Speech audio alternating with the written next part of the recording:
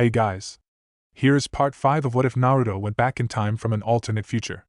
Hit like and subscribe if you like this one, and also please check the author in the description. Let's start. We are pain, that's all. We are God.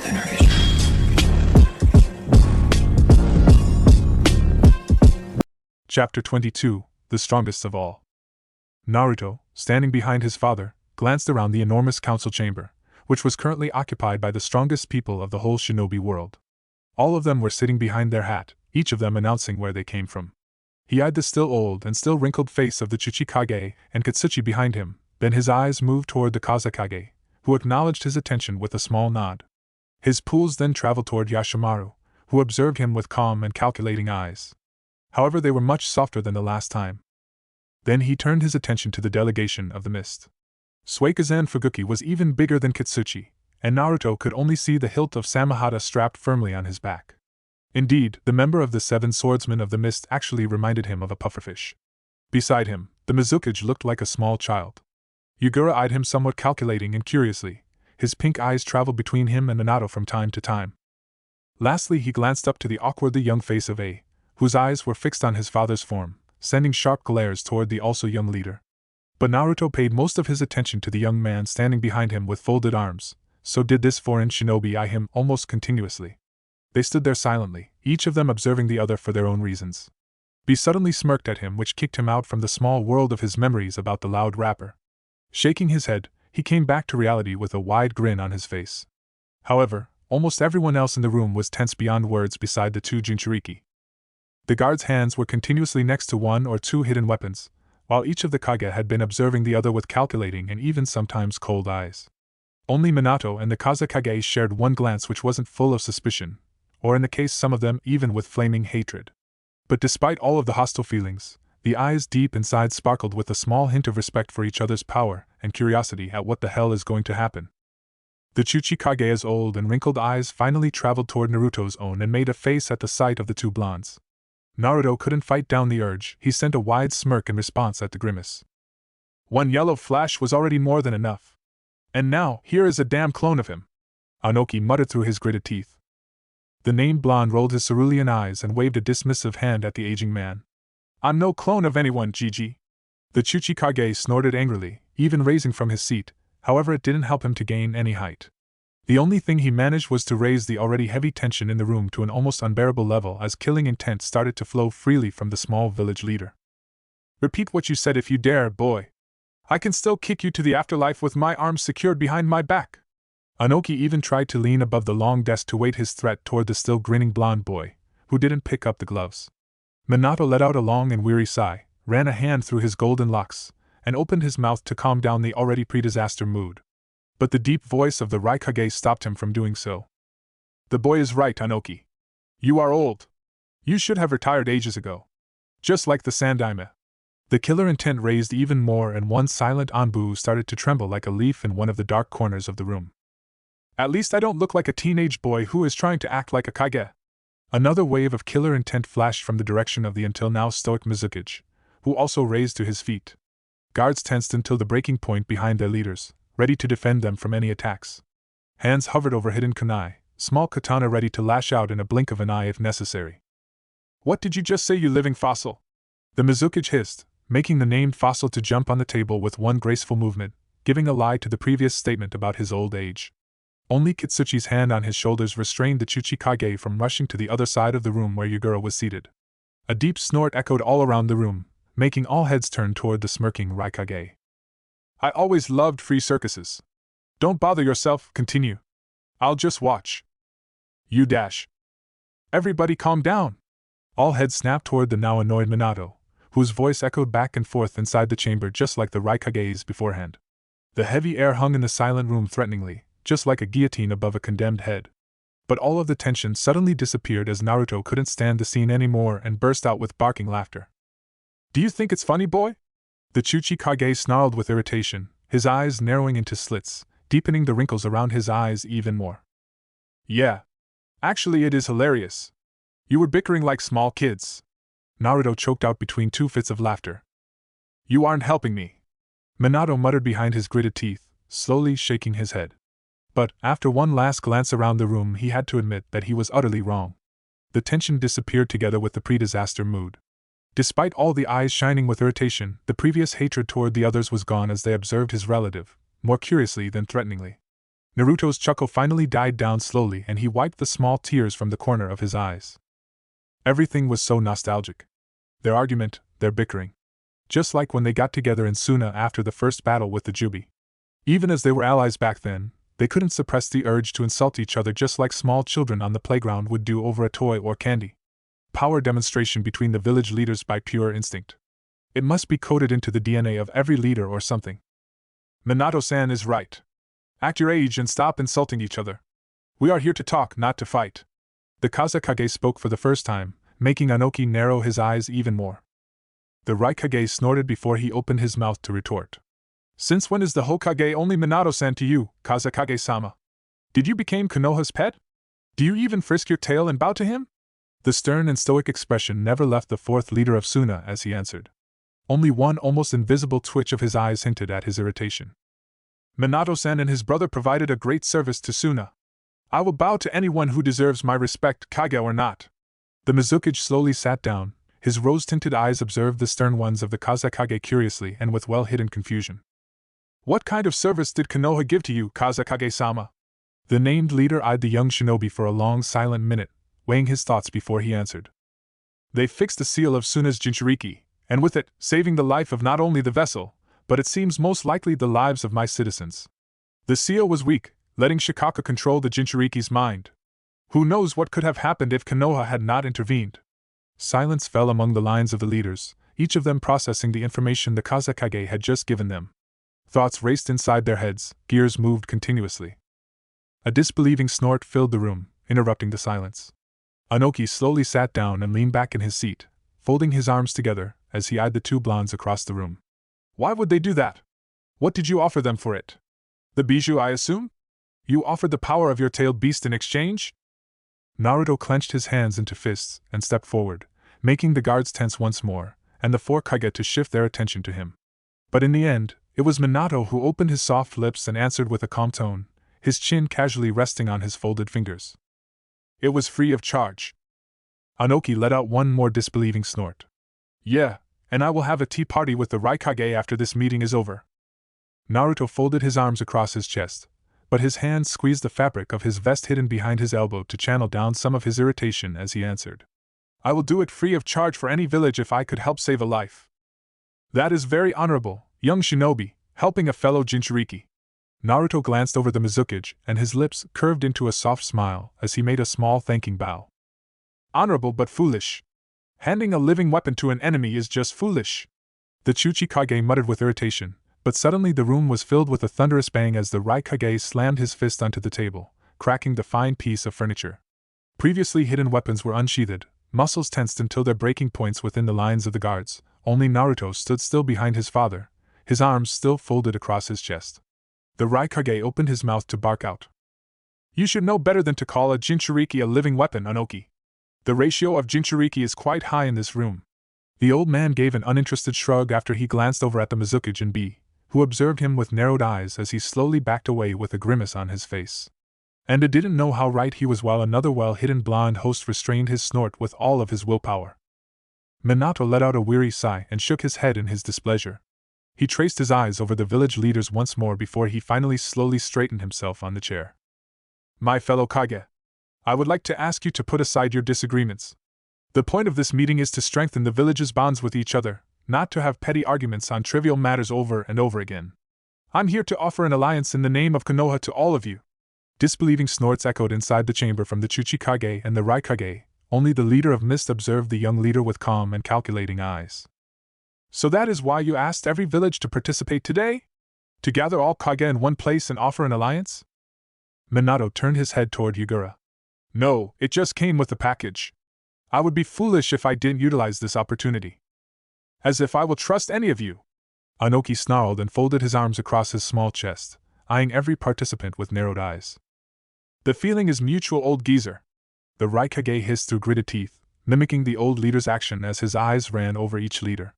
The Mizukage, however, stayed in silence for a long minute. His gaze was locked on Minato, trying to figure out what was happening inside the Hokage's head.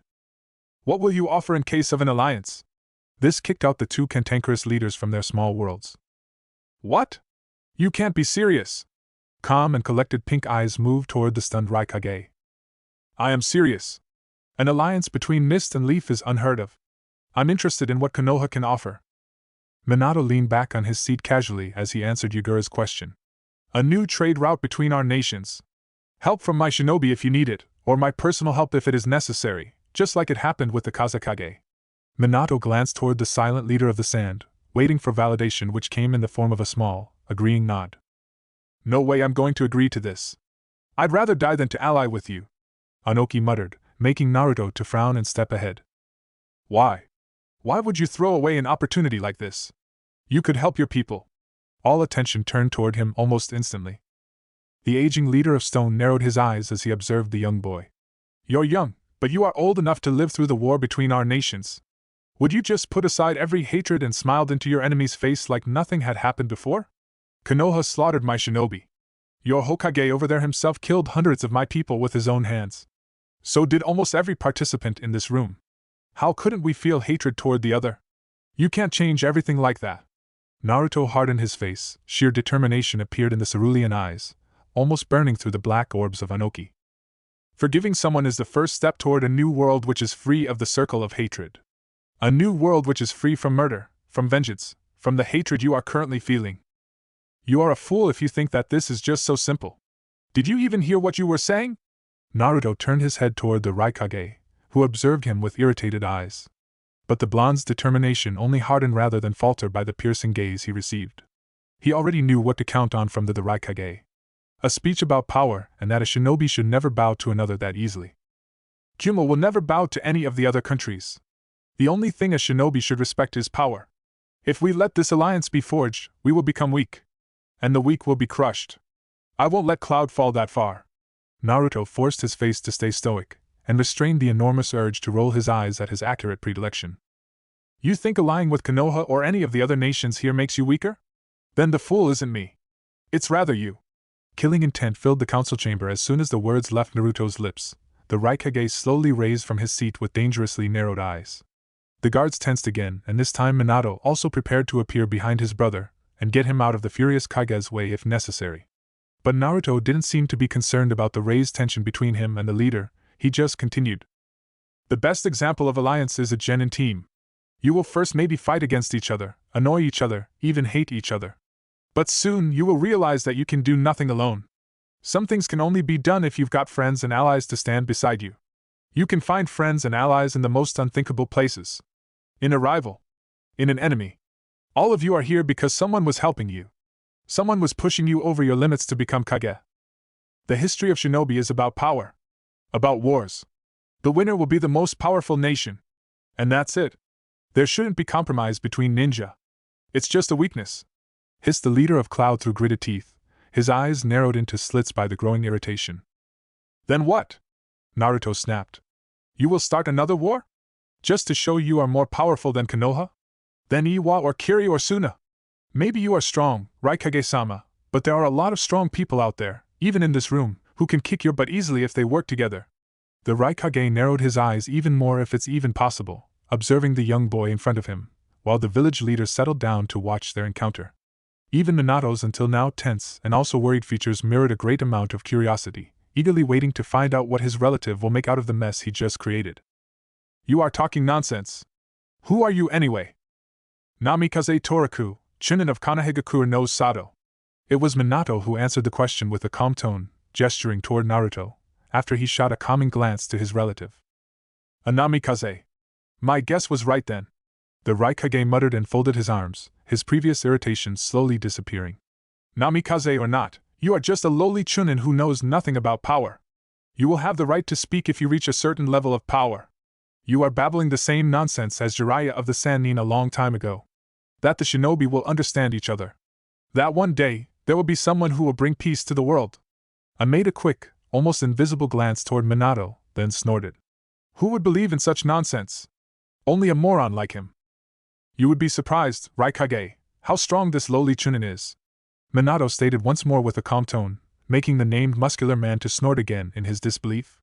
But Naruto just let go of the subject about him being weak as anger rose inside his chest, hearing the insults toward the Sannin he held so close to his heart during all these years. Then I am a moron. And I'm proud of it. Because I believe in what he believes. I believe that one day every shinobi will understand each other. Kumo and Iwa and Konoha, Suna and Kiri. Even Jinchuriki and the Bijou. And when that day comes, then real peace will fall upon the shinobi world, like Jiraiya said. You just have to take the first step toward it. But it can only be reached together and not alone. Torikoku is right. All eyes snapped toward the brawny form of Katsuchi, who until now stood silently in the background as he was supposed to be, making Anoki to narrow his eyes when he glanced over his shoulder to send a questioning glare toward the fighter. The Iwa commander's piercing gaze traveled toward the two blondes, before he fixed it on the floor. I believe in him. I had tried to kill him, to get vengeance on the Hokage. But it's over. We should seek peace and stop fighting over the past. During my stay here, my team became good friends with some from Konoha. With Torikoku. Even with Hokage-sama. And I realized that this is what I want. This peace is what I really want deep inside my heart, not vengeance. I myself stopped fighting over the past. I forgive. I forgive you, Minato-sama. Dark eyes glanced up finally from the room, to meet with cerulean pools of the stunned village leader. Slowly, the surprise was over and Minato stood up to give a deep, respectful bow toward the foreign shinobi, making almost everyone in the room to suck in a surprised breath. Thank you, Katsuchi-san. I feel myself honored. Somehow, not even the Raikage interrupted the meeting after this. There were no loud arguments, no more bickering as every village leader somehow settled into another state of mind, all of them watching the blonde teen behind the Hokage with a calculating eye. Naruto glanced toward Shiko, who was currently eyeing Killer Bee as he stoically slurped his ramen at the other side of the counter at Ichiraku. The three shinobi, each from another nation, sat side by side peacefully, and Naruto couldn't shake off the urge to grin like an idiot at the out-of-the-way scene. Iwa, Kumo, and Konoha. The shinobi from those three nations held the greatest grudge against each other, and still. Here they are, eating and casually chatting like nothing had happened in the past between the three nations. The meeting went surprisingly well after his interference. However, Kurama never stopped his almost continuous displeased grumble about him stepping in. Even if it hadn't ended with an instant real alliance like back then, at least none of the Kage jumped at each other's throats. They listened to each other, they spoke with each other. Even Anoki and A weren't continuously bickering. Well, at least not all of the time. Finally, Naruto's cerulean pool settled on the younger form of his former teacher, comrade and friend, and the blonde host glued his eyes on Killer Bee. The rapper, after the meeting was over, had sneaked away from the observing eyes of his brother, leaving behind one of his ink clones to guard his relative, who actually thought that he guarded the loud-mouthed soldier more than vice versa.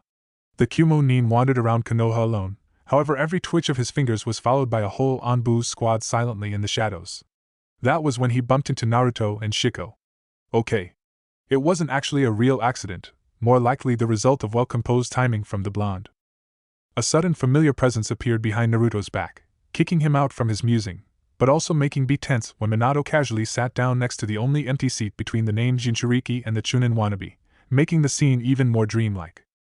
You should go back, B-san. The Raikage will soon realize that you've snuck out. The tension slowly disappeared from the named Jinchuriki as he casually shrugged off the advice. If it's about him, he would just lock me up in a safe house. That Bakayaro. B muttered into his bowl. Feeling wary in an alien village is normal.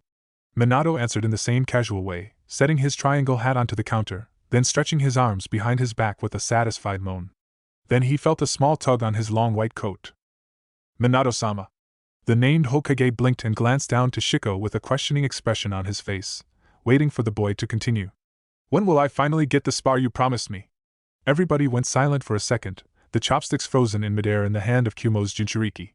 The soft chuckle of Minato finally kicked him out from his surprise, slowly lowering his hands to shoot a disbelieving glance toward the boy. The Hokage of Konoha promised you a spar? You of all people? A genin of Iwa?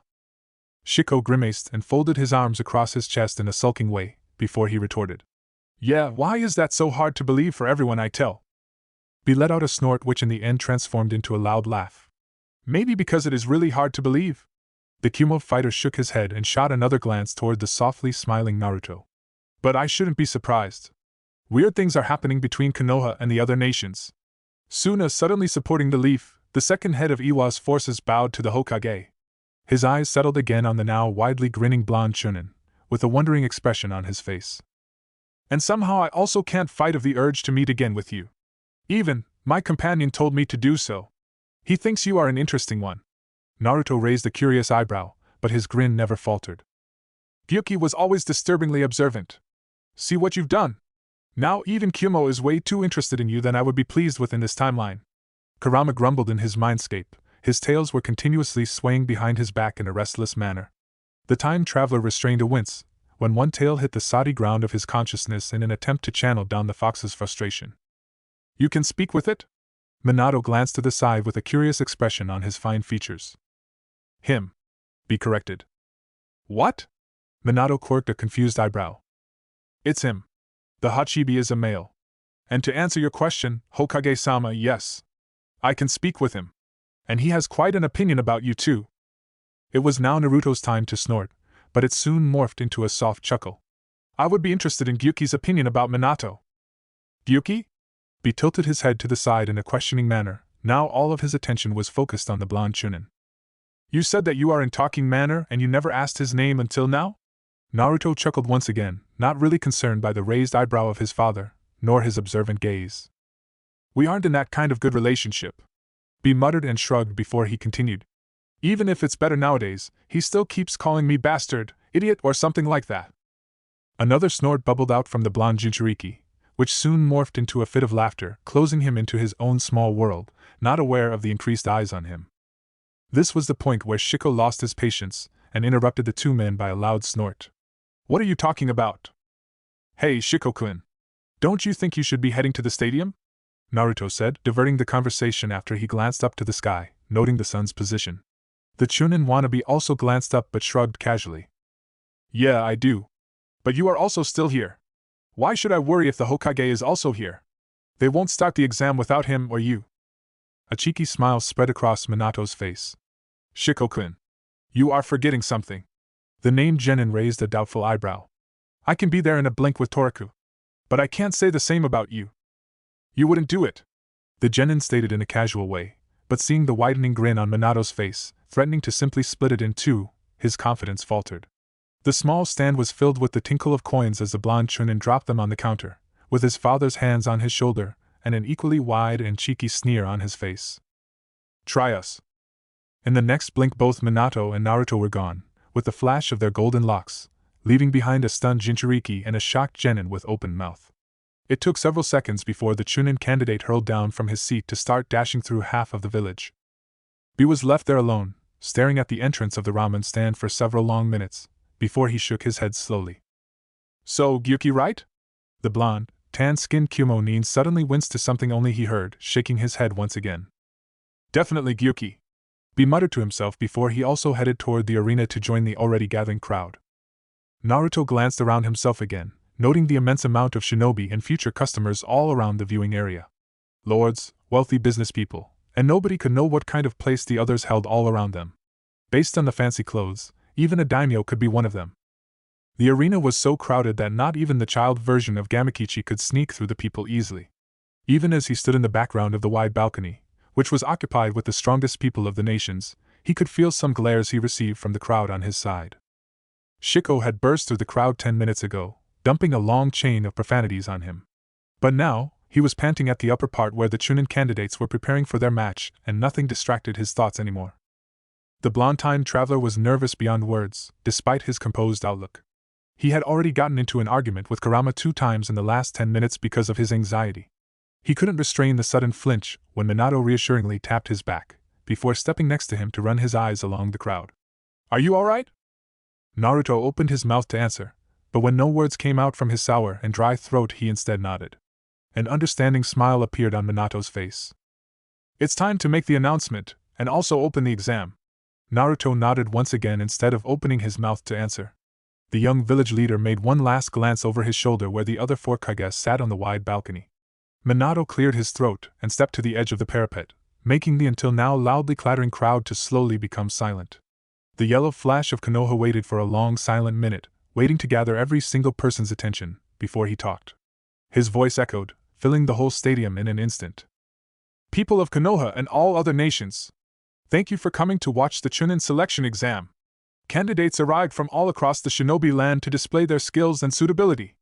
But before we start the main tournament matches, an important occurrence has to be announced. Minato let the words sink in as murmurs spread across the crowd, letting them die down before he continued. Orochimaru of the Saiyans is dead. The people around them suddenly exploded as one man, forcing an annoyed and irritated expression on the leader's face as he had to stop before he could really start his speech. Even the four Kage couldn't suppress the urge to start talking with their companion.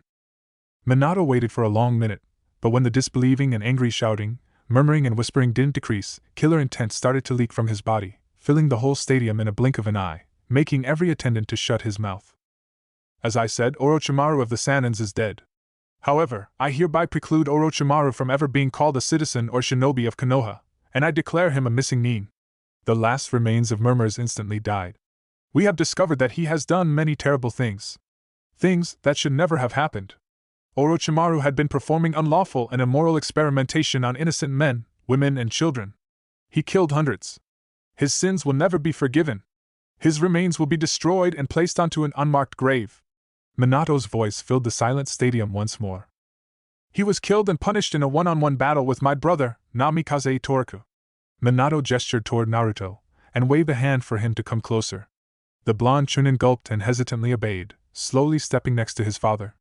His short advance was followed by thousands of eyes, stabbing into his guts, but the piercing gaze of the four Kage was the most intense on his back, making the 4 or 5 steps last almost an eternity. We were damn lucky back then. So damn lucky. Katsuchi muttered with wide eyes, more to himself than to his leader next to him. His eyes were glued on the Chunin's tense back. I hereby give the rank of Jounin to Namikaze Itoraku. Unnatural silence filled the stadium in the next moment. Not even nature dared to make any noise around them, as the information sunk in. Then a loud shout filled the whole stadium in the next moment, echoing back and forth in the silence. I told you that you are all wrong. See? He is a damn hero. I told you that there must be something in the background. Irika yelled with the full force of his lungs, forcing a small smile on Naruto's face. As soon as the echo of his future teacher died down, the crowd exploded again, and this time the murmurs, conversations, and excited yelps didn't falter for long minutes, to Minato's annoyance. When they finally did, the Hokage cleared his throat again. The main tournament matches shall now begin. Naruto didn't move, he just stood there with a wide grin frozen on his face, listening to the new murmurs spreading across the people all around him. Only when Minato poked him hard in his ribs did the grin falter from his face, giving space to an embarrassed smile. Don't let the glory foggy your mind. Naruto shot back an annoyed gaze, before he gracefully landed on the shore of the arena, to face with the 8 stunned Chunin candidates. Shiko gazed at him with open mouth, while the rest of the genin in front of him also observed him somewhat disbelievingly, somehow suspiciously. Only one pair of eyes ate him with hate, then it morphed into disbelief and denial, but in the next blink all emotion was gone from Enko's pupilless light brown eyes as the small girl composed herself in seconds, pushing aside her troubled thoughts. Shiko, finally shaking off his surprise, glanced around nervously. His brown eyes flickered from the small colorful Jinchuriki from Waterfall toward the emotionless eyes of Enko. Then he glanced around, noting the other participants next to him. One from Cloud, one more young boy from Konoha, looking quite sick with those dark rings under his eyes, he noted to himself. His silent teammate on his other side, the reserved and stoic one from Sand, and the girl from Mist, who silently stood a little away from everybody else, her eyes cautiously observing every single twitch of the others. 8 participants stood there, waiting for the newest Jounin of Konoha to finally call for the first 2 names. A wide grin spread across Naruto's face, threatening to split it in 2 as he ran his azure eyes along the line of the excited children. With one last encouraging smile he called for the first 2 participants, naming Shiko's teammate and Enko. Before the others left the arena to prepare for their own fight, Naruto crouched down next to Enko, who carefully avoided looking up from the ground, even as Naruto eyed her from only centimeters. Enko-chan. Naruto called softly, making the girl glance up, expression as emotionless as ever. But her eyes still looked betrayed beyond words. No words were exchanged between them, only their eyes spoke to each other until Enko finally opened her lips. I'm all right, Torika-san. I can handle it. Naruto made one last glance toward the emotionless face of the girl and nodded. I believe in you. Suddenly Enko's dead eyes shined with a surprise flame, before it was gone again after a small nod. Only when all the participants left the arena did Naruto step in front of the 2 candidates. All right. I want a clear fight. No killing is allowed. A minute later both genin burrowed themselves in an intense taijutsu match. Minato watched as his relative silently stood on the edge of the wide balcony. His eyes and all of his attention was glued on the battle at his feet, muscles tensed, hands on the last sign of a seal so he could instantly step in before something went wrong. Meanwhile the Iwa genin shot another series of shuriken toward Anko as a distraction, making the Chichikage let out a pleased snort when Konoha's Chunin contender barely saw through the distraction. A lowly Chunin of Konoha managed to kill Orochimaru of the Sannin. The Raikage muttered, gaze also glued on the battle at their feet, but he still shot a quick glance at the back of the blonde jounin. It seems you were hiding a great weapon during the war, Hokage. Why? Minato stayed in silence for a long minute, watching as earth spikes rushed toward Anko before he answered. Because Toriku wasn't part of the village during the war. The Chichikage let out a disbelieving snort. Yeah, he just fell from the sky, didn't he? You were training him in the shadows, weren't you? Let's play with open cards. Why did you hide him during the war? We found him in autumn of last year. He appeared from nowhere, bloody, wounded, without memories. Minato stated calmly, eyes still fixed on the battle. And you just let a Kage-level shinobi, who appeared out of nowhere, join your village? The Mizukage asked curiously, pink eyes glued on Minato instead of the fight, noting the small smile on the Hokage's face. Minato finally averted his gaze from the two genin to glance up to the other Kage with an emotionless face. Well, he was either a gift from Kami or one of you had sent him here to infiltrate the village and assassinate me. The blonde leader scanned the other four Kage with a stoic expression, looking for any hint. But none of them showed what he was looking for with his remark. All of the others did the same, looking askance at each other, searching for the one who had ordered the assumed assassination. Minato's formerly expressionless face moved into a pleased smile. At least I thought so in the beginning. Nowadays, I stick with the Kami's gift version. The crowd around them suddenly became silent, the air heavy and suspenseful. Then in the next moment the people exploded with amusement and burst into applause. The five Kage blinked down, noting the unconscious figure laying flat in the middle of the battle arena. Anoki let out a sigh and slowly shook his head, watching the medics as they transported his blacked-out Chunin candidate away. Naruto slowly shook his head in displeasure. Shiko's teammate pulled out an impressive move, however he was foolish and got caught inside his own attack instead of Anko, knocking himself unconscious. The newest jounin of Konoha reappeared in the middle of the field, to call for the next two participants. An hour later, four figures stood silently in the middle of the battlefield.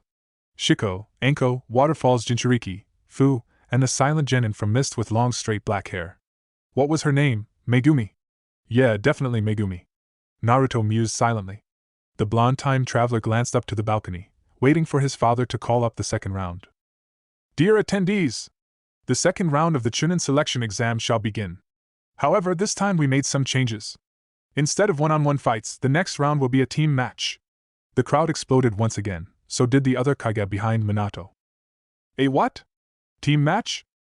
You've heard me well, Mizukage-sama.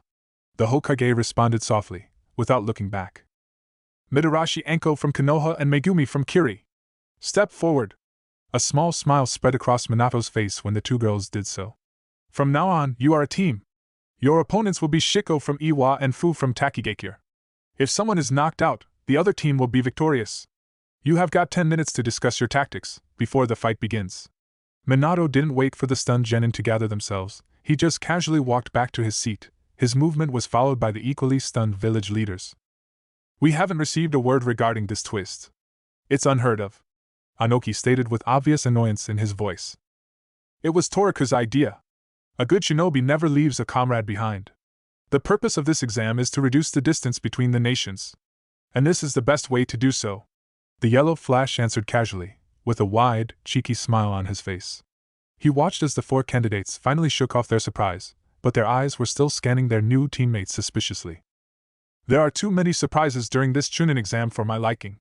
The Raikage muttered, his chin was resting in his palms as he also observed the two temporary teams at his feet. None of the other Kage stated that they actually very much agreed with the leader of Cloud. At least for once. When the 10 minutes was gone, the participants lined up in front of each other to begin the last match. Muscles and nerves tensed until the breaking point, waiting for one last sign from Naruto to finally begin. And when it came with one loud yell, the outline of the stadium and onlookers within blurred for them as they dashed toward each other. With one swift movement of his arms, Shiko shot a set of razor-sharp kunai toward Anko, who easily dodged the rain of weapons.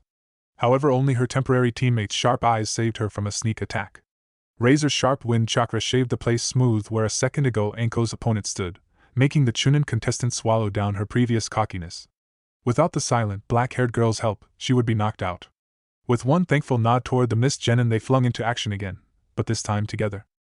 Shiko hissed a curse through his teeth, while dodging a side kick from Megumi, but from the corner of his eyes he could still see as the small mint-green-haired girl from Waterfall struggled under the punches her opponent gave her. Without a second of consideration he jumped to give a helping hand to his teammate. He landed just in time to deflect an attack from Anko. They suddenly found themselves back to back. A wave of summoned snakes rushed toward them suddenly, their arms clung together to fluidly dance out from the attack's way with each other's help like a seasoned team would do. A small smile forced its way onto Naruto's until now concentrating face, seeing the sudden cooperation between the genin. He could feel the annoyance behind him from the four Kage, but also the curiosity leaking behind it, directed both toward him and the battle at their feet. Fists met with fists, kunai and shuriken met, filling the arena with sharp clinks as metal met metal, the music of a shinobi fight with its sometimes unpredictable, sometimes mystical, and sometimes rhythmic beat. Jutsu struck against each other, sending dust and debris all over the battlefield. Naruto suddenly narrowed his eyes when Anko's pleased snort echoed all over the walls, as Fu's small body started to slowly tremble, then sway like she was slowly losing consciousness. A small snake snuck out from under her clothes before the small Jinchuriki dropped to the ground. Shiko was fast enough to catch her body, before her head could meet with the hard ground, his chocolate-brown eyes suddenly filled with concern. Naruto let out a sigh and slowly shook his head. They had been applying such good teamwork. But Anko was indeed as sneaky as her late teacher. The blonde let his hand finally release the technique which had been ready to be triggered, letting his hands fall at his sides to get some rest. But they couldn't get it. Malicious intent rushed over them in the next second, tension raising high, people desperately looking for the source of their sudden uneasiness. Only Naruto's eyes were wide and locked on the small unconscious mint-head girl. Before anyone could move, vicious yellow chakra surged out from the small girl's laying form. Freely flowing, hovering, twisting and writhing in the air like it was a living thing. Naruto didn't think when another surge of power rushed out from the small girl, sending the Chunin wannabes flying to three corners of the compass rose. A clone popped into existence, rushing toward Anko, while the real Naruto grabbed the small girl from mist. Naruto looked to the side where his father had caught Shiko, sharing a quick glance. Fu! Don't give up! Fight! Naruto desperately tried to channel his thoughts toward the small girl inside the vicious chakra storm. Suddenly the crowd exploded into screams as they shook off their temporary stasis. Civilians surged out from every entrance of the arena, but their place was taken by countless shinobi. An Anbu appeared next to Minato waiting for their leader to give his order. Get the civilians out of here! We will take care of it! The masked man hesitantly took a step toward his leader and opened his mouth to argue, but another vicious chakra spike made him forget his intentions and instead he disappeared to finally obey. The Kazekage straightened from his seat. His movement was followed by 7 pairs of eyes. Where are you going? The real show is just starting, grunted the Raikage. Gaara's father shot a glare behind his shoulder and jumped up to the edge of the balcony. I'm repaying my debt. Before the Kazekage could say anything else, Katsuchi stepped next to him, to observe as the two blondes were shouting to each other trying to bring about a plan and to get closer to the source of the malicious energy which was blocking their sight of the small child. What the hell are you doing, Katsuchi? You are here to watch my back. The burly shinobi let out a sigh.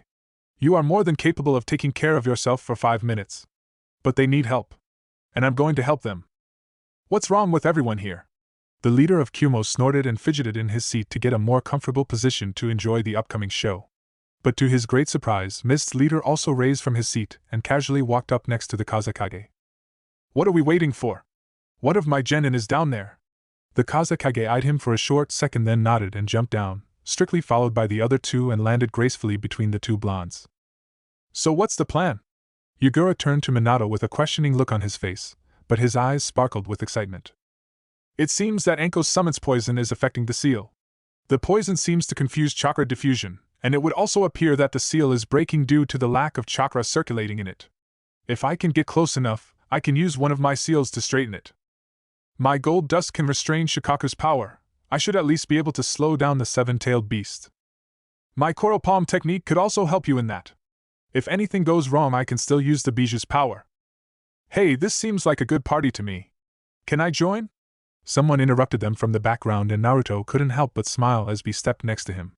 5 Kage-level shinobi and not to mention 3 of them were Jinchuriki with control. It was more than enough to lull the seven-tailed beast back to his slumber. Naruto glanced up to the balcony where the Raikage and the Chuchikage still occupied their seats, with an irritated expression on their faces. Naruto gestured with his head in an inviting manner, but all he received from the other two leaders was a snort and slightly turned heads with noses scrunched in a sulking manner. But instead of being disappointed, he just laughed. He glanced to the other 5 shinobi. One from each of the big nations, discussing their tactics like a real team. It was already much more than he imagined. A roar interrupted his musing as with one last chakra spike an otherworldly creature appeared in the middle of the arena. Its form was stuck between a human and a giant beetle, 3 tails flung freely behind its back.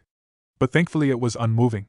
A scroll appeared from Naruto's pocket instantly, and not a second later a purple barrier appeared around the whole arena, locking away the bijou. So gentlemen? What are we waiting for? No one said anything, he only received some annoyed glares. But in the next second, their forms blurred out from existence. 5 people reappeared around the awakening bijou, each of them already ready to attack or deflect. Gold dust spread across the battlefield as soon as Yagura's palm connected with the bijou's bare back. Faint pink corals started to groan while hard ground mixed with gold dust whirling around the beast, grabbing all 6 of its feet to steady it in place. A tentacle shot forward in the same moment, squeezing the bijou harder to stay in place. Minato reappeared on the tentacle and raised his hands to slam it and place his seal, but before it could happen, another wave of vicious energy dismissed the restraints in the next instant. Yagura jumped backward and raised a curious eyebrow. It's stronger than I thought. It must be quite pissed off. Naruto nodded in agreement and jumped next to his father. But before any of them could say a word, the bijou let out a loud roar and soon another tail came into existence. But the creature was thankfully still standing still, like it was waiting for something to happen. Minato frowned. Why isn't it attacking? It's Fu. She is still trying to restrain the bijou. Naruto noted. Or much more guessed. But based on Kurama's agreeing nod, he was actually right. It doesn't matter. Let's get this over with. The Kazekage stated, a black ring appearing around his eyes, while his hands were blurred as he made the hand signs with insane speed. But before he could finish it, strong hands stopped his movement as soon Naruto realized what the Kage was about to do. You can't kill the host. Fu is still there, fighting for control. The Kazekage narrowed his eyes, observing the team, but in the end, to everybody's surprise, he nodded and took a step backward. Suddenly another roar echoed inside the high walls. Vicious intent flowing over the place once again. Naruto swung his head toward the bijou, grabbing the 2 nearest persons instantly, and only his speed saved them as a razor-sharp stinger rushed toward where they stood a second ago. Debris and dust flew across the landscape, shrouding their vision. With one swift movement of Naruto's wrist, wind chakra surged from his palm, clearing their line of sight instantly. And what he found behind the dust made him freeze in place. A thick ice wall was shrouding his vision with an enormous tree chunk sticking out from the middle of it, where he knew the Mizukage had jumped. The named leader was just standing there, his eyes wide, surprise written all over his face.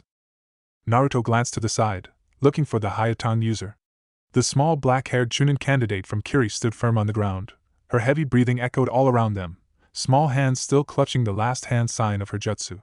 Yagura finally also spotted the black-haired girl. Their eyes met for a moment, and the girl froze, her eyes widened by pure terror and fear. The Miss Leader held the eye connection only a second more, then smiled at the girl and sent a thankful nod. Naruto glanced toward the frozen Shiko and barked out in a commanding tone, holding out a small paper tag toward him. Shiko!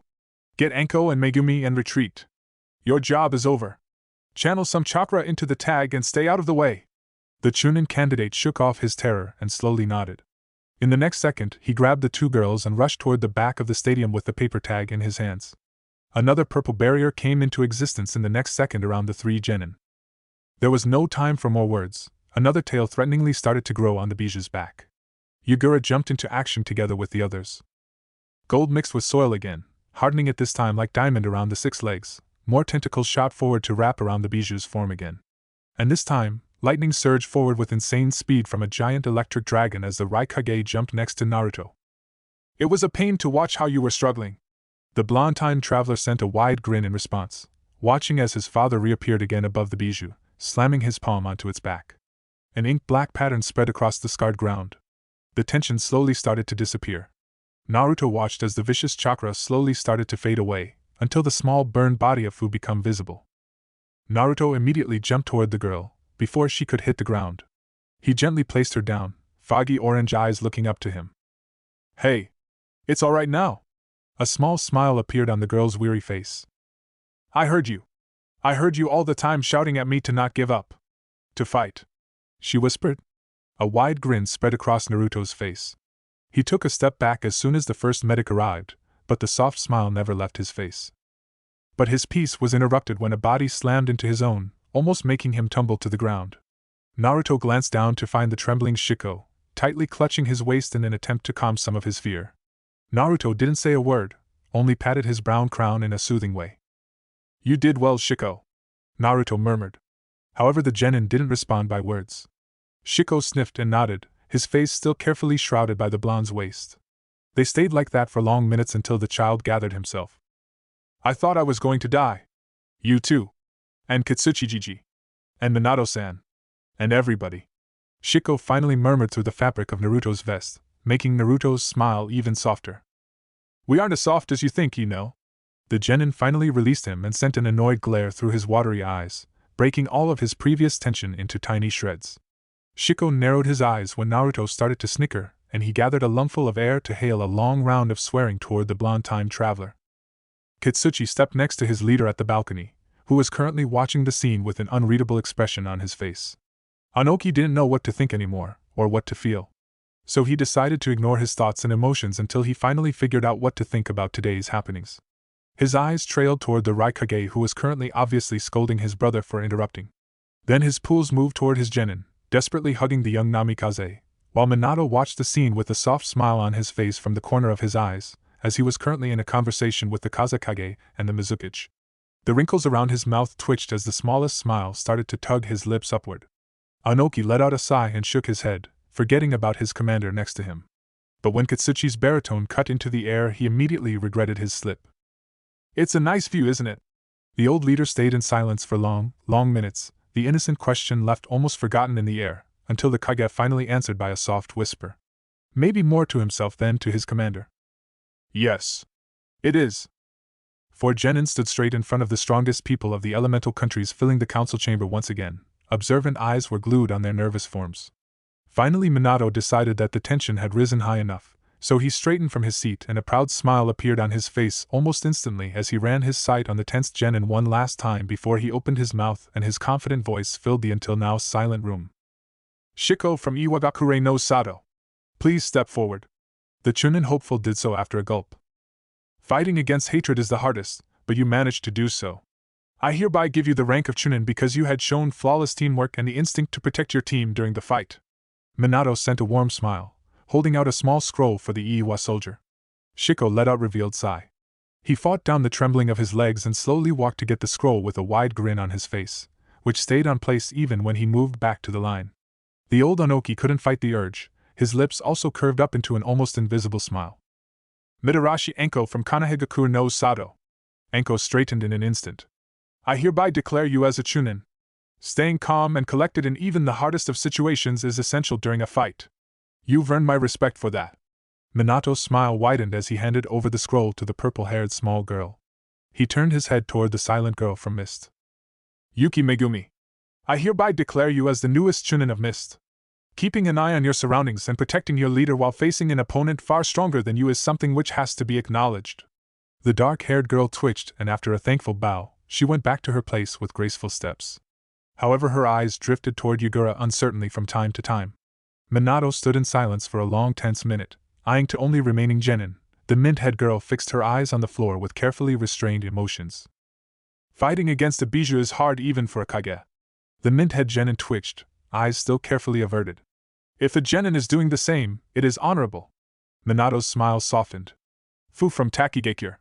The named Jinchuriki finally painfully slowly raised her head to meet with a pair of azure pools. As I said, fighting against a tailed beast is an honorable feat, so I will honor you with the rank of Chunin. The mint-head girl opened her mouth, her eyes widening in disbelief. She gaped for a long minute, unable to squeeze any sound or air from her stressed lungs until she finally found her lost voice. But I didn't fight. It was my fault and dash. You didn't fight with jutsu. You fought with willpower. Minato interrupted. You have to have a strong will to resist the taunting of the power of a bijou, against the hatred they are feeling against humanity. The small mint-head girl shook her crown, her green locks following the movement, gracefully swinging together with her head in the motion. It just wanted to fly freely, high up to the sky until it could touch the clouds. It didn't want to hurt anyone. It just wanted freedom. But I was too afraid to let it go and... A blonde eyebrow raised curiously until it reached Minato's forehead protector. He glanced toward his brother, who until now silently stood at the back of the room, his eyes closed and only a small smile on his face indicated that he was indeed listening the whole time. The leader mimicked the warm expression as he turned back to the newest chunin of Waterfall. Then maybe you should speak with it. Fu snapped up her head, eyes wide with disbelief and confusion. The yellow flash of Konoha made a side glance once more at his relative before he continued. A young man once said that the time will come when every shinobi will understand each other. Even the Bija and its Jinchuriki. First we have to know more about them to understand them. Naruto's eyes flung open, azure pools were fixed on his father's back. Then his expression relaxed into a soft smile. Fu eyed the leader for a moment, then blinked away her confusion. In the end, she hesitantly nodded and made a deep bow. I will, Hokage-sama. Silence fell over the council chamber, each leader observing their chunin with a proud expression. Then they slowly started to move and leave the room until only Yagura and Megumi were left behind, together with some lurking Anbu hidden deep inside the shadows. The mist leader eyed the girl for long minutes, who didn't dare to move or look up to her leader. The young Kage finally let out a long sigh and stepped in front of his newest chunin. I still don't know if you are brave or just simply a suicidal fool, revealing your bloodline limit while the citizens of your home are persecuting your name. Yagura shook his head disapprovingly, then his features moved into a thoughtful expression, his eyes fixed on the dome above their heads for a long time until he finally blinked and turned his attention back. But perhaps we could also use this to our advantage, to finally stop this madness. Megumi forced down her fear and finally glanced up to her leader with a confused expression on her fine features. However, the Mizukage didn't bother to clear her confusion. He just continued his musing. I was finally able to dismiss the graduation exam thanks to Momochi Zabuza. It came with great cost, but hundreds of children will be able to live in the future thanks to his act. If I play the cards right, maybe the people of Mist will also look differently at those who held a bloodline limit. But I will need your help, Yuki Megumi. You have to follow my orders. Yagura finally looked at his young soldier with a questioning expression, waiting for the small girl to answer. The chunin chewed on her lower lip, but in the end nodded. Perfect. I will put you into Zabuza's care from now on. You have to become strong, and quickly. You have to know every aspect of your bloodline as soon as possible. But my family will be under my personal protection. No one will dare to lay even a finger on them. Yagura interrupted. The girl eyed the leader for a long silent minute until she made a low bow. Thank you, Mizukage-sama. Chapter 23, Precious Moments. Naruto silently watched the silhouettes of the delegations together with his father in the shadows of the giant gate, until their forms disappeared in the distance. The blonde time traveler let out a relieved sigh and a satisfied smile spread across his face in the next moment. A warm breeze ruffled his golden locks in a playful manner, tugging but also stroking his crown. A moan kicked him out from his small world. He glanced towards his stretching leader, and his smile widened. It went better than any of us would have thought, Minato stated, waiting for his shoulder to pop back into its place. When it did so, another satisfied moan rushed out from his soft lips. The young leader rolled his head once more before he turned toward his grinning relative. Yagura is really interested in the alliance. Anoki stopped sulking and accepted the new trading route, and even the Raikage didn't close up against it. Minato made a wondering face. Well, at least I hope, based on his I'll think about it statement. I guess it is a good start. Naruto nodded in agreement, and turned around to head inside the heart of the city. His slow steps were shadowed by his father. A crowd started to gather on the streets of Konoha for the upcoming festival. The last rays of the burning sun painted long shadows along their path. Lampions lit up all over the streets, painting everything with their soft yellowish light, replacing the slowly disappearing sunlight. A group of children passed them, playing tag and avoided knocking their respected leader to the ground only by mere centimeters. They casually strolled in the crowd, neither of them speaking a word. Naruto watched the people of his beloved village as they were enjoying the festival. Children tugging their parents' clothes for some sweets, or playing games for silly and useless prizes under the proud eyes of their parents and friends. His lips almost instantly turned up in a small smile, but only for a second, before it was gone as he spotted something from the edge of his vision. Something familiar. Something which sent a shiver down his spine, and the feeling was soon followed by a droplet of cold sweat. Minato walked with his hands held behind his back, the same soft smile fixed on his lips. The leader suddenly blinked when the warm feeling disappeared from his side and he realized that he had lost his brother. The Hokage blinked once more and turned around only to realize that his brother had fallen behind a few steps, his azure pools fixed on something in a shop stand unblinking. A frown crawled up on Minato's face when he stepped next to his frozen relative, and traced back his sight to see an orange mask plastered on the wall. Only one eye hole glared back at them. Even without a mouth, Minato couldn't shake off the feeling that the mask was mockingly grinning at him.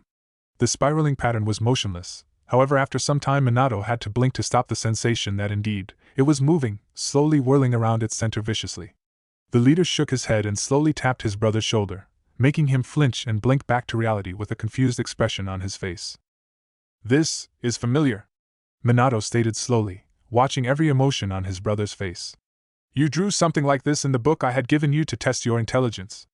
It's something important, isn't it?" Naruto looked back at the mask, his expression betraying none of his emotions. Minato was sure that if his eyes weren't so shrouded by his blonde locks he would be able to see everything that was going on inside his relative's thick skull. All emotions would be there, bare and naked. After a short pause, Naruto shook his head and walked away from the stand without a word. Minato wasn't able to hear Naruto's soft whisper. "It is an important reminder." Naruto inhaled and the tension instantly disappeared from his muscles. Minato's frown turned into a scowl as he watched his relative slowly walk away. The moment he passed by Naruto he almost lost his self-control. He was about to grab his brother's shoulder and shake him while asking, "Why don't you trust me? Why did you feed me the same crap about Orochimaru you fed the council?" But in the end none of that happened. The young leader shrugged off his disappointment and jogged after his brother. With a small slide on the soft dust of the road, Minato arrived next to his relative, gaining the attention of the nearby villagers and earning a raised eyebrow from Naruto. They walked side by side, enjoying the sight of the joyful villagers, the happy families and the laughing children. Naruto's feet unconsciously lead them into the direction of a thin path, the one he trailed countless times during his childhood. Minato took notice of their way, but he said nothing.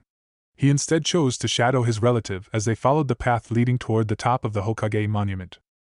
Naruto didn't even bother himself to look back. He knew perfectly well Minato was following him. They reached the edge of the cliff soundlessly. The two blonde shinobi gracefully hopped down to finally settle down on Minato's own stone statue. Naruto let out a long sigh and glanced up to the dark sky. He couldn't spot any clouds on the ink-black canvas. Only the stars had been sparkling on the sky unperturbedly. "Hey, Toriku?" The named blonde slowly turned toward his father, who also locked his azure gaze on the countless number of shining spots above them. 2 days ago, when you were talking about getting your hands on my hat. Were you serious? You really want to be Hokage one day?"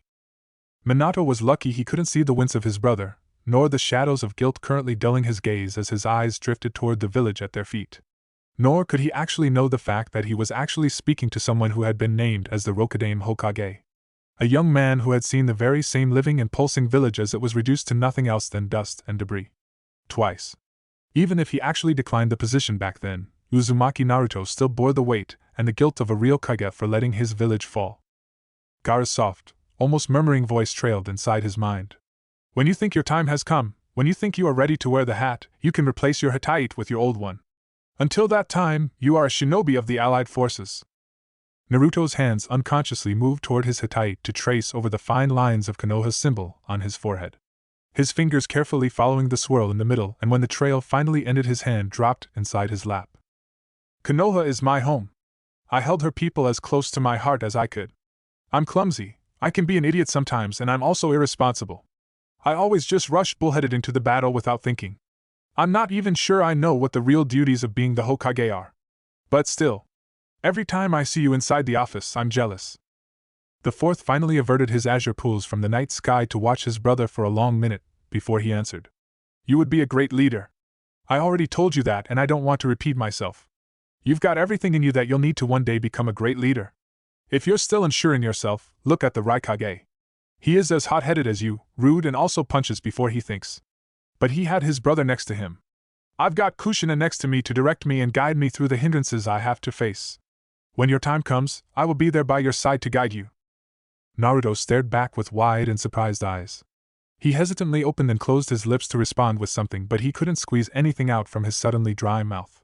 So instead of desperately trying to push out something coherent, his lips just turned up with the softest smile Minato had ever seen on his face.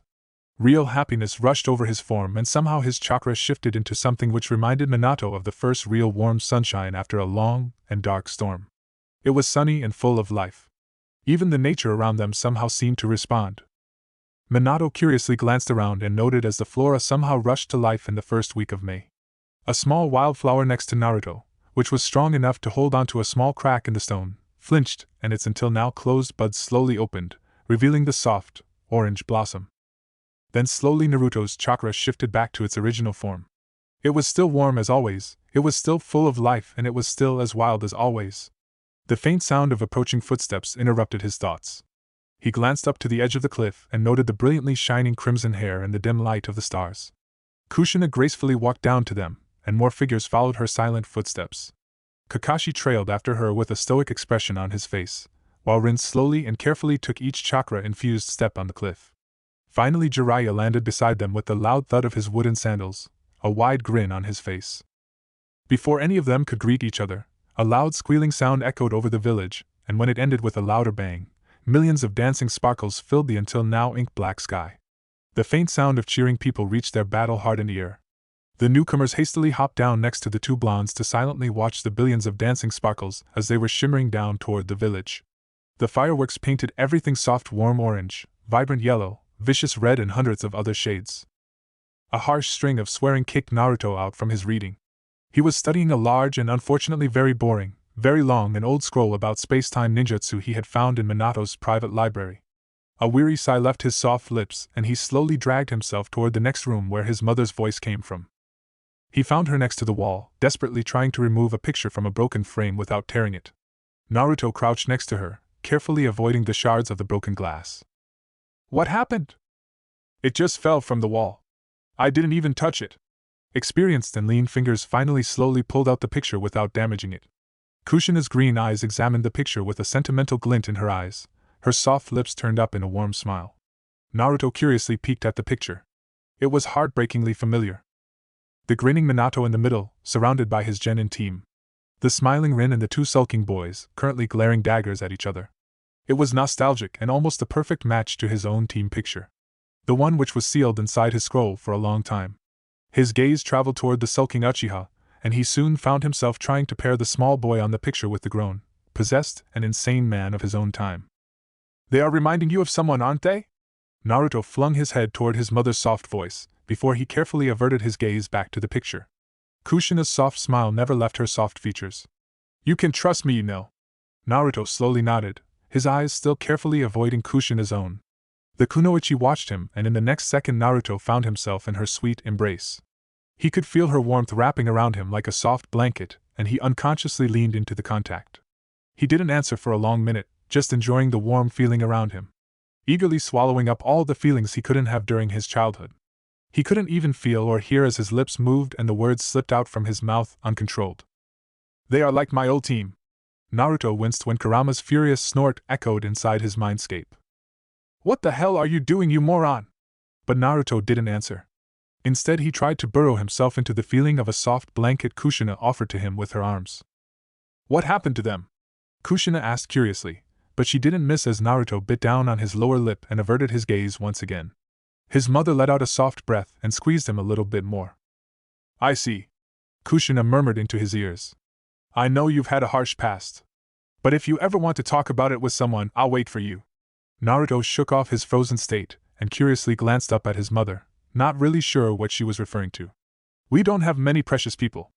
Losing them is the deepest pain someone like us could bear." The blonde furrowed his brow in confusion, but by the next sentence his eyes instantly widened. "After all, only Jinchuriki can fully understand each other's pain."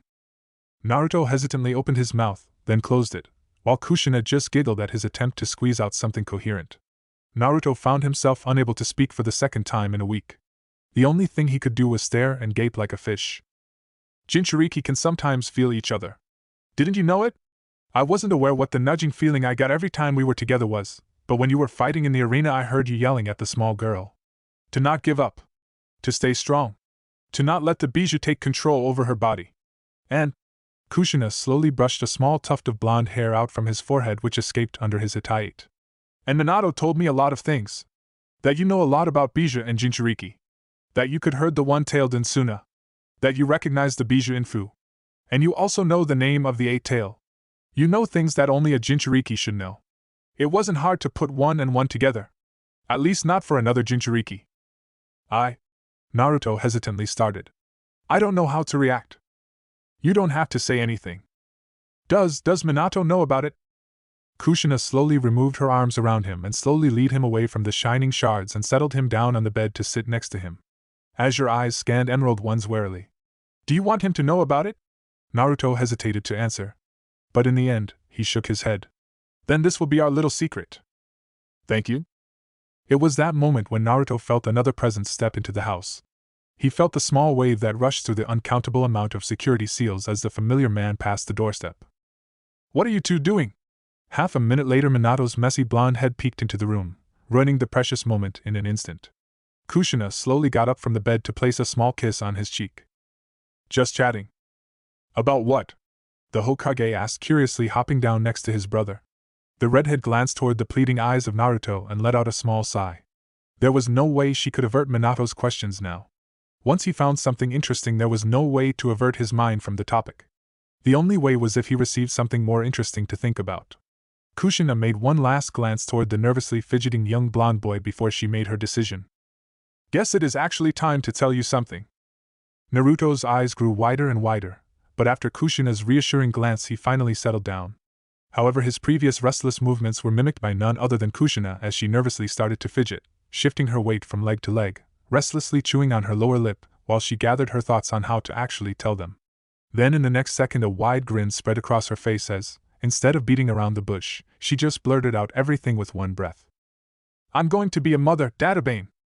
Minato's eyes widened. His mouth had fallen while Naruto's mouth moved into the widest grin he could manage without threatening his face to split in two. He made a side glance to his father next to him, noting the paler and paler features of the fearless Hokage. Minato stared into the empty space in front of him, while his mouth opened and closed continuously, mimicking a fish on dry land. Both of his companions watched him warily as his face slowly got a slight blue tint as he simply forgot how to breathe. Naruto soon started to fear that his father will simply faint next to him. But thankfully the village leader slowly regained some color in his face, and some of his composure, as he gathered himself at a snail's pace.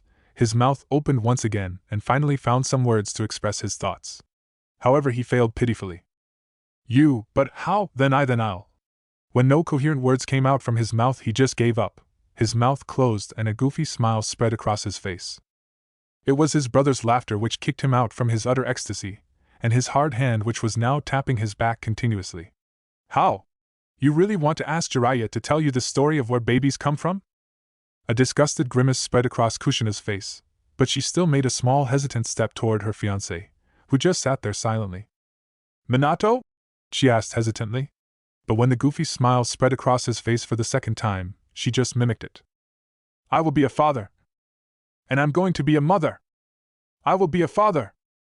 Then in the next second both of them rushed toward each other to meet in the middle of the room in a sweet embrace. Their hands desperately tried to hug each other as much as possible as they seemed to melt into each other's body to be even closer. Even Naruto could feel the overwhelming love they were currently emitting toward each other. Our time traveler watched with a soft smile on his face as Kushina buried herself even deeper into Minato's chest.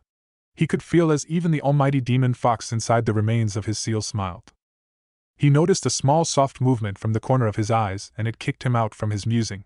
He stared at Minato's gently inviting hand. He slowly raised from the bed, not actually sure that he should disturb their moment.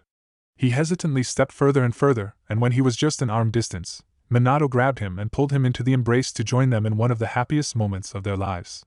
They stood like that for long seconds, maybe minutes. But for Naruto, it felt like an eternity.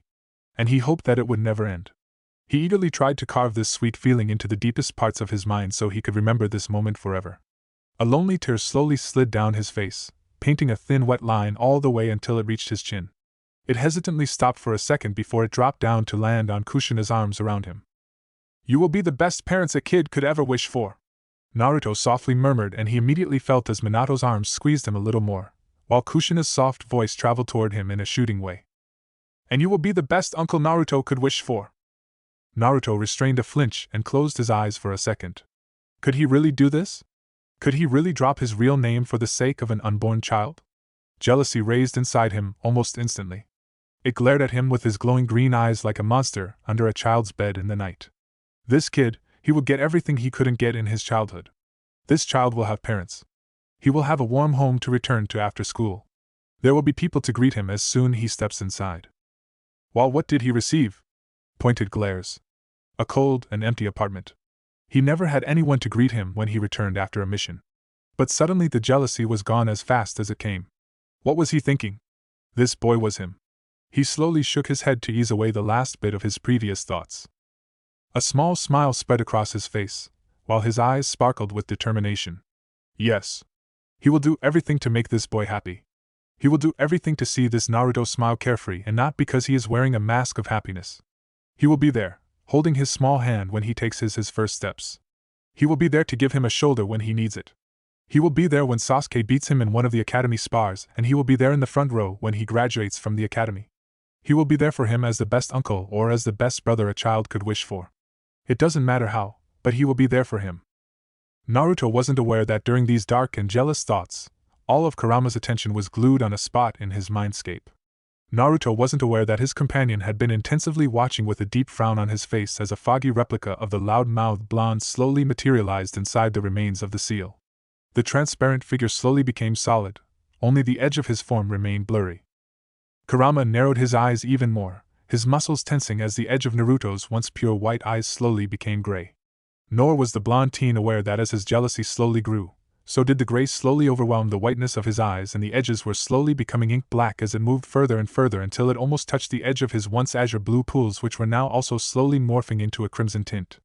The air around him slowly became colder, and Naruto's soft breath soon became visible. Naruto's form suddenly flinched.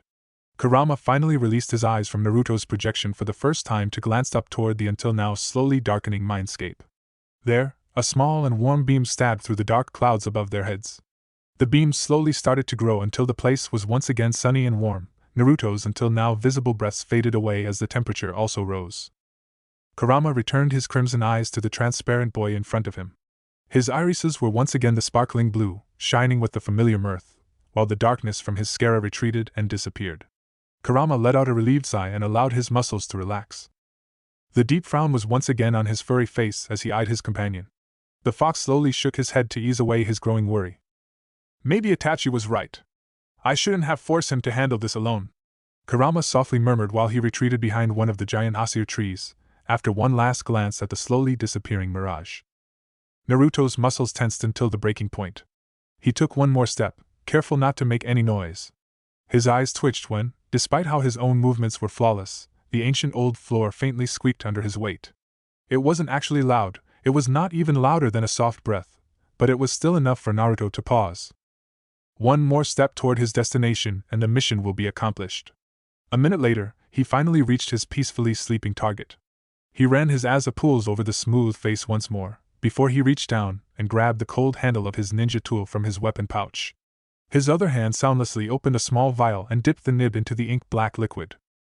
Naruto let out a long breath, careful to not disturb his victim's sleep. He raised his now armed hand and tensed his muscles, slowly calculating where he would attack first.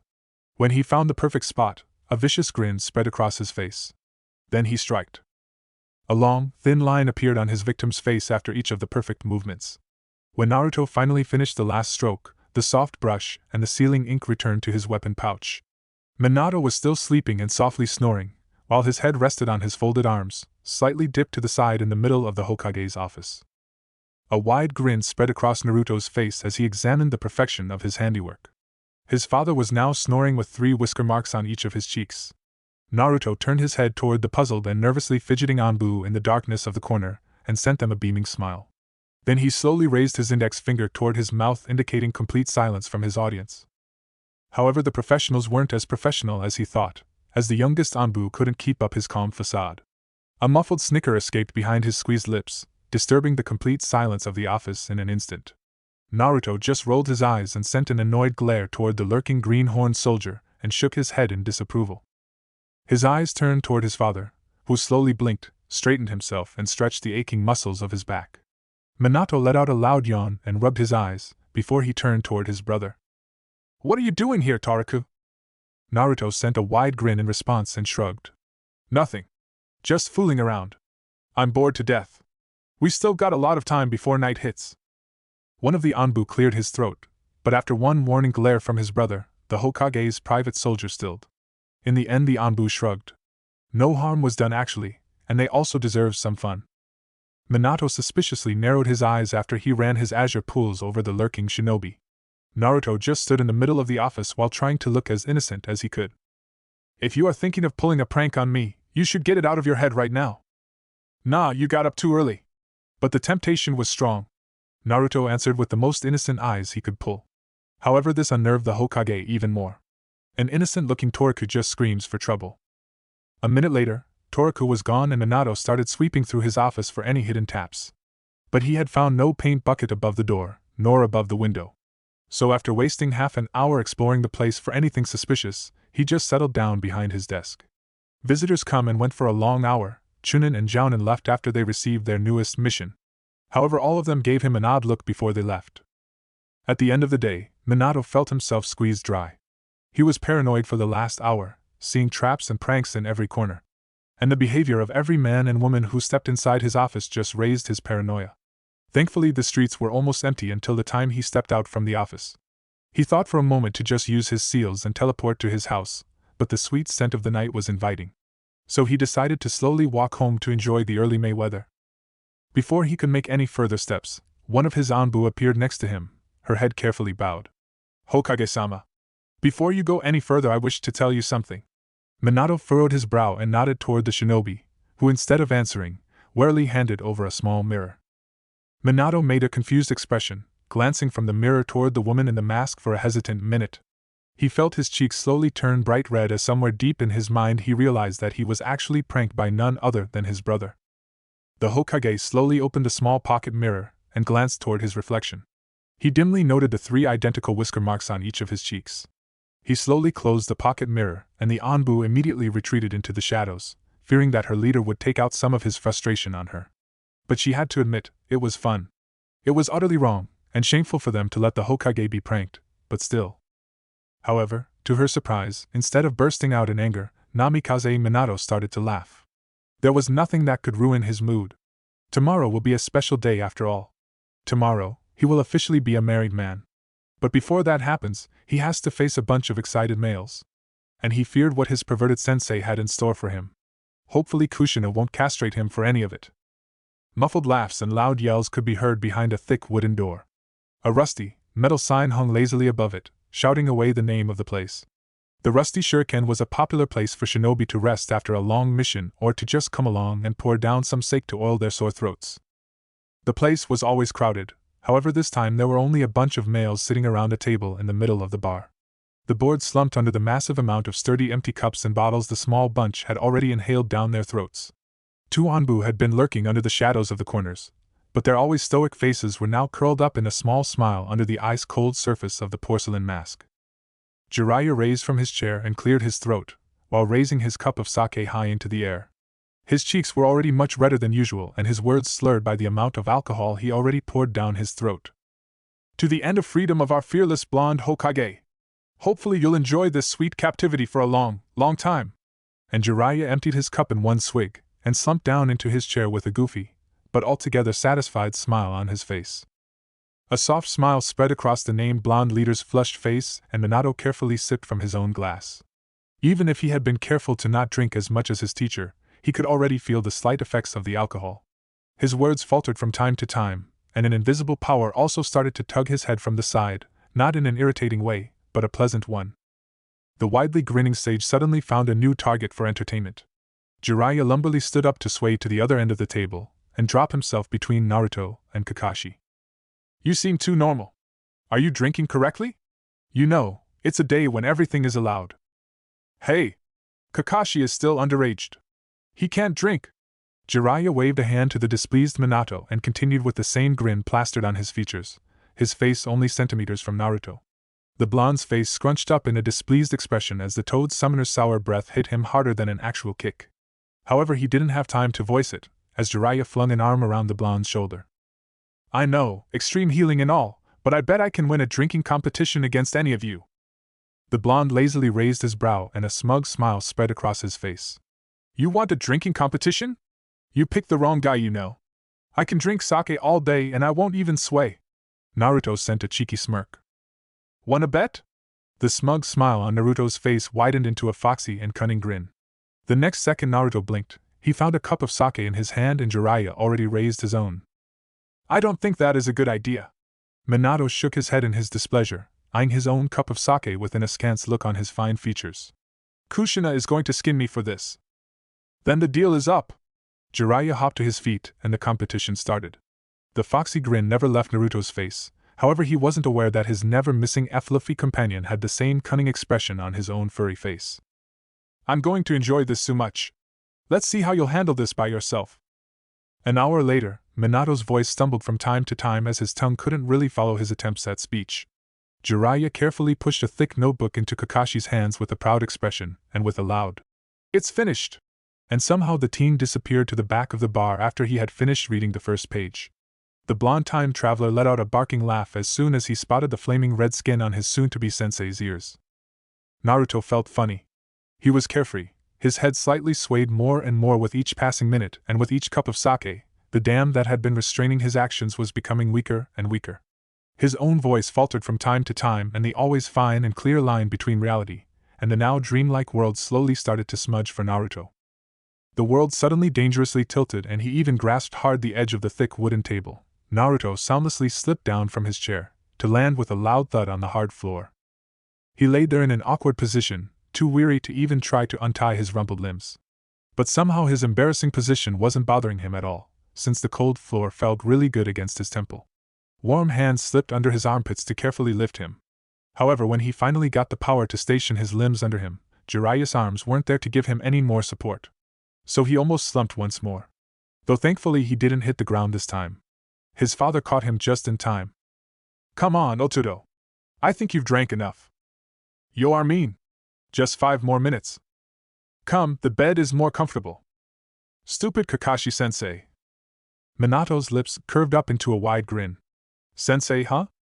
An unrecognizable sound escaped from Naruto's soft lips, but it still sounded like a cheeky retort. Minato shook his head and quickly left before Jiraiya could protest or any more idiotic ideas could pop into his head, dragging his half-conscious relative toward their house. He had no doubt that he would mess up the whole house if he used his Hiraishin with him in this state. It was a long way home, with his brother's continuous incoherent mumbling. A lurking Anbu hopped down from the roof when he spotted his leader slightly swaying home with his brother on his back. Hokage-sama. Ero-sanin, I don't want to train. Naruto mumbled softly into Minato's neck and snorted before his eyelids were closed again and started to loudly snore. Minato shot his soldier a beaming smile. His cheeks were still flushed from the amount of alcohol he tucked down his throat, then he stumbled to the side. Only the wall of the building next to him kept him from falling face down with his brother on his back. After 10 more minutes, desperately trying to get into the house, he finally laid down his snoring brother to his bed. He was about to leave the room, when his brother started to fidget under his blanket. Nah. I am glad you are here, and I love you guys so much. I'm glad you're here too. And I know that already, you idiot. Minato answered softly, however his brother was already asleep. Again. I hate you. Naruto growled, and grimaced at his image in the mirror inside the bathroom, while he was desperately trying to force his mess of sun-kissed hair into a decent form. His temples were throbbing and his stomach was still whirling with the vehemence of his own name. His throat was drier than the deserts of Suna, while his white eyeballs were red all over. Kurama was obviously on strike and not letting even a droplet of his chakra into Naruto's system to wash out his terrible hangover. Why did you do this to me? For fun, what else? Kurama yawned and fidgeted to get a better place to lay down for a nap. However, his furious Jinchuriki appeared inside his mindscape, with hands on his hips and leaning inside Kurama's private space, which was quite the feat, doing this to a giant demon fox. Like you do anything without reason? Azure Eyes sent another set of imaginary daggers through Kurama's orbs, but Naruto's attempt to look threatening miserably failed as his headache returned with a force he could feel even in his mindscape. His face scrunched up in pain and a pitiful groan escaped from his lips as he grabbed his temple to try and shoot away his throbbing headache. Pretty please. I'll do whatever you want, but I can't live through this day like this. Kurama eyed his company with a raised eyebrow for a never-ending second before he shrugged. Guess I can take care of that. You would be a pain in the ass if you started whining like a 5-year-old girl. The fox wanted to tease him more, but another blonde crow sneaked a peek inside the slightly open bathroom door and Naruto immediately retreated back to reality. With one last sigh, Kurama let down the dam and healing chakra started to flow slowly inside the blonde's chakra coils. Not enough to be detected, but it was still enough to shake back his jailer into a decent form. Are you ready, Ototo? It's time to go. Naruto let out a pleased sigh as soon as his headache retreated and nodded. In the next blink, they were gone with the speed of the Hiraishin, to reappear at the other side of the village for a very special ceremony. Minato's long black haori ruffled in the soft breeze, his azure eyes peered into emerald ones. His always messy blonde hair freely danced in the soft wind. He left his Hotaiite and his Hokage hat to rest in the office. He was just an ordinary man in this moment, and not the feared village leader. And it was a moment he would remember for the rest of his life. He gently reached for Kushina's hand and squeezed it a little. She looked beautiful. Not even Kushina's slightly rounding tummy ruined her perfection, it just made her more beautiful than ever. Her vibrant red hair freely flowed over the pure white kimono, a single small white kanzashi restraining her hair.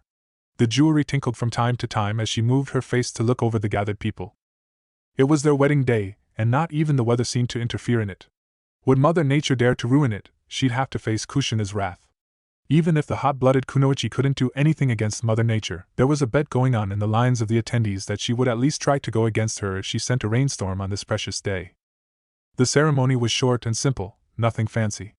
What actually mattered is the happiness on their faces, brightening them up from head to toe as the newest official couple of Konoha were stealing quick glances and kisses every time they got the opportunity for it. Naruto watched Jiraiya form the corner of his eyes as he was staring at the two lovebirds. His hands had been clinging around the same cup of sake for the last half hour. His eyes were hazy and foggy like he saw something or someone else instead of Minato and Kushina for a long time. Then his vision cleared again and locked on the laughing happy pair. The blonde couldn't help himself. He let out a small chuckle when a small tear slid down the Toad Summoner's face. His godfather grunted in his annoyance, and immediately wiped away the small droplet before it could leave his chin. Shut up, Gaki. You're crying too, Jiraiya mumbled, but his face moved into a soft smile as he watched as his student finally slowly lead away his wife to get some privacy. Naruto hesitantly raised his hand to wipe away the sweat tears of happiness from his face. But he couldn't. They just continued to flow, and he eventually gave up the fight against them. So he just let them flow freely while he laughed. He laughed as real happiness flushed him from head to toe. Naruto softly hummed the rhythm he still remembered from the wedding. The blonde sat under a giant tree, his back firmly resting against his temporary teacher, enjoying the first warm beams of the early summer, which promised a real hot wave in weeks. Jiraiya turned a page in his notes, his experienced fingers already scribbling down the fine and precise kanji. Naruto suddenly stopped humming. You should speak to her. Jiraiya didn't stop writing and raised an eyebrow. To whom? To the girl you were thinking about during the wedding. Jiraiya let out a snort and shook his head. Let me say something to you, Gaki. My love life is private. And it's platonic. There is no way she would dash. Jiraiya suddenly stopped and bit down on his lips, not aware of Naruto's searching blue eyes behind him. You should tell her, or you may never have a chance. People don't live forever. Why? You didn't get the chance to declare your love to your own woman or something? Jiraiya could feel as the boy's muscles tense in his back.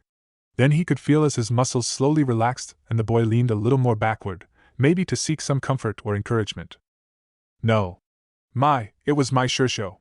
Naruto hesitantly stated. And somehow, this time Kurama only narrowed his eyes inside his mindscape. Jiraiya moved his eyes to the side, to at least catch a glimpse of the teen, eagerly waiting for the blonde to continue. But after a long wait, he didn't continue and soon the Toad Sage started to lose hope that he will actually know something more from his past. So the Toad Summoner let out a long sigh before he opened his mouth. I see. Well, I won't be dying anytime soon, so I guess I've got a lot of time. Naruto opened his mouth to answer, but he immediately closed it.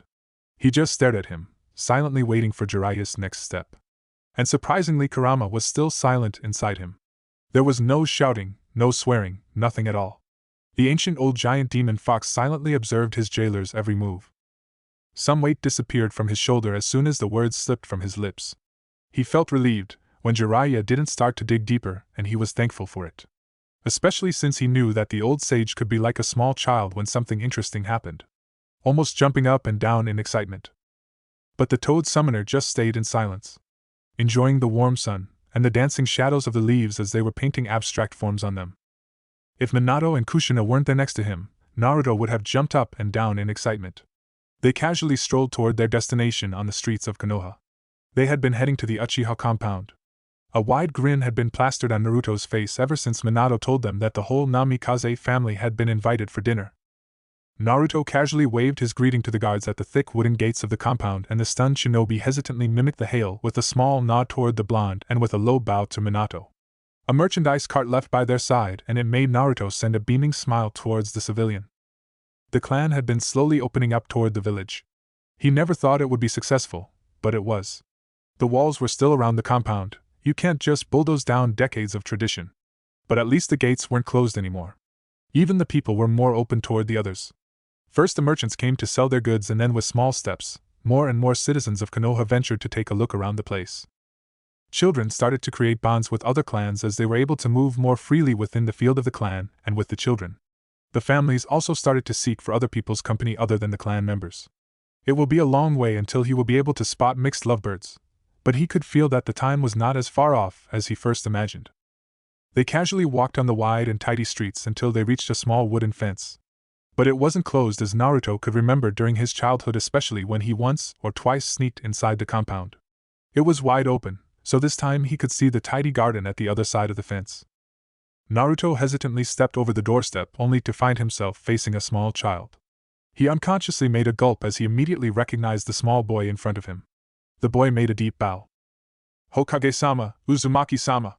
My parents are waiting for you inside the house."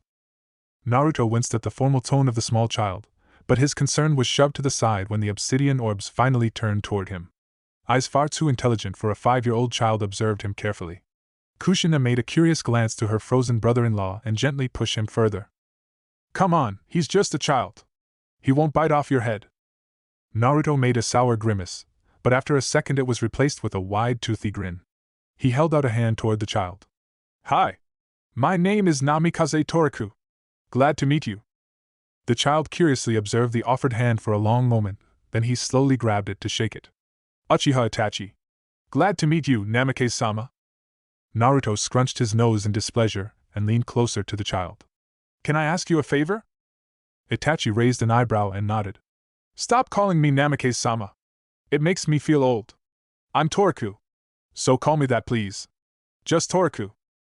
Itachi nodded again. "Toriku-san dash." But he couldn't finish it when Naruto grunted. "Toriku-san." Itachi slowly amended. Obsidian eyes bored into sunny blue ones, until a smile spread across Itachi's face, making the two lines under his eyes a little deeper. "My parents are inside." Itachi tugged the hand he was still holding, and the 5-year-old child simply lead him further into the house like that. Kushina silently watched from the background as Itachi lead away her relative. She let out a disappointed sigh. "I wish that I'll be able to handle kids as good as him. But I'm still happy to see Itachi-kun smile. The last time I saw him..." Kushina slowly shook her head. "He seemed too much for a child to see." Minato reached out and gently grabbed her hand. "You will be a great mother. Come. Let's not make Fugaku and Mikoto wait." Kushina sent back a beaming smile, and they silently strolled after Itachi and the still grinning Naruto, watching as the two boys chatted. One too old for his age, and one too childish for his own. Naruto was the first one to step into the traditional Japanese house. Itachi led him further into the dining room where the clan head was waiting. Fugaku's dark eyes observed him, a little longer than was actually well-mannered, before he finally greeted the teen. "Toriku-kun. I don't think you've ever met my wife before." Naruto turned his head toward the door where a lean, dark-haired woman stepped further into the dining room. Naruto restrained the urge to immediately look toward her obviously round tummy. Mikoto stepped closer with a soft smile on her face, and after the introductions and finally Minato and Kushina also arrived, Naruto couldn't endure the urge. He glanced down to Mikoto's round tummy and an unconscious smile spread across his face. However, that moment didn't last too long. Kushina rushed next to her and his mother immediately started talking and asking a long chain of questions. Naruto slowly shook his head and settled down next to his grinning father at the table. Minato sent one last smirk toward the kitchen where he could still hear Kushina's muffled voice. "Leave them alone. I have a feeling that Mikoto won't be free for some time." And he was right. Kushina released Mikoto after 15 minutes had passed, and only because the woman protested that she had to prepare the lunch. However, Kushina was more than eager to help her out while still shooting random questions at her about pregnancy while they were busy taking in the plates filled with delicious-looking food. Thankfully, when Kushina finally received answers for all of her questions, The table was made so Mikoto could finally take a seat next to her husband with bright red cheeks. Surely Kushina embarrassed her to death with all of her blunt and shameless questions about her pregnancy. Minato just softly smiled at the scene. However, Mikoto was really far from being Kushina's best friend or altogether far from even calling her a friend. But Kushina in some manners was the same as his brother. She also had the ability to influence people around her. Even if only on a much smaller level, the ability was still there.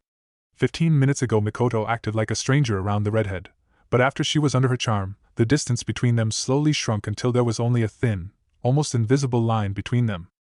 The dinner, thankfully, went in a normal way. Well, at least normal in the norms of Minato. Living together with the red-hot-blooded habanero and his brother was actually very far from normal. Two lively, hot-tempered people under one roof was just screaming for trouble, but also for fun.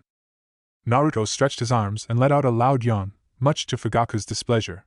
The obsidian eyes flashed for a second and the clan head scrunched up his nose when the blonde boy scratched his round tummy.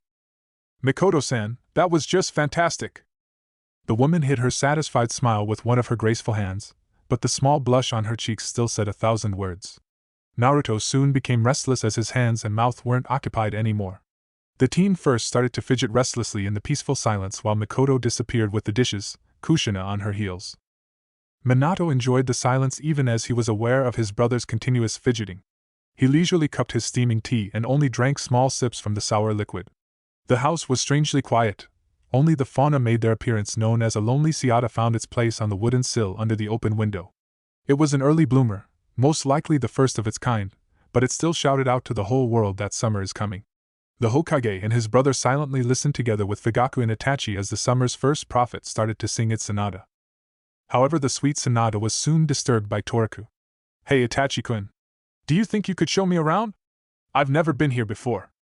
A sarcastic snort echoed inside his mindscape. "Yeah. And I'm a cute little kit. You want a hug or something?" Kurama scrunched up his nose in displeasure. "Now way in hell I'll let you hug me." "A shame. You must be all soft and fluffy." "Toriku-san, are you a shinobi?" Itachi's question came from thin air, immediately kicking out Naruto from his starting bickering with Kurama. The blonde blinked and scratched the back of his head. "Well, yeah. And I'm a strong one." That was the understatement of the year, brat. Naruto ignored the fox and instead glanced down at the curiously shining black eyes with a smirk on his face. "Hey Itachi-kun, do you want to play ninja?" A smile spread across Minato's face, while Fugaku slowly raised an eyebrow in a questioning manner. Midnight black eyes observed the grinning teen at the other side of the table, trying to figure out what was happening inside that thick head. However, he couldn't find any answer. "So? You want to play?" Naruto quirked a questioning eyebrow. The small child reconsidered it for a second, before he slowly nodded. The duo departed from the room without any further comments, or even a glance backwards. However, they were followed by a pair of black eyes. Fugaku slowly shook his head and glanced toward the grinning Hokage. Why would a grown-up ninja want to play ninja with a child? Minato shrugged and sipped from his tea. However, in the next moment his grin was nowhere to be seen. His face became serious, but his eyes still sparkled with curiosity. "So how is our little project doing?" Minato asked, his hands still cupped around a steaming mug of tea, watching as the steam slowly contorted into abstract form in the motionless air. Fugaku glanced back immediately, his form straightened in his seat. "I have to say, it went better than I first thought. The elders are pleased with the new advisory body and the murmurs about the coup are at ease. They weren't too pleased with the new entries in the police force, but seeing the positive progress they came to terms with it." "How many new recruits joined your side?" 10, Fugaku answered, casually sipping from his seat. 5 are from the other clans. I even got a Yamanaka. He's quite helpful during interrogations." "That's good." Minato smiled as he looked inside his mug. "And I also got a greenhorn civilian now, thanks to you." Fugaku made a sour grimace and refilled his empty mug. "A civilian?" Minato raised an eyebrow and gestured towards the clan head, requesting a fill-up. "I gave him some administration duties. He will be okay. He was jumpy during the first week, but he's adapting quite quickly." Minato raised an eyebrow and glanced towards the open window where Naruto's soft laugh twisted inside. However, his attention was glued on another slowly approaching presence. They didn't have to wait for long as a familiar mop of untidy black hair stuck his head inside the room. "Fugaku-sama, There was a pause before the newcomer collected himself. "Hokage-sama, I'm sorry. I didn't know you had guests." Itachi is outside. Fugaki gestured towards the back entrance. The teen made a bow to each man and quickly retreated from the piercing azure blue eyes and the questioning frown on Minato's face. He and my son have a long history together. Fugaka answered the unasked question. Shursui was his first babysitter when he was a toddler, and now he's tutoring Itachi almost every second night. Itachi is more grown up than you would think. Minato didn't answer, he just made one hesitant nod, before they continued with their chat. Naruto unconsciously tensed as a new presence stepped inside the backyard. The soft footsteps made no noise for a normal shinobi, but the blonde could still hear crystal clear the soft noise of the soul as it connected with the soft dust, and he could also hear as restrained shinobi clothes rustled slightly by each and every movement the ninja made. He glanced over his shoulder to sneak a peek at the newcomer, who suddenly stopped in his pace as he also spotted the blonde head next to Itachi, who was busy burying his shuriken into a training buddy. Hey, did you see that? Naruto glanced down at the smiling boy and patted his head when he noted the shuriken in the middle of the bull's eye. That was a nice throw, Itachi-kun. The newcomer stated with a soft smile on his face, and the small child immediately lit up and ran towards the man. Shursui-sensei! Naruto's eyes widened, while the boy slowly approached the frozen blonde. Shursui? This boy is Uchiha Shursui? I thought he was supposed to be about Itachi's age. The young teen made a polite bow as soon as they reached him. I don't think we've met before. My name is Uchiha Shursui. Naruto hesitantly made a bow. Namikaze Toriku. The two boys stared at each other, or most likely Naruto just stared and Shursui furrowed his brow under the weight of the azure eyes, while the young Itachi slowly started to fidget from foot to foot under the sudden tension in the air. However, it was washed away in the next blink as a wide grin spread across Naruto's face. Now we were playing ninja. Do you want to join us? A dark figure occupied his seat behind a wooden desk, under the roots of Konoha, deep under the city's pulsing surface, deeper than the sewers or the hidden and already forgotten catacombs of the ancient old city. The man was tense beyond words, tense because he was making a decision. His eyes were narrowed and locked onto the darkness of a corner in front of him, while the gears in his brain were moving and calculating. Then suddenly he found his answer. With one flick of his hand, an Anbu appeared from somewhere in the shadows in front of the desk to land in a crouch. Danzo-sama. Tell Crow that I have a new mission for him. The soldier nodded and disappeared in an instant. The room was silent, only the man's soft breathing left behind some noise. However, he wasn't alone as another voice filled the room in the next second. You've made the right decision. I'll seek you out again soon. A candle flickered and for a short moment, no longer than a heartbeat, the light revealed another form in the dark corner. A mismatched face. One emerald eye on perfect smooth white skin, while the other part of the face looked like carved wood, or the roots of an ancient old tree. But not the living and pulsing wood, it was pale and looked more like death than an actual corpse. A satisfied smirk flickered on the face of the being, revealing a set of razor-sharp shark-like teeth for a brief moment, before the thing simply sank back into the wall behind him. Chapter 24, Under the Roots. A lonely Anbu had been standing straight in the middle of the Hokage's private office inside the mansion. The activated privacy seals dulled the noises of the outside world, but the soldier still warily glanced toward the window from time to time where he had previously passed another lurking black op before he stepped in. Old instincts of war never died away. The Yondaime followed his soldier's sight and narrowed his eyes. Is he one of them? The soldier opened his mouth behind his mask, but no words came from his. Only thing Shursui could press out was a strange sound, something between choking and a bark. Minato's expression instantly turned into the perfect mirror of confusion. The Hokage slowly walked closer until he was face to face with the teen. With one gesture, the mask was gone so Minato could peer into the uncertain obsidian eyes. Would you open your mouth? The teen tensed but after a hesitant moment obeyed. Minato narrowed his pupils as soon as he noticed the edge of a dark seal array at the back of Shursui's throat. Your tongue, please. This time the Uchiha immediately obeyed, maybe even a little too eagerly. Minato observed the pattern with narrowed eyes. Experienced irises swept through the simple design, mapping every aspect of the seal almost instantly. Finally, the blonde's eyes traveled up to Shursui. I can easily get rid of it if you want me to. Shursui's hands clenched into fists, but he still immediately noted with a small, almost invisible smile of relief on his face. Minato strolled to one of the cabinets and in 10 seconds he was once again next to the Anbu with a small brush in his hand, already starting to leave fine lines on his exposed throat. A swirl, a kanji and several more symbols appeared after each perfect stroke. Not a minute later, the Hokage leaned back to examine his handiwork for a second before he gave a satisfied nod. This array will modify the original, and you'll be able to speak freely. But I'm afraid the original paralysis seal will still affect your body a little. If I just remove it entirely, I fear Danzo would notice. He built in a trigger mechanism. Shursui simply nodded, waiting for the Hokage to finally activate the seal. The dark pattern whirled around his undeveloped Adam's apple and the end disappeared at the back of his neck. The Hokage observed him for a second before his fingers moved into a basic hand seal. The markings flared and Shursui winced, squeezing his eyes shut as soon as the pattern leisurely started to disappear from the surface and slowly merge into his porcelain skin. A blink later, the pattern was nowhere to be seen. Only the soft and perfect flesh was visible. Shursui let out the air he was carefully holding in. Then the teen suddenly froze as soon as he wanted to suck in a breath, his muscles tensed by a sudden adrenaline rush and his mouth opened and closed. No air rushed into his lungs. Wide, obsidian eyes flung toward the Hokage, Sharingan flaring to life from time to time by fear and panic.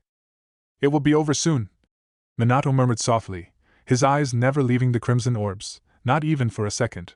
The Anbu dropped to his knees as he gave up the fight with gravity. The shinobi sluggishly tumbled to his side like the time had suddenly slowed down. His eyes flared once more into a crimson color, but this time they stayed like that.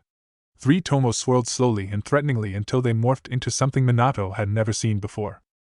Shursui desperately tried to breathe, but his body wasn't responding. His lungs and mind screamed for oxygen, and he could feel the edge of his vision blurring more and more as the seconds passed at a snail's pace. His hearing dulled and the world around him fell silent except the loud noise of his pounding heart in his temple. It had been just half a minute since it started, but it felt like an eternity. Sheer panic started to crawl up in his very soul as he could feel his consciousness slowly fading away. The young Uchiha desperately equilibrated on the thin verge of reality and the redeeming darkness. Just as Shursui was about to give up his fight for his soul, the pressure around his throat suddenly disappeared as fast as it came. Sweet cold air rushed into his lungs and the teen's body hungrily drank up every bit of oxygen the earth offered. He just laid there for long minutes, continuously trying to catch his breath to make up for the lost minute that he did not have access to the life essence. Finally, when his breathing slowed down and his pounding heart settled, Shursui gradually raised himself into a half-sitting, half-lying position, his muscles still trembling from the sudden strain.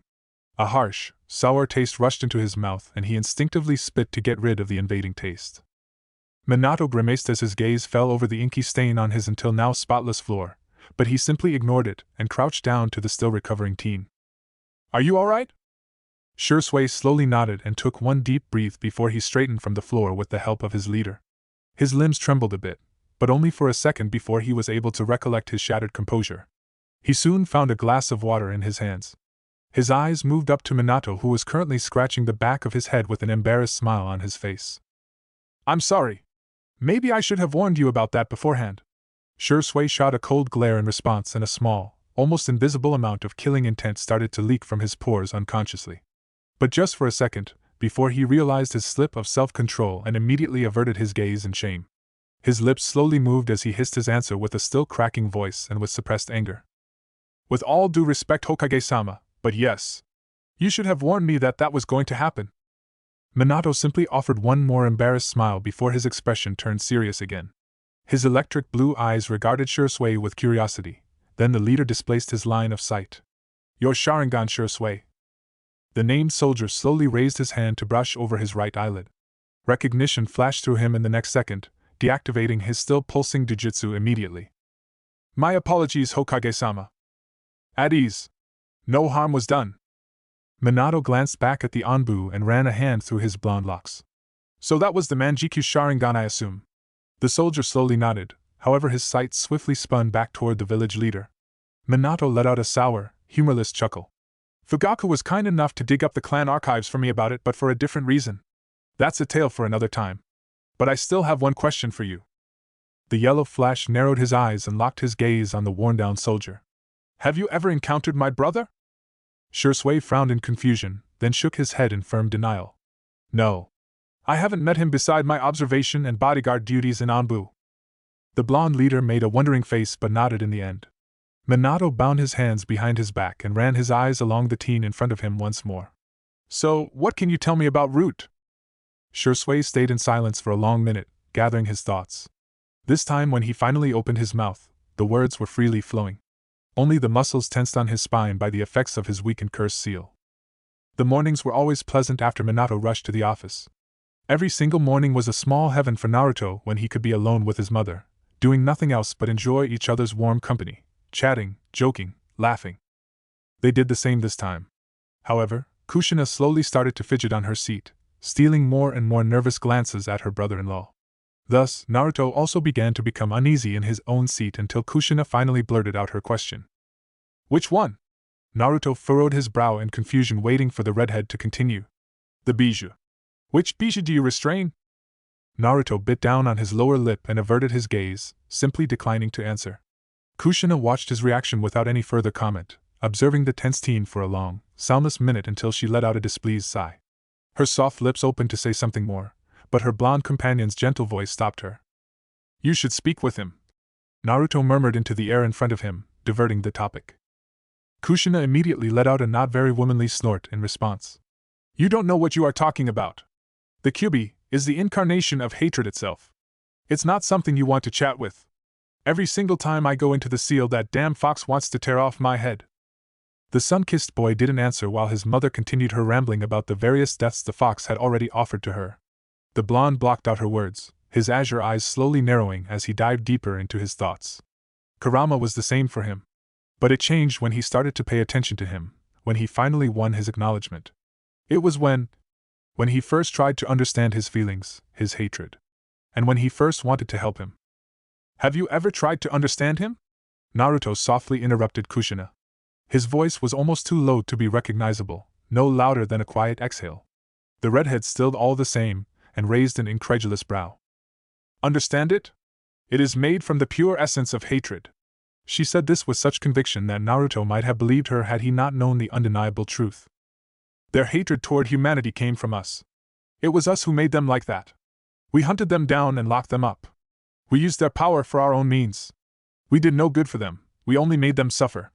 You would become the same in their position. Don't you think humanity deserves their hatred? Naruto let in a soft inhale, eyes hardening with determination as they locked on Kushina. And therefore it is we Jinchuriki who can change their hatred. By understanding their feelings, and breaking the ignorance between us. Tell me. Kushina didn't answer. Instead, she gracefully stood and slowly walked away from the frowning blonde. Before she could reach the door, she shot a glance over her shoulder, appraising him with sense of conflict. You gave me a lot to think about. Then she simply left. Naruto locked his gaze on the empty door, then shook his head in confusion. Maybe you should have just told her the truth, Kurama murmured softly. He opened his enormous mouth to say something more, but he didn't get the chance. The fox suddenly found himself face to face with the glaring blonde Jinchuriki, hands clenched into trembling fists at his sides by the mix of anger and confusion. What? First you told me not to confess, and now you're telling me to confess? Naruto gritted his teeth in his anger. Hands traveled toward his blonde locks to grab them in the attempt to channel down some of his frustration. You damn flea bag! Don't mess with my head! Don't do this to me! Maybe I was wrong! Kurama suddenly snapped. Maybe I was wrong the whole time and we should have told the truth in the beginning. Maybe I was overconfident, but we need help with Madara. You need help. What if we die? What if we can't finish and we change nothing? What if the Jubi? The fox shook his enormous head, his voice becoming lower and much gentler. I can also make mistakes. You were the one who wanted to confess from the very beginning. Now you've got the opportunity. Don't let it slip by. Naruto squeezed his eyes shut for a long moment. Then his body suddenly relaxed as he found his answer. He opened his bright azure eyes in the real world and glanced toward the still open door where Kushina left before he reappeared in his mindscape. I don't want any regrets.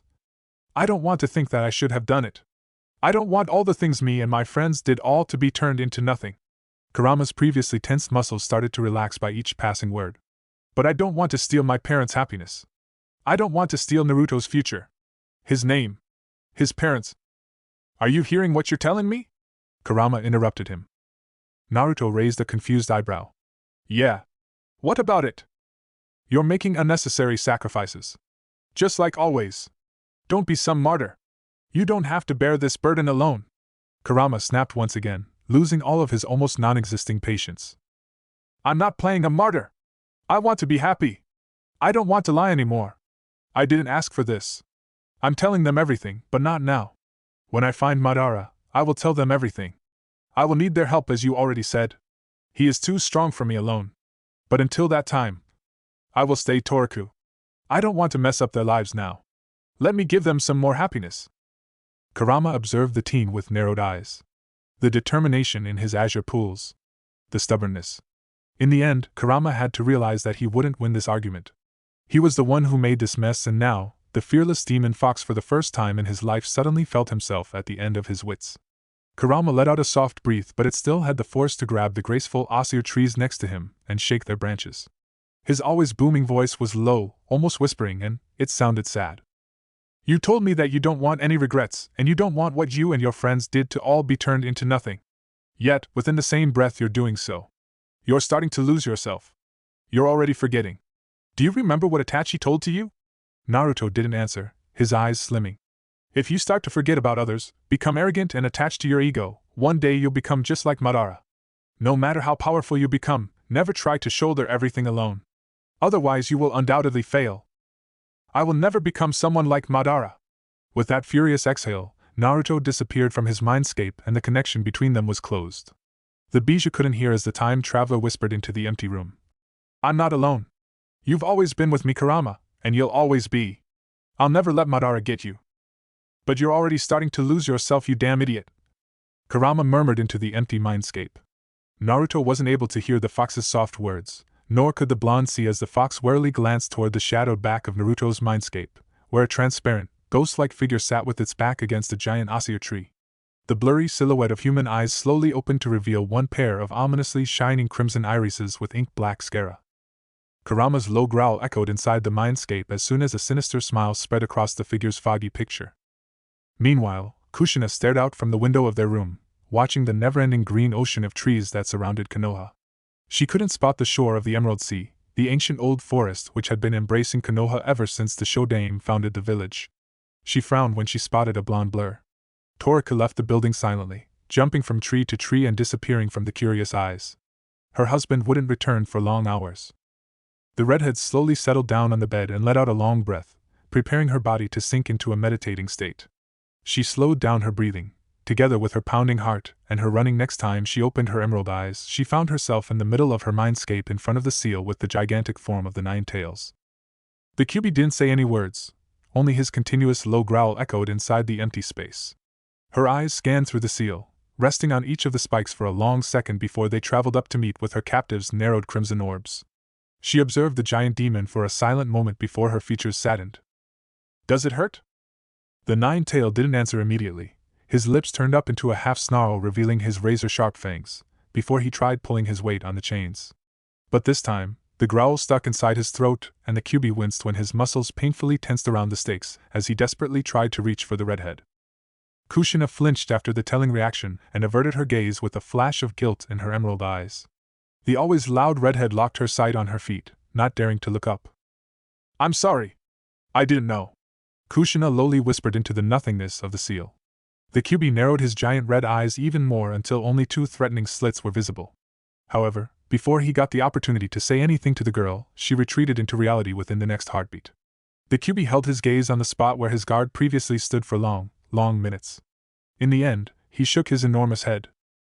TCH. That Brad is really something. The Kyuubi muttered to himself. Nothing moved in the silent afternoon inside the Hokage's office. Everything was disturbingly soundless. Not even the birds were chirping outside the window, and somehow the always loud, pulsing village was lacking its buzzing noise. No merchants were shouting to gain customers, no children were yelling and laughing. No people were chatting and joking on the streets. Even with the open window, the village around the tower was lacking in any sound, like they were aware of the seriousness of the situation that was happening inside the building. An Anbu stood straight in front of the Hokage's narrowed blue eyes. His mask was still securely on his face, shrouding his identity. The white porcelain felt cold against his burning skin, but the soldier was grateful for the shooting sensation against his pulsing forehead. The red strokes viciously stood out on the pure white mask. No living man or woman could surely state what the red patterns were mimicking or what kind of animal the abstract forms indicated. Only the wearer knew it, and what each curve meant, what each stroke hinted at. It was a crow mask even if it didn't bear any resemblance to the creature itself.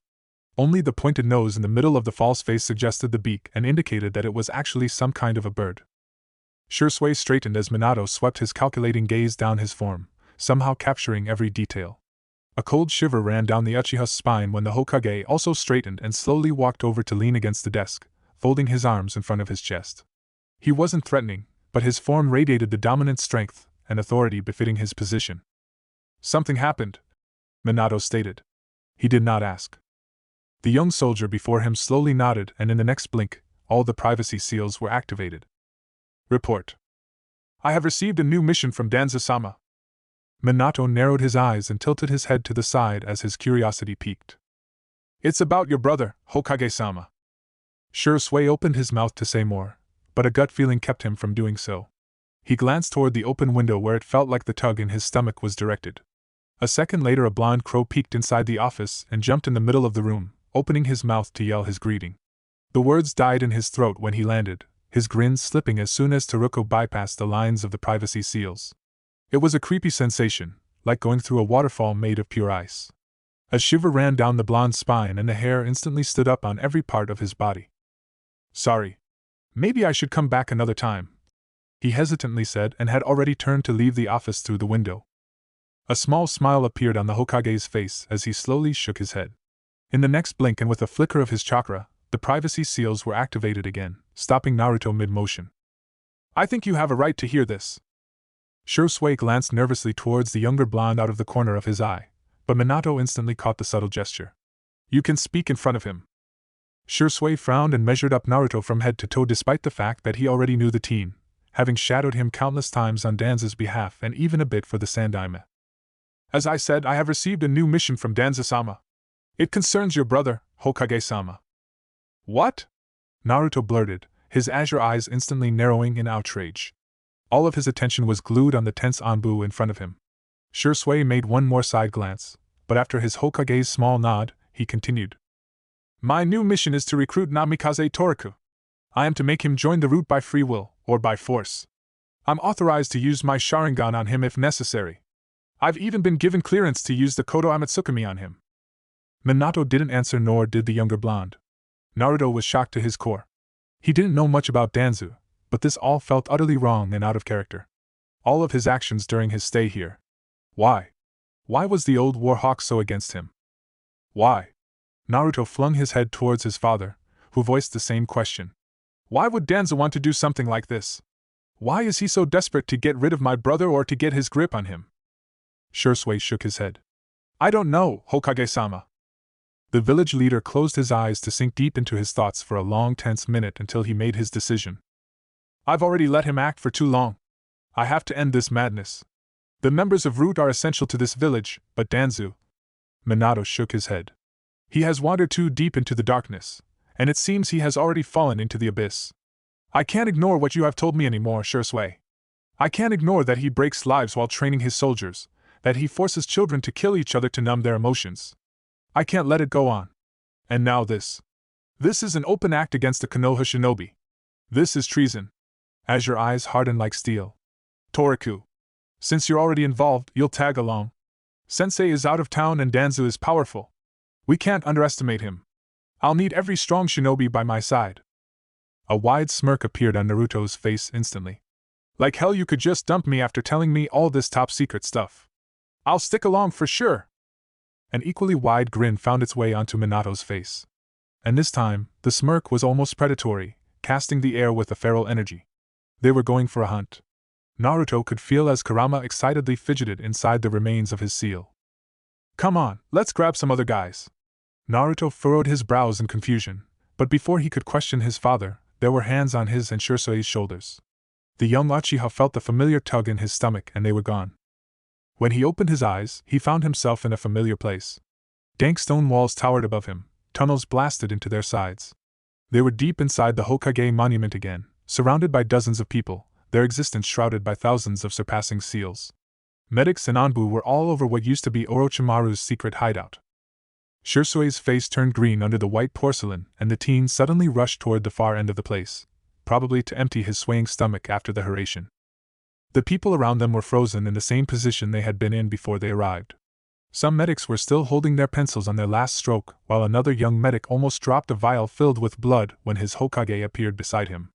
Naruto made a side glance and a shiver ran down his spine for the second time that day. The creepy creatures were still soundlessly floating inside the tubes, while the files which used to be placed inside their holders were all over. Naruto glanced towards the nearest person and shot a wide smirk towards the frozen woman, who immediately averted her gaze with pink coloring her cheeks. "Sensei! I've already told you, don't flash in here like this. You're creeping out the staff." An angry teenage girl stepped next to them, her arms carefully folded in front of her small chest. Her eyes were practically spitting fire, but Minato didn't falter. "Sorry, Rinchan, but I'm not here for your research. I need to see Wolf." The girl furrowed her brow. "He's at the cells. They're investigating the seals there." "Sensei, what's happening?" "Later." With that, Minato was gone with his brother on his heels. They were heading toward the back of the lab, but this time the metal examining table was tossed to the side and a long tunnel occupied its place. The renovation was probably done by one of Konoha's rare Doton users. "Sensei! Wait! You told me to look for a hexagram. I think I've found something." Minato stopped and turned toward his student with a curious face. "About the seal?" Rin nodded. "It was in one of Orochimaru's notes. A modification. Here." The girl handed over a notepad and Minato's brows instantly knitted into one coherent line. Naruto sneaked a peek over his father's shoulder and immediately recognized the design. It was Danzo's curse seal with a small modification. "It neutralizes the original," Naruto blurted out in one breath. Minato nodded and the frown deepened on his face. "My speculation was correct. Orochimaru was a root member." "What?" the time traveler asked with wide eyes. That was absolutely new information to him. Shursui also mentioned that Danzu and Orochimaru used to meet. We found the remains of a seal on his tongue, but we couldn't identify the design for sure. That's how Danzu knew instantly when Orochimaru died. When a seal disappears, a small amount of the user's chakra also fades, alerting the caster when it returns. Naruto nodded while his father turned back to Rin. "Thank you, Rinchan. I'm sorry, but I have to grab Wolf immediately." Rin didn't even have the time to complain. Minato turned and confidently walked along the long tunnel, passing the faintly glowing gas lamps until they finally reached the other side. A dozen sharp eyes were on their forms as soon as they stepped into the light. Some were surprised, but some had been watching them in admiration and awe. Minato left Naruto where he was and stepped in front of a stoic Anbu in a wolf-like mask. Naruto shot a gaze at the first cell. The bars were uprooted from their place as he rushed inside without thinking when he felt Yamato's faint chakra signature.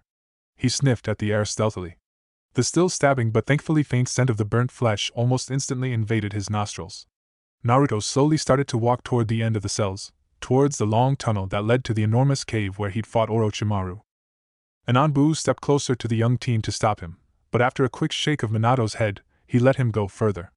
Naruto had been slowly inching closer and closer to the end of the passage and already passed the spot where his father had found him. Then he reached the entrance. There weren't any shinobi inside the empty cave, but he could still feel a presence behind him. A lurking Anbu for sure. Her chakra signature was faint, but it was still there, female based on the slight scent of perfume she probably used weeks ago. The blonde slowly walked closer to a crater where Kurama's claw milled through the hard rock. He spotted the charred ground not too far away. Naruto winced and averted his gaze just in time to feel as his father stepped inside the cave and walked next to him. "It was an enormous battle, wasn't it?" Naruto nodded. "Yeah. The bastard was as sneaky as a snake. He almost got me once." His hands unconsciously stroked his abdomen where the Kusanagi bit into his flesh and scrunched up his nose in displeasure. Naruto shook his head and faced his father. "What now?" "I talked with the Anbu commander. Wolf went to grab the most loyal elite of the elites. Shursui was kind enough to name the root Anbu hidden among us." Naruto glanced back to the black spot and nodded, not really aware of the light frown that appeared on his father's face. "You don't look surprised." "No." Minato grimaced at the short answer. He had hoped for some silly excuses, for denial, for some explanations. But none came. His brother didn't comment on his knowledge about Root. About Danzu. In the end, Minato just shook his head and brushed the topic to the side, at least for now. "Come, the others are probably already inside the office." Almost a dozen shinobi followed the young Anbu together with the Hokage. They were gracefully hopping from rooftop to rooftop through the middle of the village, but still carefully avoided attention. The smallest member of the elite squad at the head finally stopped and hopped down into a deserted alley. It was narrow and ravaged, shrouded from the eyes of most people. Both civilian and shinobi alike had the tendency to simply avert their gaze when they found something untasteful, even in their own village. A thick, ancient wooden door stood next to an already full trash bin. The time-worn door had been shrouded from the warm sunlight by the ink-black shadows of the walls around it, probably never having met the sunshine since it had just been built in. Only those who have the seal can enter here. I can open it, but as soon as you pass it without Danza-sama's seal, it will trigger an alarm mechanism. Shursui motioned toward the door. Minato nodded and carefully stepped closer to gently touch the rough surface with only one of his fingertips. He sent a minute spark of his chakra and a dark, hexagonal seal appearing on the door in an instant. It pulsed only for a second before it faded from existence. A deep frown appeared on Minato's face, and he poked the door once more a bit more roughly. This time, the seal didn't disappear as quickly. It stayed there for more than a minute, giving enough time for the seal master to examine it. In the next moment, there was a fine brush and ink in each of Minato's hands. Naruto inched closer to his father and blinked as the experienced hands made stroke after stroke above the old seal, changing it slightly, deleting it, and in some places, merging with it. The Yondaime examined his handiwork for one more second before he nodded to himself. His right arm was locked onto a basic hand sign, while he placed his left into the middle of the new design. With a flicker of his chakra, his own design glowed with a faint yellow light, shrouding the original angled array. The dark design flinched and slowly vanished once more. But this time, it was forever. A soft click disturbed the silence, and the door opened an inch. The old hinges loudly squeaked as an Anbu carefully opened it the rest of the way, revealing the long stairway leading down into a shadowed corridor. The end of the passage disappeared into the darkness. A cocky and altogether satisfied smile spread across Minato's face. Heh! Amateur! Naruto's snort echoed inside the narrow alley, but before he could respond to his father's comment, Minato turned toward the young Uchiha. Shursui, you'll stay here and watch our backs. But Danza still thinks you are one of his loyal soldiers. If there is even the slightest chance that the War Hawk will slip out of my hands, I want a plan B. That is you. You've told us enough about the place and the root members. But the Uchiha tried to finish his protest, but the Hokage had already stepped through the entrance and a flash of azure eyes froze the words inside his throat. Will you watch Minato's back for me? Naruto tapped the boy's shoulder with a wide grin on his face. You know, he is Hokage and all, but he can be just as reckless as me. It would be a pain in the ass to get some rude Anbu on our backs. Shursui nodded hesitantly. He was too confused and surprised to protest or retort, as he watched each member pass beside him to disappear inside the blackness of the open door. Naruto fell in line with his father and walked as close to him as he could. His confident steps faltered only once when he stepped onto his relative's heel. After one annoyed glare Minato had sent him over his shoulder and an embarrassed smile in response, they continued their way down silently until they finally reached the end of the passage and sneaked into the large, empty hall. In one moment, everything was silent, and in the next, an alien smell invaded Naruto's sensitive nose. He didn't have time to alert the others. He found himself too occupied with ducking under the slash of a small tanto that was aimed for his jugular. One moment there was nothing, and in the next second, all hell had broken loose inside the large cave. Someone triggered a smoke bomb in the middle, and soon, the whole area was filled with the stinging fog, shrouding everybody from Naruto's searching azure eyes. An Anbu rolled on the ground next to him to avoid an attack, but Naruto couldn't tell if it was a friend or a foe. Despite Kurama's extraordinary sensory abilities, he had felt no ill intentions before the attack. Tools. These people were emotionless weapons, dedicated to nothing other than their missions. No happiness, no sadness, no regrets, and no ill intentions. Just the mission. In root, you have no name. You have no feelings. You have no past. You have no future. There is only the mission. Sai had told him that once, and he was so damn right. Everything was happening too fast. He could barely see, or more accurately feel in the thick mist as a masked man rushed toward him. But before he could reach him, another masked woman jumped in his way to enchain him in an enormous taijutsu fight. Adrenaline flooded Naruto's veins and he hurled himself to the side when he heard the faint shriek of a shuriken as it ripped through the air. He didn't have time to rest.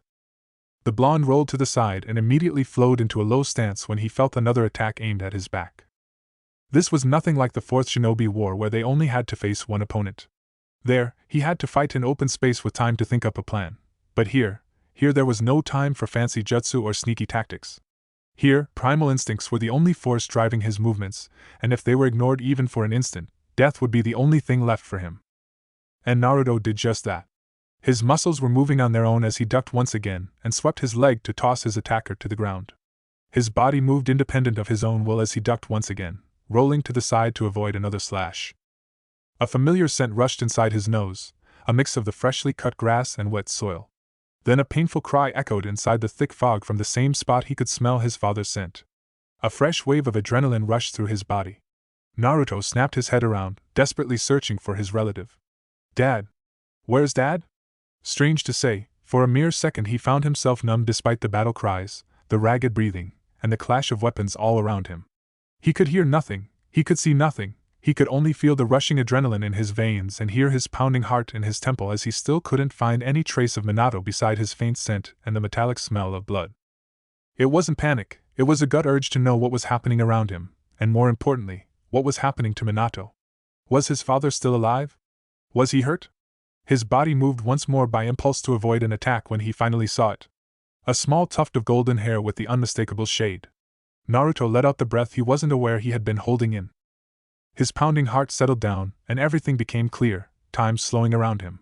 He still couldn't see a thing, but somehow he could see everything.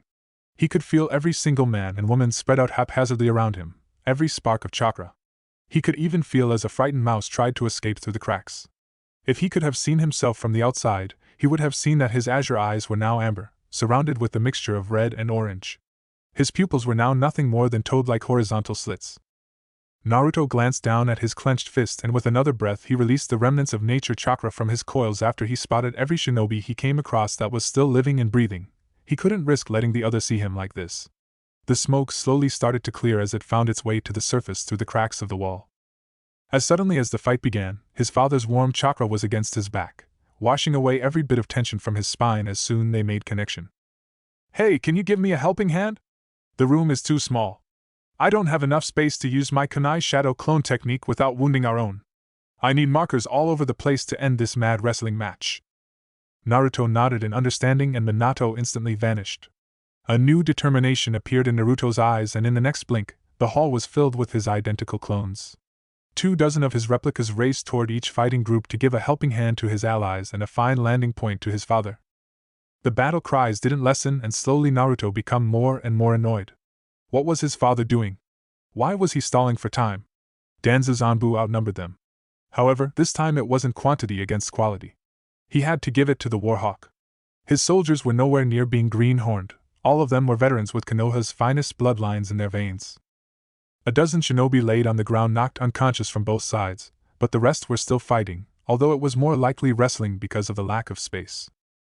Naruto gracefully jumped over a rushing woman and landed a kick on her exposed back to send her stumbling to the ground. One less. The blonde said to no one with a cheerful voice that sounded very alien in the middle of the fight.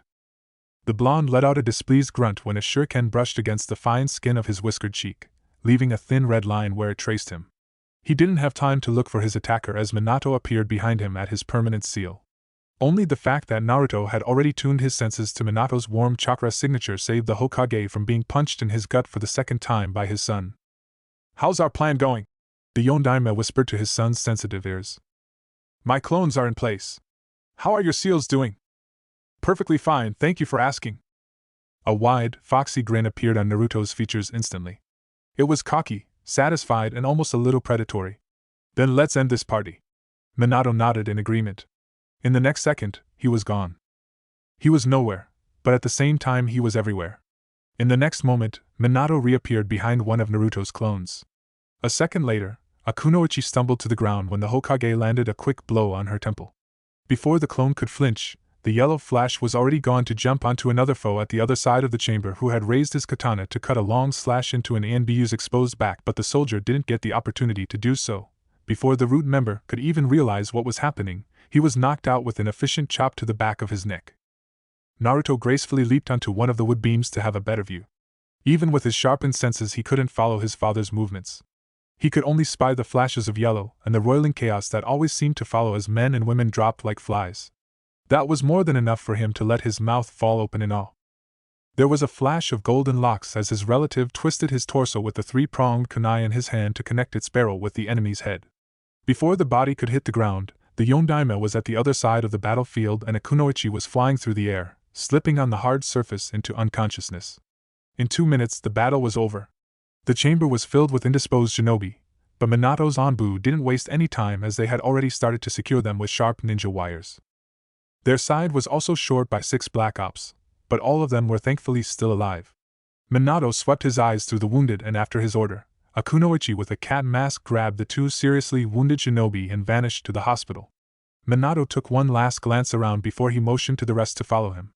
They rushed toward the passage and disappeared into the shadows. Every once in a while, a root member tried to stop them, and each time, a loyal Anbu dropped back. Tanto and Katana met and sparkled in the shadowy passage until the clinging voices quieted down behind their backs.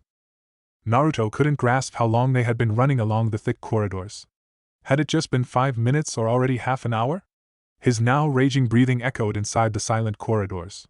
An explosion shook the land under their feet, but they didn't stop. His father was leading the way with Naruto on his heels, and a lonely Anbu in a bird-like mask closed their line. They finally found what they were looking for.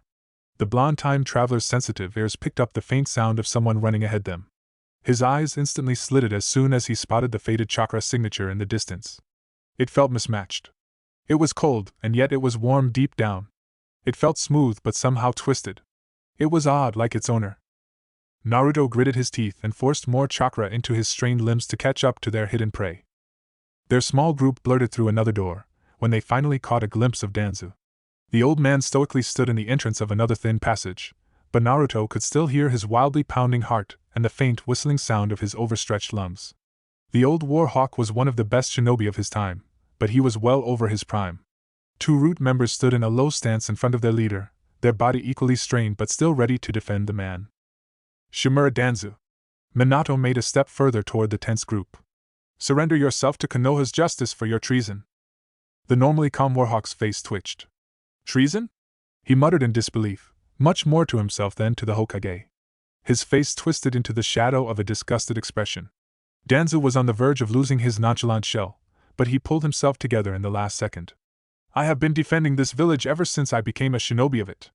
I fought through wars even when your own parents were just dreaming about having a kid, and now, you are accusing me of treason? Minato narrowed his azure eyes and opened his lips to retort, but he was given no time to do so as Danzu's stern and rasping voice stabbed through the space between them. I would never betray Konoha. I would die for this village. I only did what was necessary and what was good for her.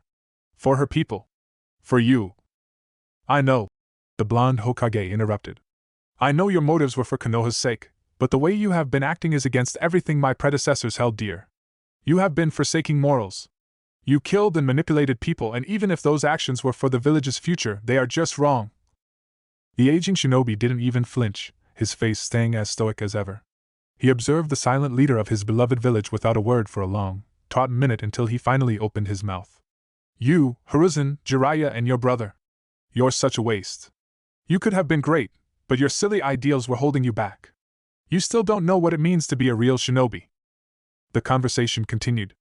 Naruto's muscles and tendons were so tense that if he took just one wrong move they would snap, immediately giving some overtime work to his lieutenant. His mind raced through 1,000 miles. The whole situation screamed trouble. Danzu wasn't a fool. He knew very well that he didn't stand a chance against them. His troops were gone and he was exhausted. Everything pointed toward a trap, and his father and that old hawk were just chatting. His sensitive ears twitched like an animal's when they picked up a new sound, one that he couldn't identify. It was like something had been zapping, or flapping like a flag, or like a damn explosive tag. Naruto didn't shout, didn't think, he simply grabbed his father and the stunned Anbu beside him and rushed toward the safe entrance of the passage where they had come from with a speed even Minato would acknowledge.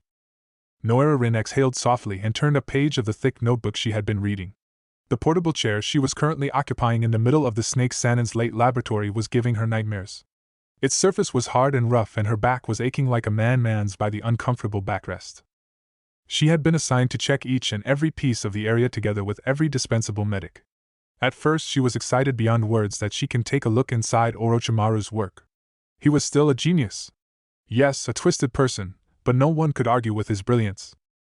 They'd already found dozens of newly developed jutsu, and the Sanin's medical experiments were also fascinating. A new DNA test, deep research on each and every single bloodline Konoha possessed, and cures to diseases that even Tsunade couldn't argue with. Even with his twisted mind, Orochimaru's research was still very useful and ingenious. However, progressing through the mountains of notes were time-consuming and not to mention boring after the initial excitement. Every time they finally thought they were ready, that there weren't any more, someone found another hidden room filled with files, descriptions, and long and dreary data sheets. And all of them had to be checked page by page. Warm, chocolate-brown orbs ran along Orochimaru's neat and perfect handwriting. Each stroke was boasting long hours of practice until they were finally flawless. Rin scribbled down some bulletin points into her own notepad. Everything was silent around her. The others were occupied with digging through their own tower of papers and files. She carefully turned another page, and her chestnut eyes caught on a different kind of paper carefully nestled between the pages. She narrowed her eyes as Torika's small picture grinned at her from the upper right corner of the paper. Basic information followed the portrait about the boy, and a diagram continued the list on the upper part.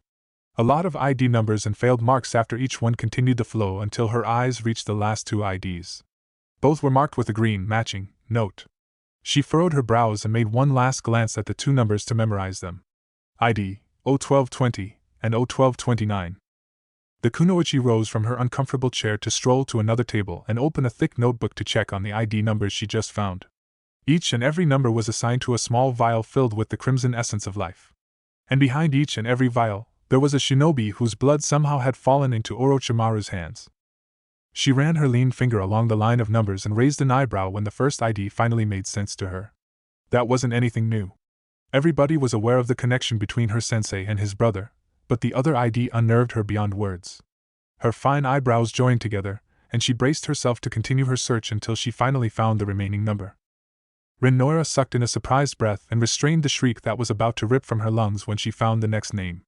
Her eyes were locked on the chain of numbers, rereading it countless times in the hope that she just misread it. There was no way that the test was correct.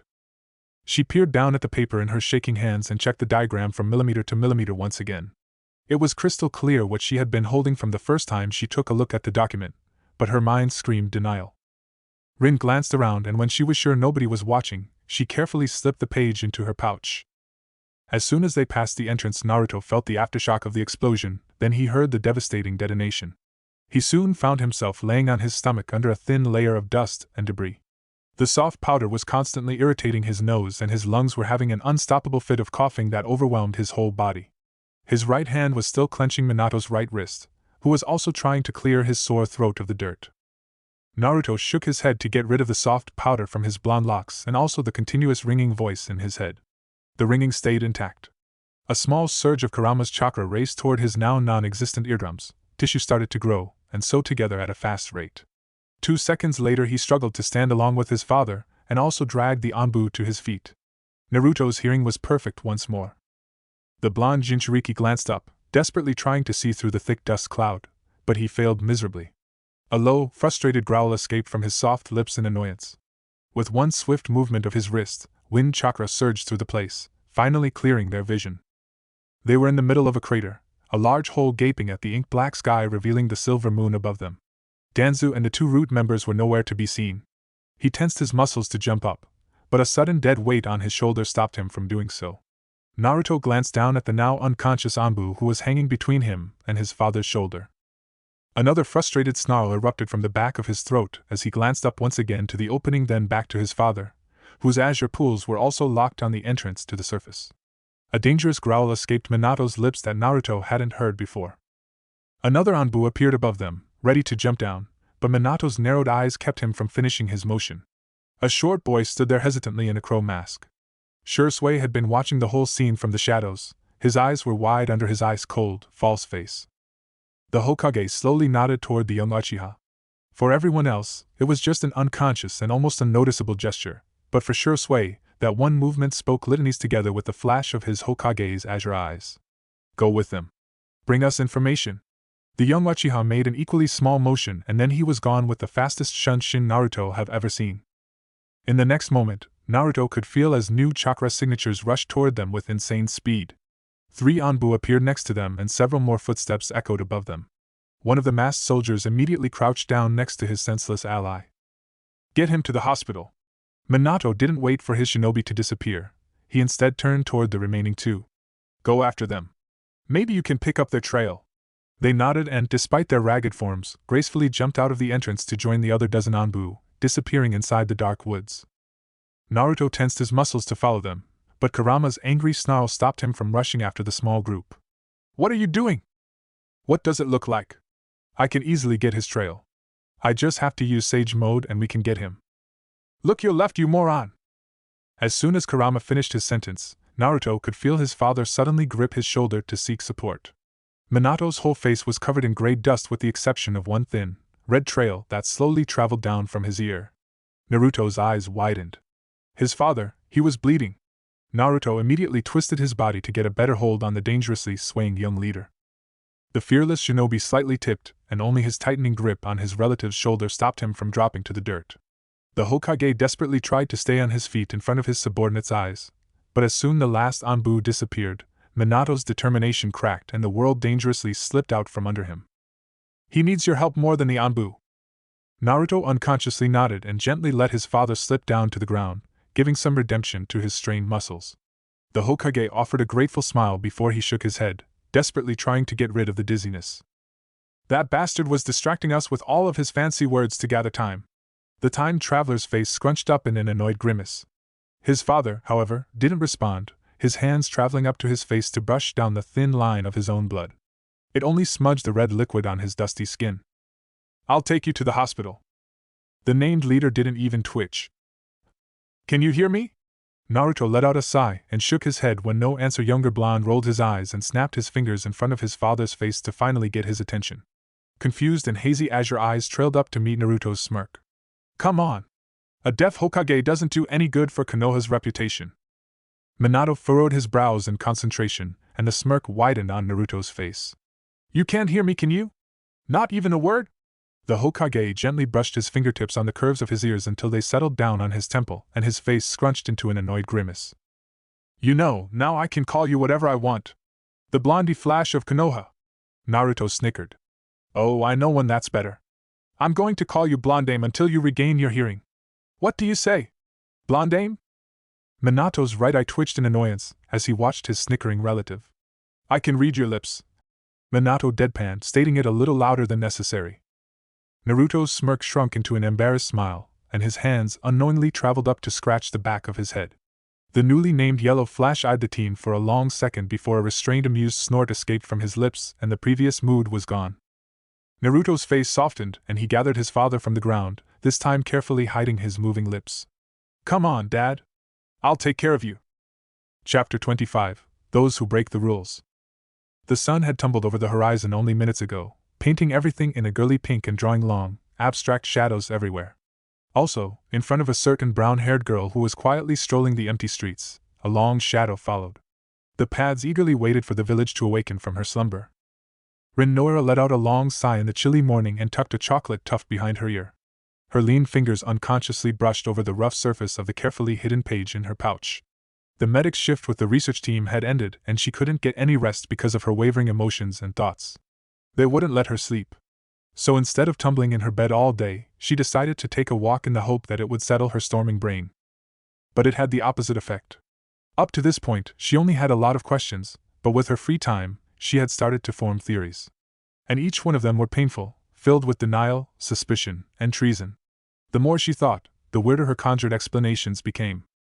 In the end, she found herself at her wit's end, and without any idea who she could turn to for advice. Her first thought was her sensei, but Minato was way too involved already. His brother, making a sour grimace at the thought, had already wound him around his fingers.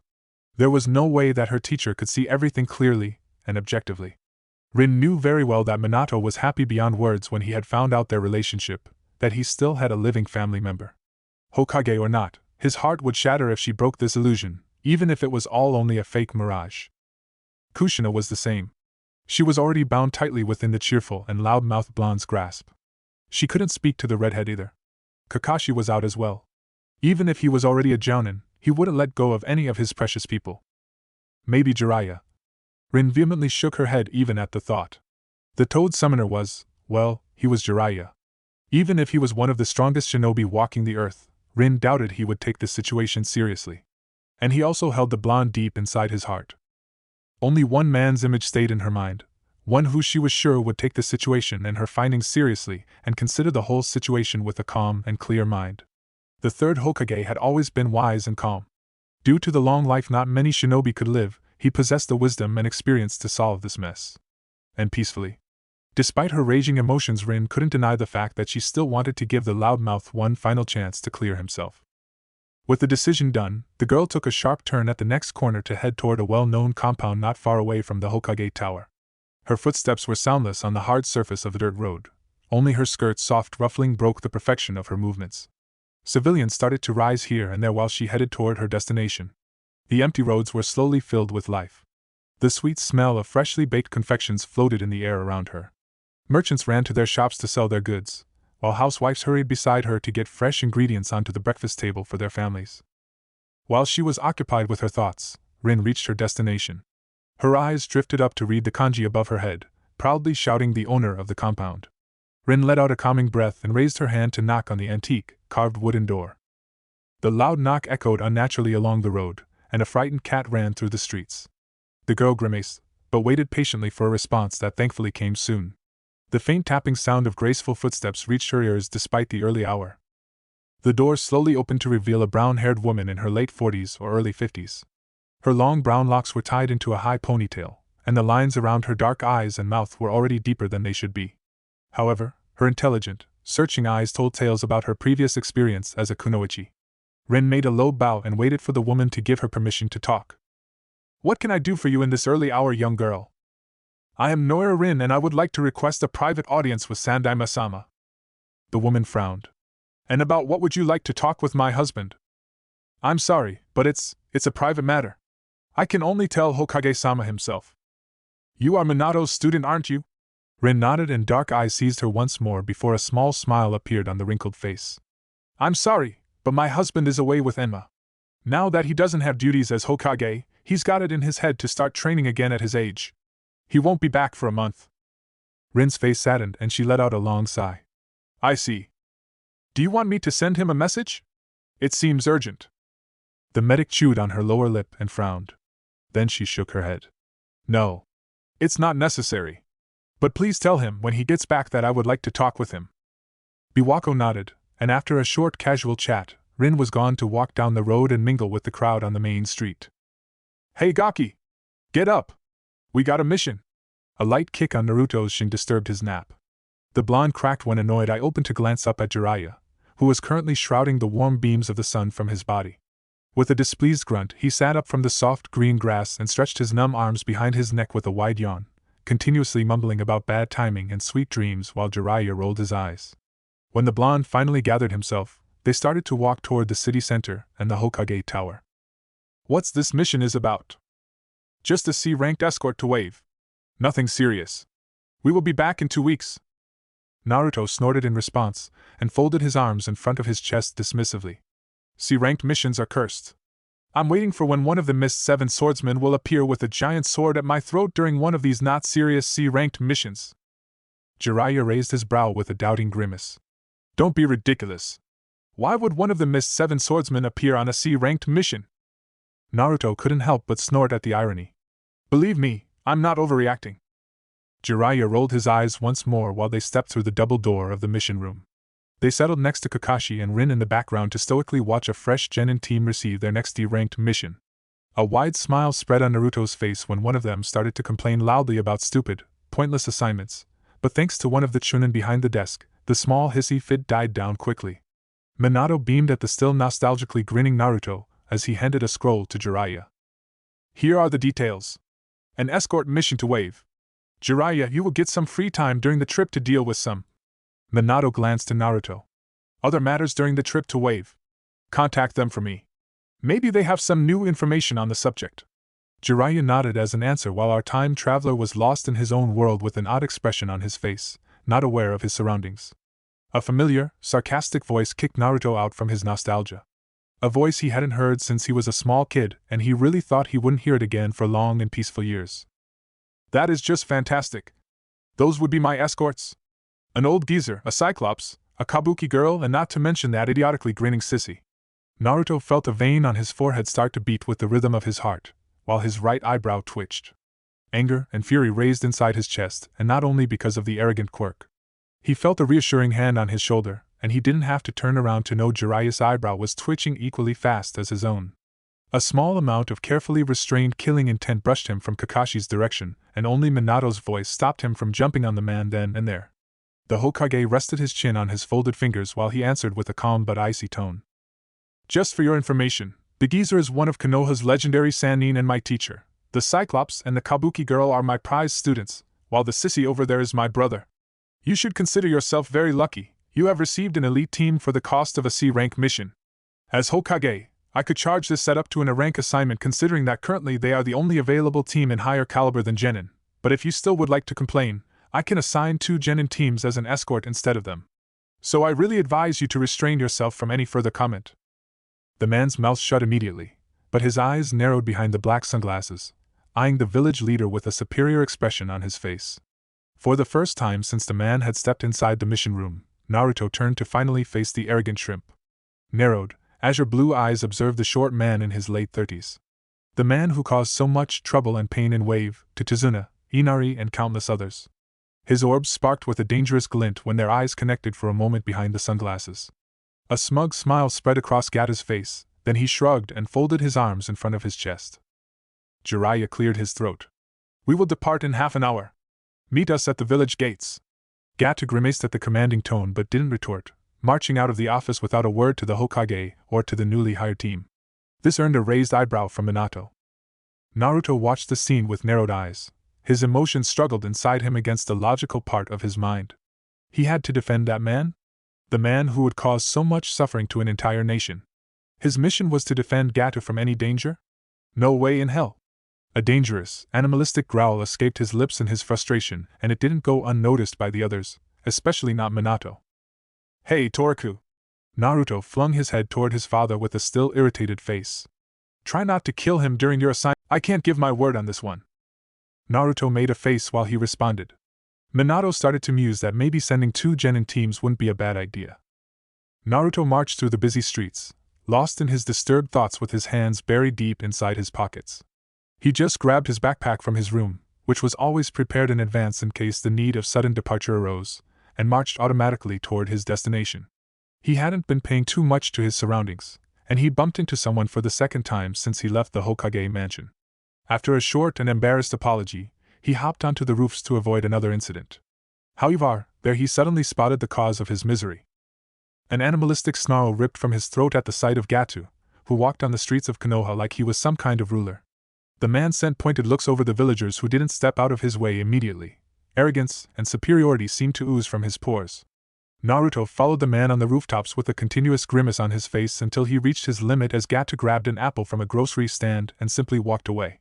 Naruto has to resist the urge to kick his fat ass into the dirt of the damn road, and after he let out a calming breath, gracefully hopped down to land in front of the man with folded arms, obvious anger spreading across his face.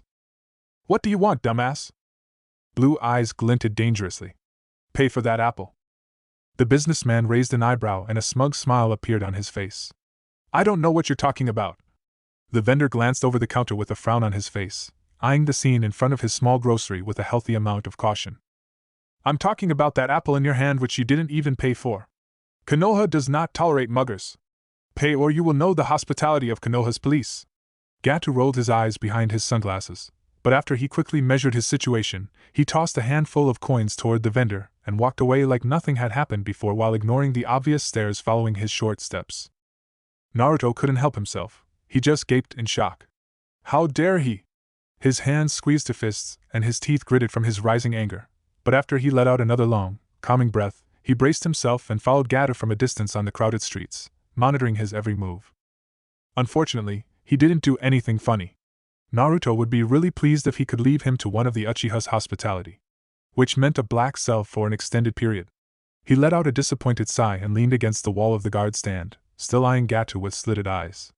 He waited for the others to finally show up and hopefully free him from his troubled thoughts. Thankfully, he didn't have to wait for too long. Jiraiya hopped down from the village walls only a minute later, while Rin and Kakashi arrived in the next 5 minutes together with the rest of Gata's caravan members. Even the always kind girls sent a narrowed glance to their client. Naruto was watching with suspicious eyes as the small group of people arranged the well-packed goods in the cart, following Gata's barking commands, until finally everything was in order and the client hopped onto the box of the cart. Come on! I want to finish this business as soon as possible and get back home. The quartet let out a sigh and surrounded the irritating man to finally depart for their destination in the land of waves. Kakashi led the way while Rin and Jiraiya walked on each side of the cart, and last but not least, Naruto watched their back. If you thought the traveling was painful, you underestimate the whining of a grown man. It was equal to that of a real torture session with Ibiki. Naruto's respect toward Jiraiya only grew as the white-haired man calmly listened to Gata's whining and complaining. He even tried to start a real conversation with the irritating shrimp. And his effort wasn't unnecessary. Gata gladly shared seemingly unimportant information. However, to a spy master like Jiraiya, they held a lot of small hints about very important issues concerning both the man and the other elemental nations. As Naruto knew clearly what the man was really dealing with, they just screamed trouble and begged for interference.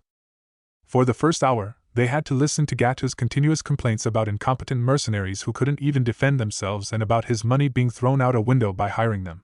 A bunch of bandits had attacked his small caravan, probably in the hopes of gathering some expensive plunder from the cart. The mercenaries worked hard for their money and the bandits retreated, but Gata had to hire new guards. Them.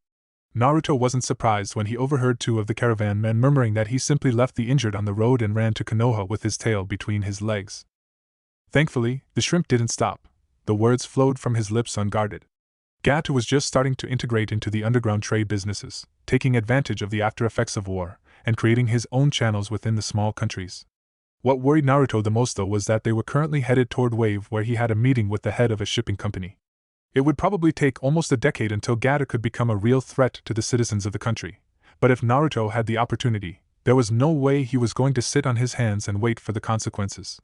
The question is, how on earth would he prevent all of this from happening? Any ideas, Fluffy? Kurama's angry snort echoed inside his mindscape while they were slowly walking on the path.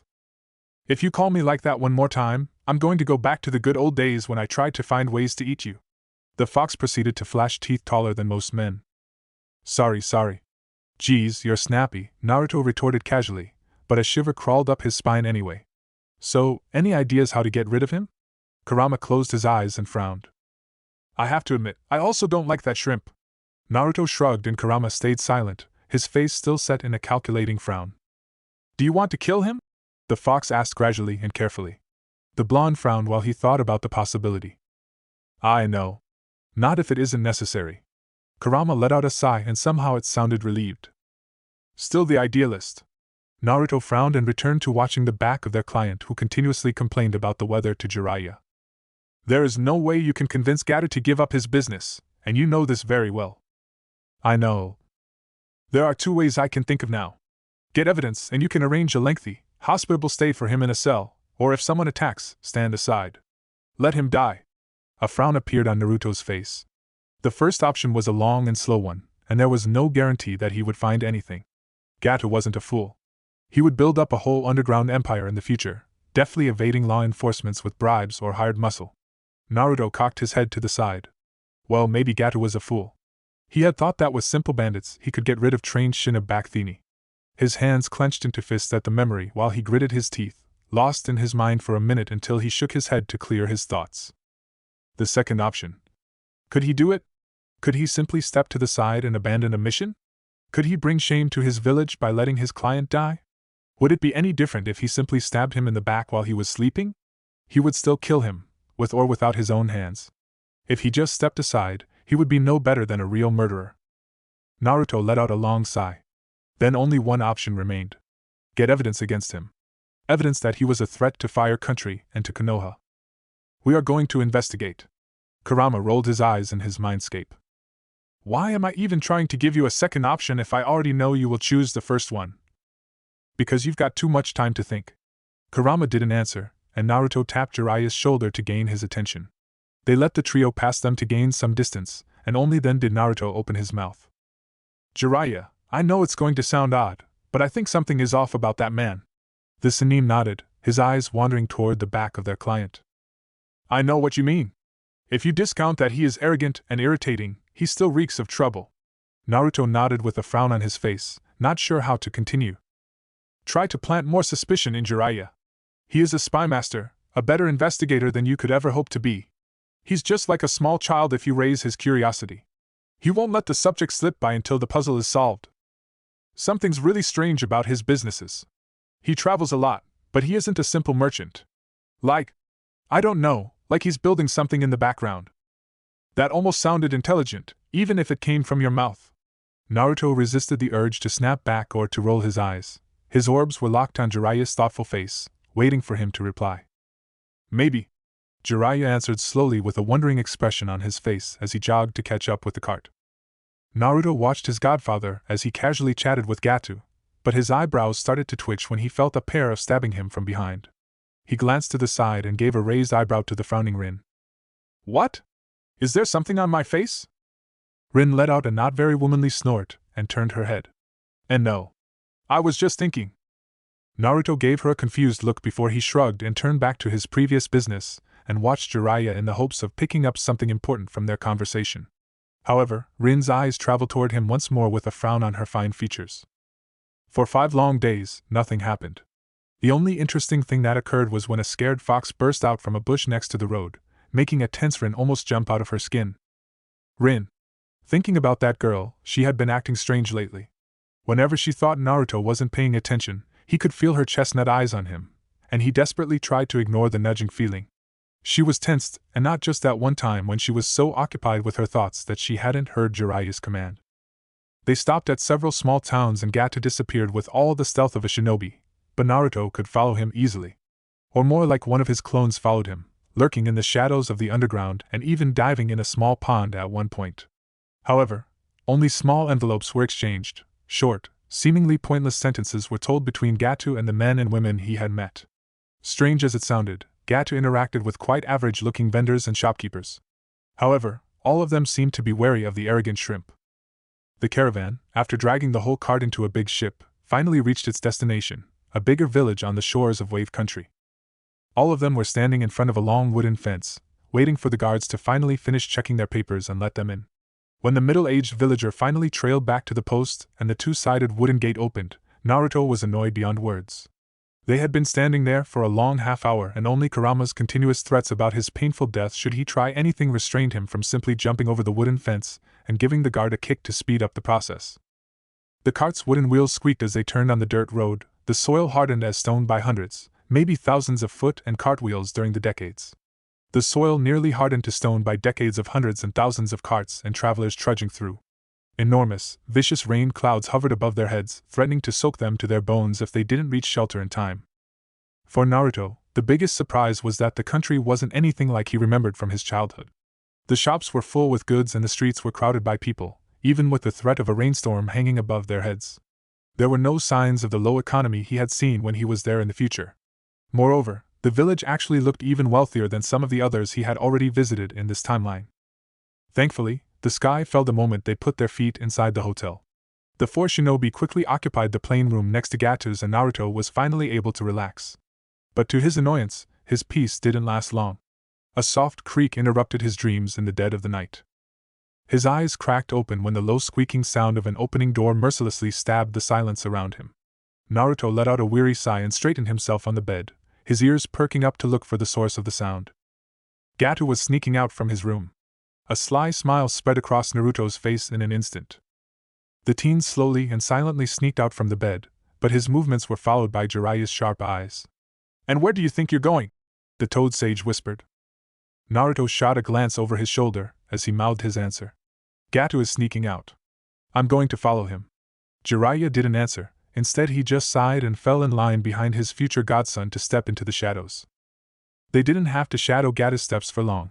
The sneaky businessman reached a run-down pub at the shore of the village in 10 minutes, not really caring who might see him. The 2 shinobi silently slunk up to the rooftops and settled down in a dark corner on one of the beams, taking the opportunity to finally analyze their surroundings. Naruto had to clap his hands over his mouth to stop himself from yelling out loud when he recognized a man who stood straight next to a rundown counter, silently sipping his sake from a not very dependable dirty cup. The half-face mask Naruto remembered was now uselessly hanging on the side of the shinobi's quilted face. Gato stepped closer to the man, and the mask was back in its proper place before Gato even reached the shinobi. Jiraiya trailed the blonde's wide eyes and furrowed his brow when he also recognized the shinobi from his own bingo book. "Troublesome," the sage muttered. Naruto himself wouldn't be able to express his feelings any better than Jiraiya by borrowing Shikamaru's words. Indeed, if the man managed to detect them at all, everything would be troublesome. It was hard enough for them to get rid of him in his original timeline, and Naruto was sure that Kakuzu would give them a run for their money also in this timeline with Naruto unable to use his full strength. Agreed. Jiraiya frowned and made a side glance toward his blonde companion. You knew him? Naruto refused to answer.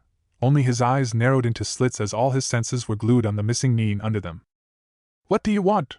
Kakuzu grunted to Gato, who lazily occupied the empty seat next to the mismatched man. The shrimp was not aware, or most likely not caring, that he could have waltzed into his own death. I heard from my connections that you're always up for some great deals. I would like to offer you one. I'm not interested in amateurs. The missing Nin grunted once more and turned his back toward the arrogant Gato. This was quite a thing from a missing Nin, and the gesture only showed more of how Kakuzu was utterly despising the businessman, not even thinking he was any kind of threat to his life. Exposing your back to a shinobi was foolish, but to Gato, it was like trying to get rid of an annoying fly. That is what Gato was in this timeline, a sticky, annoying fly that was continuously buzzing into your ears and refused to let you sleep.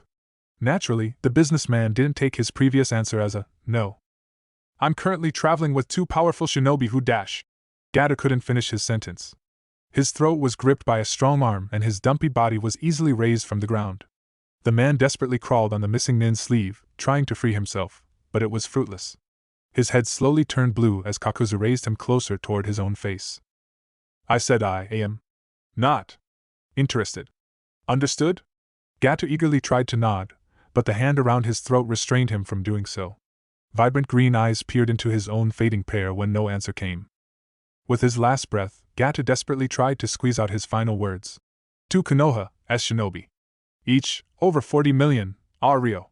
The grip on his throat suddenly disappeared and his head connected with the hard surface of the floor with a loud knock.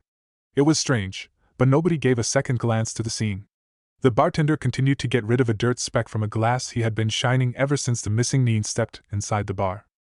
Kakuzu let Gato gather himself and catch his breath, waiting for him with his arms folded in front of his chest until the man straightened and stopped coughing.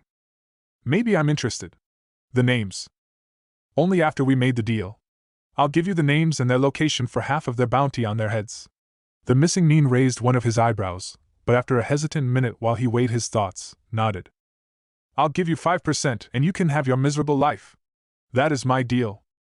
Gato's face scrunched up in a displeased grimace, but after he saw the man towering above him once more, he nodded. He had already cursed the minute when this idea popped up in his head a dozen times. But he'd still receive a reasonable amount of money for his information, and he wouldn't need them anymore since they had reached their destination. I'm traveling with a team of Konoha shinobi. 3 have got a bounty fee on their heads dash. The names. One by one. I'll decide if they're worthy of my interest. Kakuzu interrupted Gato impatiently, making the businessman gulp. Hatake Kakashi. One of the youngest shinobi in history who gained a bounty fee on his head. He is young, but they already started to call him the copycat. 1 million ryo on his head. His affinity is lighting and fire, his ninjutsu is already equal to a seasoned jounin despite his young age. Good, but not worthy enough for my time. Hope the others will be more to my liking. Kakuzu sat down and grabbed his bottle of sake to refill his empty cup and gestured to Gato to continue. The mask that had been previously covering his face was gone, revealing his mismatched face and the stitches where his mouth should be. The businessman took a shaky step backward, but with time, he braced himself. It was already too late to think of a plan B. Jiraiya of the Densetsu knows Sannin. That sounds much better. He's got 50 million on his head currently. His affinity is earth and fire along with a powerful summon. A powerful opponent. Kakuzu made a wondering expression, slowly sipping his sake. I could use his heart. It must be strong to have belonged to the Toad Sage. The last one? Gato eagerly presented the name. The Hokage's brother, Namikaze Toriku. The missing Nin furrowed his brow for a second before he nodded. One of the newest editions of the bingo books, and he's already got 35 million ryo on his head. I have no information on his abilities, but there are whispers that he was the one who killed Orochimaru. The Toad Summoner and the Hokage's little brother are interesting targets. I'll let you live and I'll give you your 5% dividend. Now get out of here. I can't stand your face and you're just wasting my time and money.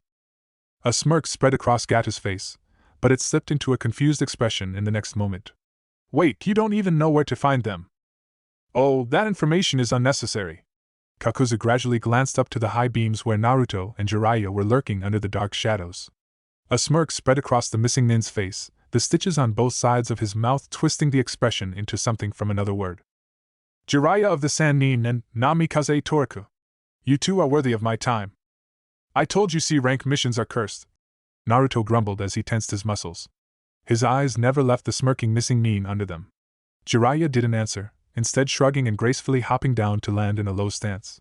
But Naruto's serious expression scrunched up into an annoyed grimace as his teacher slowly turned, letting his long white hair follow the motion and whirl around him in a theatrical way. His hands were already moving in a dancing motion, preparing his debut. Beware! For he who takes the hearts of lonely women, the savior of the vulnerable, the toad sage of Mount Mayaboku, the great Jiraiya of the Densetsu no Sannin has arrived. Prepare yourself for dash. The blonde let out a long, weary sigh and likewise landed beside his grandfather's left side, interrupting him before he could warm up and really start his flashy, not to mention, unnecessary show. Hey, old pervert! It's not the best time for your kabuki performance, you know? Brats don't know respect these days. Jiraiya grunted with a pout on his face, but he still lowered himself into a graceful stance close to the ground. And I've got one thing for you too. The Toad Summoner shot a glare toward Gatu, who had already run toward the farthest corner of the pub and tried to cover himself behind a brawny figure. We're quitting. You're on your own until your fat ass will be dragged back to Konoha for what you've done. You'll face Konoha's wrath for selling us to a missing Nin. A wide grin spread across Naruto's face. Hey, can I still kick his fat ass? The Uchiha police will give that ass kicking to him. A pout appeared on Naruto's face, but he didn't have time to retort. The place exploded as the missing Nin flung into action. They responded in kind. Dust, dirt, broken boards and beams covered the whole area that used to be a pub. People yelled and cried as soon as they realized what was happening around them.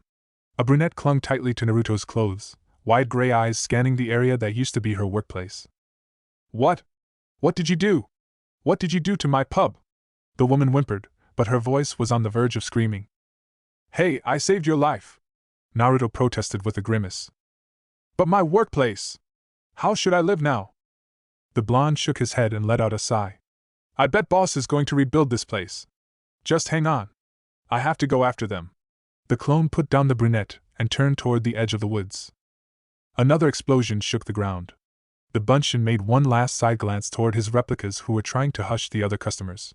He smirked when one of his copies sent a kick toward the frozen Gata's butt. The businessman flinched, not really noticing that one of the dark lenses of his sunglasses laid in a dozen shards under his knees. Another clone hopped next to the still frozen client, and with one efficient chop of his hand, Gata was out cold, probably never having comprehended what happened around him in the last minute. When the clone was sure that nobody was killed or seriously injured, he dashed into the thick woods to give a helping hand to his creator. When he finally reached a large clearing, he could only steal Shikamaru's words. Troublesome a zillion times. A dozen clones had been trying to get rid of each beating heart of the missing Nin. Sinister black forms had been dashing through the clearing, attacking and retreating. Lightning chakra milled deep, long and black rips into the soft soil. Wind chakra shattered the trees of the never-ending woods, sending millions of leaves falling over the area like soft snow on a December night. Earthen spikes stabbed through the landscape, causing one of the clones to vanish from existence with a loud puff, leaving behind nothing else of his being other than a slowly floating cloud of white chakra. Naruto fluidly rolled to the side to avoid a vicious water dragon that rushed out from the real Kakuzu's body, while Jiraiya flung to the side to dodge the effects of an earth release. The blonde snapped his head left and right, desperately trying to dig every bit of information he remembered from his fight in the past/future/whatever with Kakuzu. He glanced toward the dark figure with the spike-like shoulder and horn mask. Lightning. His azure eyes swept toward the one with the red mouth. Fire. His pools went to examine the one with the wing-like things. Wind. His eyes moved toward the last black puppet and his brows furrowed. That was the first hard Kakashi, and the other took down, and Kakuzu himself is using water jutsu. This leaving back only one possibility. Earth. Lightning, fire, wind, water and earth. Kakuzu had every elemental affinity, but Naruto was really glad now for Kakashi's strenuous training with the other three he possessed. He would be able to cover 4 of them, and Jiraiya had earth and fire affinities if Naruto's memories were anything to go by. They just have to choose their opponents wisely, and this fight would be like a ride in a fun fair. A confident smile spread across Naruto's face, and he jumped next to his sensei. I've got a plan. Let's change opponents. The real body is yours. He has a water affinity and it's weak against your earth releases. I'll be able to handle his other 4 hearts. Hearts! Jiraiya grunted in shock while dodging another attack. What do you mean by hearts? Exactly what I said. He stole hearts of shinobi to get their nature affinities. Be very careful and never let him shoot those black string things at you. This wasn't in the bingo book, you know. Jiraiya grimaced and stole a glance over his shoulder. Just trust me on this one. I know what I'm doing. I'm not doubting it. Jiraiya muttered and nodded. Let's do it. Naruto smiled and was gone with a soft puff. Stupid clone technique. You never know who you're speaking with. The sage coughed and dashed toward Kakuzu's quilted body. Naruto quirked an eyebrow as soon he received the memories of his clone. He acknowledged his copy's idea with a wide, confident smile on his face. Okay, boys. You know what you have to do, he shouted, and dozens of blonde crowns nodded at once between two explosions. Naruto gracefully landed in a low stance in front of a dark figure with bull-like horns. A cocky smile spread across his face as he slowly raised his palm toward the inky lighting user. His hands weren't forming any hand seals, but deep inside his coils he could already feel sharp blades of wind gathering, waiting only for him to release the attack. Release it he did. Wind surged from his palms with the ferocity of a hurricane, slamming into the figure and sending him flying to the far end of the clearing. With one flick of his fingers, the futon, cookie hanma, wind release, air hammer, could have flown parallel to the ground, slicing everything in his way.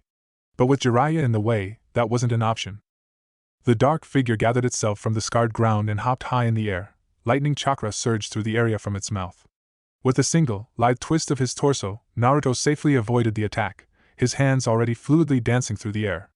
The blonde thrust his hand toward his attacker, and billions of razor-sharp wind blades surged from his open palms in the form of two viciously dancing tornadoes. The blast grabbed the trees around and aggressively shook them until the leaves had abandoned the branches. The jutsu transformed the once proud, green and thick woods to mere skeletons. A viciously roaring fire dragon burst through the bare forest, hounding its prey. The winged black puppet desperately tried to avoid the blazing creature. The flipping fire licked the end of its inky form, and with one surge of chakra, the dragon pounced on the escaping heart with an open mouth. Its flaming fangs plunged into the twilight muscles, the jutsu's long, snake-like form already rolling over like an anaconda, slowly crushing the life from it. The inferno around the puppet increased with each passing second, until it reached its ultimate power and slowly consumed Kakuzu's marionette into nothingness. A minute later, a charred, cracked mask was the only clue that the creature ever existed. Naruto glanced toward the fading fire dragon as it let out its final roar, then he shifted his eyes back to his opponent. He flickered his fingers and wind chakra stirred up the dust below his feet. He took one step toward the being, and it retreated a step backward. A vicious smile spread across Naruto's face, and he lunged forward. With a surge of chakra, the creature was pinned to the ground by an unrelenting gale that buffeted and battered with sadistic glee. Two clones appeared next to Naruto in midair, and when they landed, powerful chakra started to swirl with insane speed between their palms. A shining azure orb appeared between the hands, and then it shifted. The air filled with the squealing sound of cutting wind chakra. Four snow-white chakra blades appeared on the sides of the Rasengan. Naruto's ears slowly became numb from the harsh sound as millions of invisible blades continuously cut into the empty air above his head. He raised the finish technique, silently threatening the restrained ink-black creature. This time, the clones didn't disappear, even more popped into existence around the small trio. A fourth clone stepped into the triangle to replace Naruto, who carefully handed over the jutsu to his concentrating copy. The technique wobbled once when Naruto slipped out under the jutsu, but it still managed to hold together. Naruto raised his hand once more and chopped down with it. By the signal, a dozen Bunshin dashed toward the struggling being while Naruto leapt away to get out of the attack range. As soon as he landed next to the panting Jiraiya, an explosion shook the ground. Everything became white and silent around them for a second as the jutsu struck and the lightning-wielding creature was gone as the wind technique tore it apart. And you taught this attack to Minato? This could kill him if you're using clones. Jiraiya let out harsh breath, while dodging a kunai from Kakuzu's real body, who stopped attacking. His creepily glowing green eyes were glued on the place where the Raisin Shuriken had detonated. The puppet with the red mouth hopped next to its owner and let out a hissing sound. Your heart will be a fine replacement for the 3 you destroyed, Namikaze, Kakuzu stated confidently. Naruto glanced to the side just in time to see as one of his clones destroyed the earth mast with a well-aimed lighting jutsu. The black creature slowly crumbled into nothingness. Oh, you aren't interested in mine anymore? I'm hurt, Jiraiya said with a broken voice, but he had already bit down on his fingertip, summoning a man-sized, stoic-looking green toad with a katana on its back. Gamahiro, I'll need some distraction here. The toad didn't answer, it just nodded and jumped into action in an instant. Naruto also didn't hesitate. As Gamahiro and Jiraiya enchained the missing Nin into a taijutsu fight, he also jumped on the fire-wielding puppet. His breathing was still steady, and his chakra reserves were also more than half, which left him on equal standing with any Kage. His grin twisted into a cocky smirk as he landed more and more hits on the struggling creature. A kunai appeared in his hands to slice through the black tissue, but as soon the blade touched it, it parted into two and sucked in his arm. Snake-like black strings started to crawl up under his shirt toward his pounding heart, and more reached for his limbs and for his throat to restrain him from struggling. Naruto sucked in a harsh breath as the ice-cold things touched his chest next his heart. Something roared in the distance, and when he blinked, a wild, lion-like creature bit down on his opponent. It was made from familiar white hair. Jiraiya's hair. Stinging wind chakra shot out from Naruto's palm at the same moment, slicing through the black strings and also cutting down a good portion of the black puppet. With another twist, he freed himself and desperately tried to get rid of the now lifelessly hanging, disgusting black cords. In the next moment, the owner of the hair was next to him, experienced fingers peeling the strings from his neck. It looked like you needed a helping hand. I can take care of myself, old man. Naruto grunted and shook of the last remains of the black rope-like things from his skin. Don't get cocky or you'll fail, Jiraiya said with a disapproving frown on his face, but hopped back to Gamahiro. Naruto froze and glanced back to his godfather with a wondering expression on his face. However, a flaming ball of fire interrupted him. He dodged to the side, and the remaining bunshins also jumped to beside him. What's the plan, boss? We don't know too many water releases. Naruto frowned as he observed the patiently waiting creature in front of him. He could already feel as the ink-black thing started to gather chakra inside its coils to shoot out another attack from its mouth. We will stick to the good, old tactic. We will fight with quantity against quality. The clone displayed a confused face, but he didn't get time to ask as Naruto yelled the name of his next technique. Taiju Kage Bunshin no Jutsu, Multiple Shadow Clone Technique. Hundreds of identical copies flooded the place, each of them instantly finding their pair. Hundreds of water chakra-powered Rasengan shot toward the still black creature, while several bunshin erupted from the ground to grab its foot to hold it in place. And this time, quantity won against quality. Naruto didn't wait to see as his clones destroyed the puppet, impassively walking to Jiraiya's side, who was calmly watching as Kakuzu desperately tried to struggle out from a swamp-like spot. His eyes swung toward Naruto for one last time before his body was sucked down and disappeared inside the mug. Jiraiya slowly crouched and gathered an empty scroll in his hands. In a minute, the swamp was sealed inside his scroll, together with Kakuzu's body. Jiraiya shot a disapproving glare at him before he gradually turned to go back to their accommodation. You're becoming arrogant. I'm starting to miss the old you. Naruto let his mouth fall open as he watched the retreating back of his godfather. His gaze hardened and he folded his arms in front of his chest. I'm not arrogant, he muttered lowly into the empty air. But he received no answer. I'm not arrogant, he repeated stubbornly. Kurama narrowed his eyes and shot a stabbing glare at the entity in the back of Naruto's mind.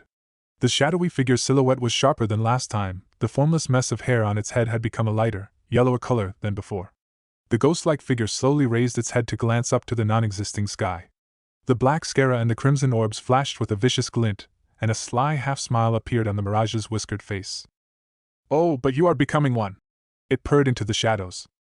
He already accepted you once, Kurama growled. You shouldn't be here. You can accept the darkness in your heart, but you can never get rid of it. I was here, subdued and waiting for an opportunity to surface again. And if I gain my full power, the connection between you and him will be disrupted. The black-eyed entity stated and gradually straightened to walk in front of the growling Kurama. You have changed since we last met, but you can't argue that your heart is far from pure. Your hatred is still there and with my help it will surface. Don't you want to be free? Don't you want to feel the air once more in a new body? I can give you that. I'm not interested in it anymore. Kurama growled, lashing one of his clawed hands at the figure to dismiss it, but it did nothing except harmlessly pass through. The fox continued to growl ferociously at the laughing figure, but this time in frustration rather than in murderous intent. The fur raised threateningly on his back, making his enormous form look even bigger. He'll realize that you're here, and you will disappear again. Heh, I'm doubting it. You're the only one who can sense me. He's finally gotten everything that he could have ever wanted in his life. He got a family, he got a chance to save his friends from doom. He's too occupied to look inside himself. He's different from who he was before the war. I have faith in him. But he doesn't have faith in himself anymore. He fears to open his heart and share his burdens with anyone. He is becoming arrogant by thinking he can shoulder everything on his own. He trusts in the people around him, but he won't entrust them with the consequences of his knowledge and his actions. He won't let people help him anymore. Nobody has the capacity to endure this alone. He will break, and when he breaks, I'll be there to turn him in the right direction. He won't break. He's far stronger than you could even imagine. And he is not alone. I'm here, and I won't let anything like that happen. Kurama snapped, but Naruto's inner darkness didn't flinch, only taking a small step toward the fox. He will break. He needs only a small push, and he will be walking in Madara's footsteps. He's been manipulating the people around him, deceiving them ever since he got thrown into this timeline. A man who wants to change the world by himself and who wants his loved ones to be alive. Was it not the same obsession that Obito and Madara had? It's different, Kurama argued, but his voice faltered at the end. A wide and confident smirk was the Mirage's only answer. Naruto let out a thankful sigh as soon he spotted the sign of an inn in the distance. They turned on their heels after what happened in Wave. Gato was placed under a genjutsu, and one of Naruto's clones had been dragging along the dead weight on his shoulder, handling him a little bit rougher than necessary from time to time. Kakashi refused to communicate both with Jiraiya and Naruto ever since they arrived back at the ravaged village, and he found out what had happened with their client. Kakashi and Rin had been desperate to catch up with the two men, but Naruto's remaining clones restrained them from doing so. It was for their own sakes. Kakashi in this time wasn't as experienced as the one he had grown up with, and the blonde feared for his sensei's life. Rin was also equally silent, but not in a sulking way like Kakashi. It was more like she was buried inside her own small world. Her lower lip was chewed sore, but she refused to answer any of his or the other's question. But Naruto could feel that she had become distant.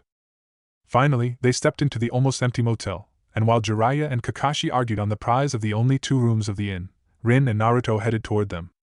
The blonde hurriedly got rid of the dead weight on his shoulders in one of the plain room's corners. Hey!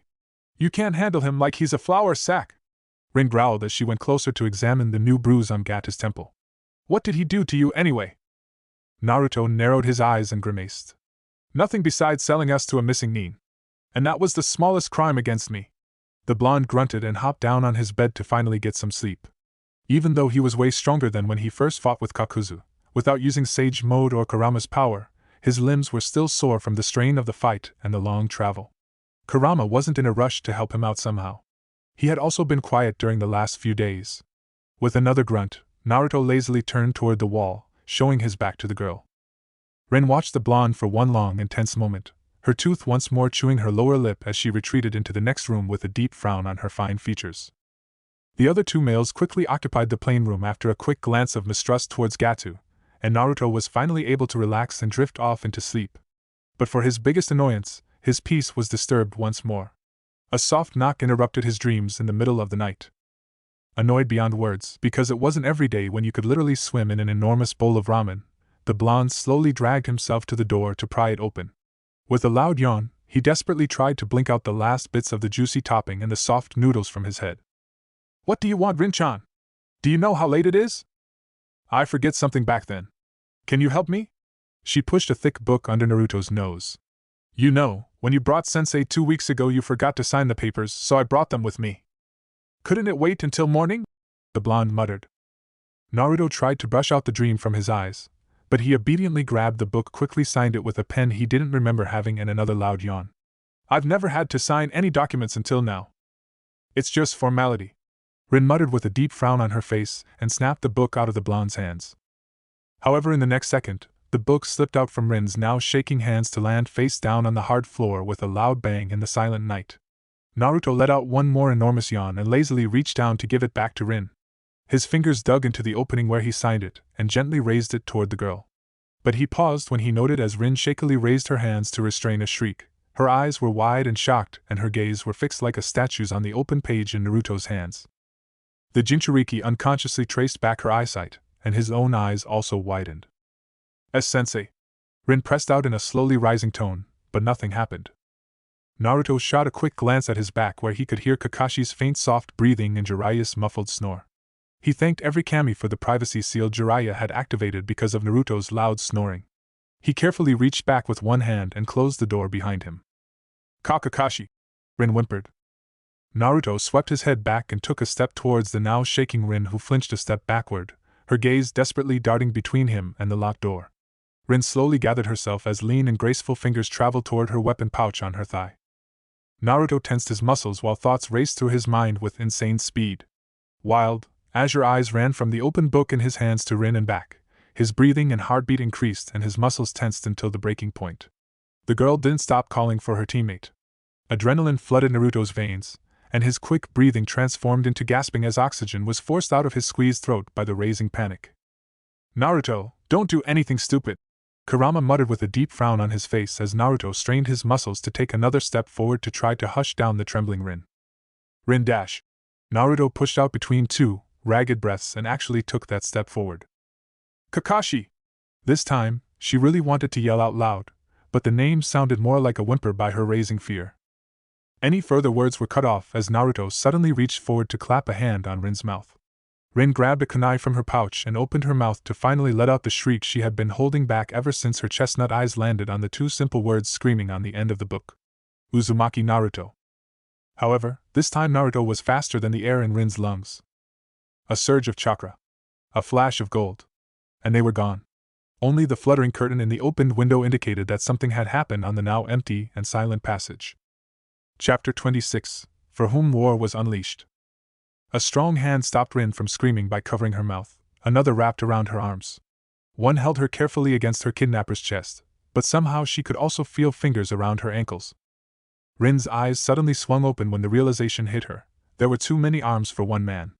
But the only things she could see were shades of gold. She could feel the air racing around her as they tore through the night, but her sight was limited to the muscular chest of her kidnapper. She could feel his heart pounding wildly against her own, and she could hear his harsh breathing inches above her. Rin could also feel the chakra all throughout the air. It was wrapped around her like a warm blanket, soothing her own wildly drumming heart like a mother's soft touch. It felt utterly wrong in her situation. It was warm and soothing, and she couldn't shake off the disturbing feeling that it felt too good in her state. This man was insanely powerful, too powerful for her to ever hope to face. How on earth could she have been so stupid? It was a stupid idea. Stupid, stupid, stupid. All of her tactics were counting on his slip, and it actually happened. But she shouldn't have froze up. She should have yelled. She should have shrieked or done something to alert the others that something was terribly wrong. And she tried. Only Kami could tell how desperately she tried. But no one noticed that something went wrong. Both Jiraiya and Kakashi had been sleeping peacefully, unaware of her fate. Paralyzing fears swept through her, rendering her body useless. She was sure that Jiraiya was strong enough to beat him, and they were even in a place where they didn't have to worry too much about damages. The memory of a jutsu strong enough to annihilate an entire village was still prominent in her mind. But Jiraiya was peacefully snoring now, and after this, she doubted that the power of a Sannin would be enough to stop the blonde. She couldn't really understand the reasoning behind her own panic. Toriku had never showed any ill intent. He was always kind to everyone, the only exception being Gatu. And somehow when she couldn't puzzle out the connections, her mind reacted by the only way it could in that situation. By panic. Her sudden fear was a gut instinct made by her sheer confusion. She closed her eyes once more and tried to focus on a plan to free herself, but she could think of nothing as the warm chakra around her numbed her mind. Suddenly they stopped. She couldn't feel the wind against her skin anymore, and everything was quiet around them as the man's harsh, rugged breathing assaulted the silence of the night. She had already recognized the symptoms: harsh breathing, tensed, inner muscles based on the whistling sound of his lungs despite the fact that the run would have been easy for a seasoned shinobi. The wildly pounding heart and the last wild glance he gave her reminded her of a cornered animal. It was pure panic, and panicking people had the tendency to be incredibly dangerous. The boy finally let her go, but only for a moment before a clone popped into existence and replaced the original to restrain her. The Bunshin held her hands behind her back with one strong arm while the other was clapped on her mouth again. For the first time, Rin got the opportunity to have a good look at what all that gold was around her. But she really wished she couldn't see it. Golden chakra fluttered around his body like they were real flames, an inferno of pure energy. A long coat made from the same flaming power followed his footsteps, illuminating the forest line around them with its rich light, as the Bond restlessly started pacing up and down the edge of the clearing, his hands grabbing his blonde locks in an attempt to channel down some of his emotions. Despite her situation, she was suddenly surprisingly calm. She already gave up the fight as soon as she saw this form. This boy was too strong for her. There was no way she could free herself. "This is not good. This is definitely not good," Naruto muttered and continued pacing. "Shut up. he hissed angrily this time. Shut up. A dangerous growl escaped from Naruto's lips, and he suddenly stopped moving. I said shut the hell up, Kurama! The blonde roared into the silent night, and a group of birds shot up from their dreams to escape the wrath of a real demon. His always clean, cerulean eyes shot a glance at the shaking girl, and Rin violently flinched when she noticed the scarlet, slit-like irises. His breathing was still harsh, but his features moved from anger to shock as soon as he saw Rin's wide and terrified eyes. Hey, don't be afraid. I'm not going to hurt you. Naruto made a hesitant step, but the girl desperately tried to struggle out from his clone's hands as a fresh wave of adrenaline rushed through her veins. The clone suddenly frozen behind Rin for a second, so did the girl as something shifted behind her. The presence, the aura and everything from the clone felt off and different from before. The Bunshin opened his mouth to talk behind her, but the voice was nothing like she had heard before from the blonde. A baritone boomed over the clearing, even if it wasn't louder than an annoyed mutter. Out of all of them, this was your stupidest idea by far, Naruto.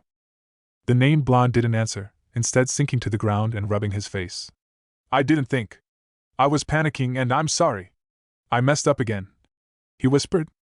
What do you want to do now? I don't know. Naruto muttered into his hands, still shrouding his swaying emotions on his face. After a long, tensed minute, the boy finally lowered his palms, and the flipping chakra fire gradually disappeared around him, leaving them in complete darkness beside the moon's faint, silver light. Another clone popped into existence and walked toward the nearest tree to settle down in a meditating position. Just seconds later, an orangish pattern appeared around the Bunshin's closed eyes.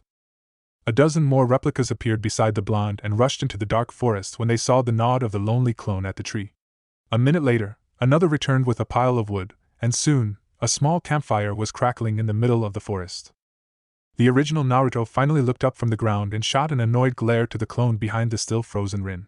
Don't antagonize my clones. You still haven't answered my question. What do you want to do now? I don't. No.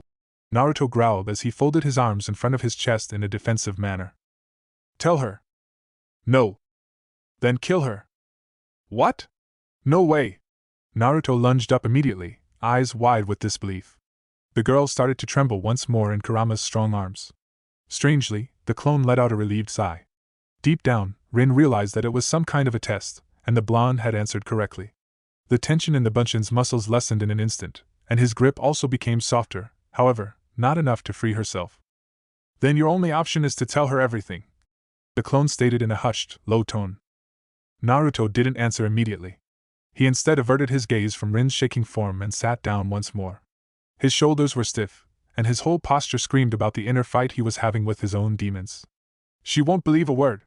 Who would believe it? Then try to convince her. Naruto hesitated for a second, then slowly nodded in acceptance, and raised his head to look into Rin's wide and frightened brown eyes. The arms around Rin finally released her, but her shaking muscles couldn't hold her weight. She started collapsing to the hard ground, and Kurama's arms shot out to grab her falling form. Rin swept her head toward the clone as soon as she felt his touch on her skin. However, she wished she hadn't had that opportunity for the second time that night. Thick, ink-black whisker marks and animalistic, crimson slits greeted her instead of the well-known, fine features of the blonde. She glanced down to her forearm and immediately shook off the clawed hand. She crawled back from the being that previously had been holding her captive, but as soon as she realized that she was slowly inching closer and closer to its creator, she hopped to her feet. Her eyes were wild and haunted by the panic suddenly squeezing her heart, despite the previous conversation she could overhear. They wouldn't kill her. Calm down, Rin-chan. I won't hurt you. Naruto's voice came out in a soothing manner, but it only unnerved the kunoichi even more. She twisted her body and retreated from those searching and desperate blue eyes until her back hit a tree. Even with the hard contact, she didn't stop the desperate attempt to try merging with the bark. Only Rin's last bit of sanity restrained her from clawing a big hole in the hard surface for shelter. What are you? And what is that? Rin finally stuttered and raised a lean, shaking finger toward the possessed clone. Humans! The fox muttered with a sullen grimace on his face, twisting Naruto's borrowed mouth to reveal his pointed canines. Hey! You're not helping it, no! Naruto glowered in annoyance at the clone. He leaned closer but stopped when the girl stuck to the tree even more. Rin-chan! Naruto exhaled softly and motioned to the still flustered fox. He is Kurama, the nine-tailed demon fox. What? Rin snapped her head toward the teenager this time.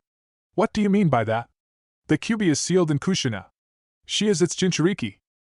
As you already know, my name is Uzumaki Naruto. I'm the child of Uzumaki Kushina and Namikaze Minato. I'm Kurama's Jinchuriki. Or I will be on the day I'm born. I'm from the future Rinchan. What? Rin repeated, her eyes still wide but more from confusion than fear. Naruto sucked in a long breath and started to talk. He didn't stop for long hours. He told everything that was weighing on his heart and shoulders. Gradually, Rin calmed down, but never kept from shooting a wary glance from time to time at the stoically standing Kurama. After the first long hour, Naruto's mouth became dry, but he still continued. There was too much to tell, there was too much weight to get rid of.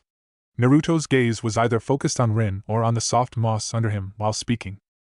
He told her about his birth, about the Kyuubi, his childhood, his days in the academy, the Uchiha massacre, about Iruka and Kakashi-sensei, even about the Scarecrow's perverted tendencies.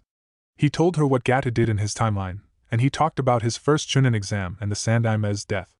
How he learned the Rasengan and brought Tsunade back to Konoha to become the Godaime Hokage. About Sasuke's deflection, his training trip with Jiraiya.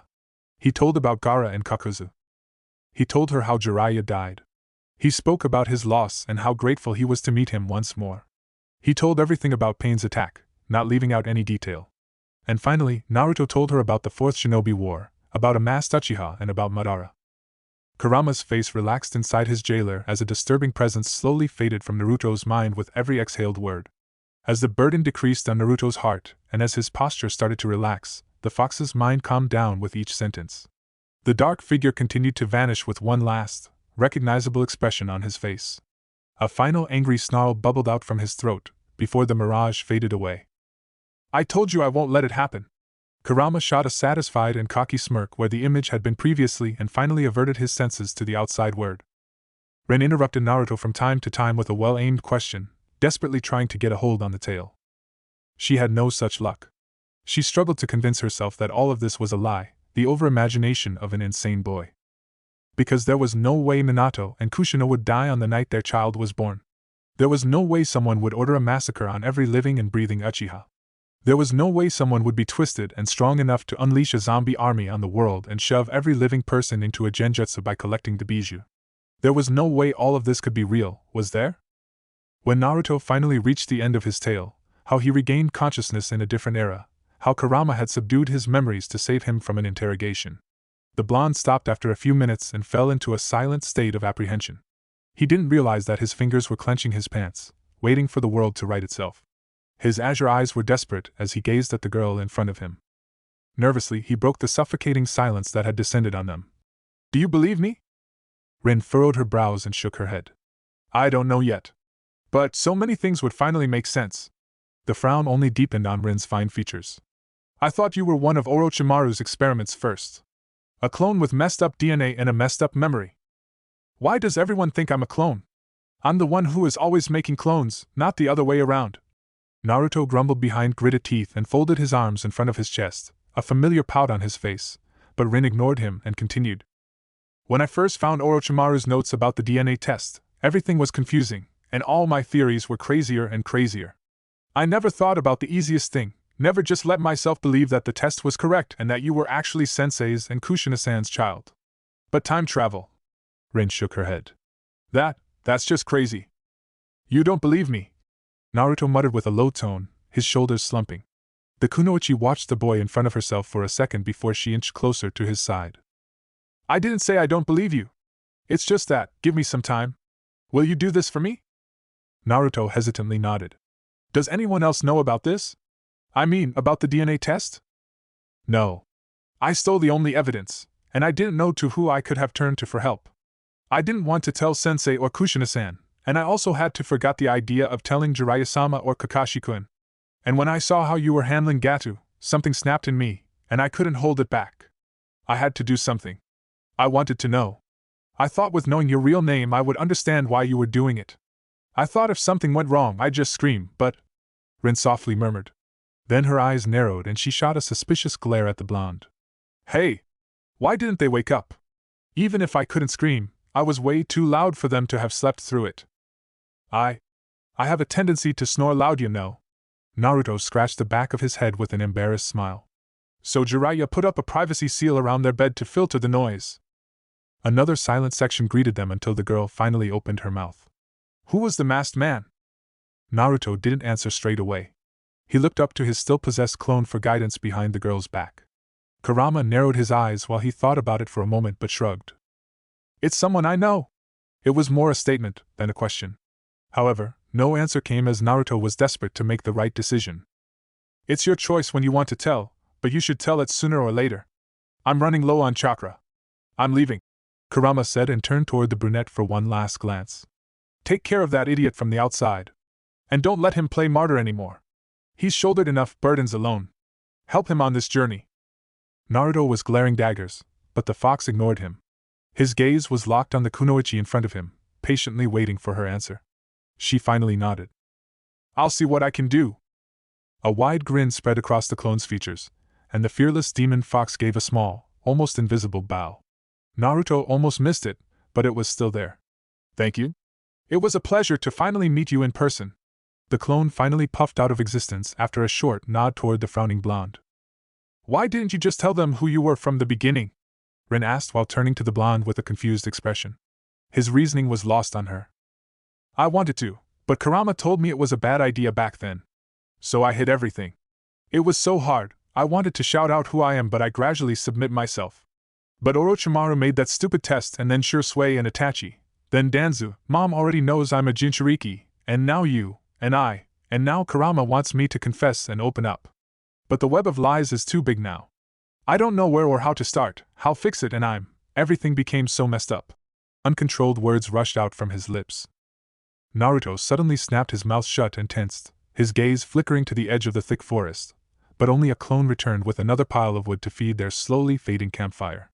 In a minute, the clearing was filled again with the happy, crackling sound of life-giving flames. It gave warmth to their bodies and filled the clearing with a soft light of orange, red, and yellow that flickered on their figures from time to time, dancing amidst the shadows. The peaceful silence wasn't interrupted for several long minutes. It must be hard, knowing that you're so close to the parents you never had but still so far, Ren murmured softly, her gaze locked on the dancing flames. It is sometimes, Naruto admitted. No word was spoken for another stretch of time until the small campfire faded away from existence once again. Only the embers were left behind to illuminate the dark night with its fading light in the first week of July. Rin gradually raised herself and gave a helping hand to the blonde. Come, Toro Naruto. It's almost dawn. The others will freak out if they don't find us in our beds. The blonde hesitantly watched the offered hand but accepted it to rise to his feet. A soft smile spread across his fine features, and with the expression still on his face, he gently hugged the surprised girl. For what? The girl murmured into Naruto's chest. For listening. Naruto shifted his grasp around the girl to pick her up, and soon, Rin found herself in his gentle arms, Naruto carrying her like a husband would do to his wife. Warm, golden chakra flickered to life, and the two shinobi were gone in a heartbeat. Where have you two been? Kakashi asked with a raised eyebrow, suspiciously observing the two shinobi in front of him. Rin chewed down on her lower lip for a minute to gather her thoughts. She glanced nervously to the fidgeting blonde at her side. We were talking. With that, Rin passed by Kakashi to gather her stuff and finally depart to Konoha. It was a silent retreat, and the copycat knew that very well. Rin never could get rid of Kakashi's probing black eyes during their travel. The way back to Konoha was awkward, as this time Naruto's back ached because of Kakashi's stabbing glare. They leisurely reached the gates and after dumping the still unconscious Gato at the Uchiha police station, each of them retreated to their own accommodations, allowing the Toad Sage to make his report alone. Naruto's limbs were stiff from the long walk, but not in a disturbing way. It was more of a welcoming sensation for the Jinchuriki, the same tiredness in his muscles after a long training session. He didn't even stop at the Hokage Tower to greet his father, nor did he poke his head inside his mother's room. He went straight into his own and collapsed on the bed in his clothes to finally get his well-deserved sleep after the chaotic 3 weeks in Wave. Kurama patiently waited for Naruto to finally drift into a deep sleep. His breathing relaxed and his heart rate lapsed into a slower, more peaceful rhythm. The jailer's thoughts also settled down, and his mind slowly emptied. In the next moment, his awareness sank into oblivion. The fox raised his enormous head from his paws while moving into a comfortable sitting position and closing his crimson eyes. His own mind cleared, and his own breathing also settled as he forced his body to move into a different state. Something shifted around him, and the next moment Kurama opened his eyes, he was face to face with his bigger counterpart. Kurama made a sliding glance and noted with a nod that this time he managed to reappear in a different void than Kushina's seal. Kurama tilted his head to the side, letting a joint snap back to its proper place. The Kyuubi in front of him narrowed his enormous orbs as he watched his own smaller, future form suspiciously. "What do you want now?" boomed the Kyuubi in a threatening manner. His form raised from the void to look even bigger than his counterpart. "Do you remember the night when Orochimaru died?" Kurama asked in an indifferent tone. "I do not remember unnecessary things." The Kyuubi's voice was both venomous and disdainful. "That night was special. There was a disturbance in Kushina's seal. You remember now? I've never been able to disturb the seal in the last 5 years. This damn Uzumaki seal is too strong. But indeed, perhaps I felt something," the Kyuubi admitted while he let out a yawn. "On the night we fought with Orochimaru, I felt your hatred. It consumed Naruto's mind and even managed to corrupt my own. It must have come from you," Kurama protested. "It wasn't from me. The disturbance you're talking about came from somewhere else entirely." Kurama narrowed his eyes as he watched his counterpart. "Then where did it come from?" "How should I know?" the Kyuubi spat out in an annoyed tone. Kurama didn't answer. He instead retreated back to his jailer after a short nod toward the Kyuubi. He made a glance toward the back of Naruto's mind, where for long weeks there was another dark presence. It did nothing else than rest his back against the rough trunk of a giant osier tree. The moss was black and dry on the spot the entity used to sit, and some of the enormous tree's lower branches were on the verge of dying. Even though it had finally disappeared, Kurama could still feel its faint, almost invisible pulsing left over under the surface. Lurking deep under the roots of the tree, it was almost unrecognizable, but it was still there, waiting under the dark shadows to rise again when it got another opportunity. The fox narrowed his crimson eyes as his growl threatened to explode in a roar. "It was your doing, you sick bastard! You were the one who disturbed our cooperation, not my counterpart." He spat out the words like they were sour venom. Unsurprisingly, no answer came. Kurama couldn't shake the nudging feeling that the thing actually let out a long, derisory and mocking laughter under the roots.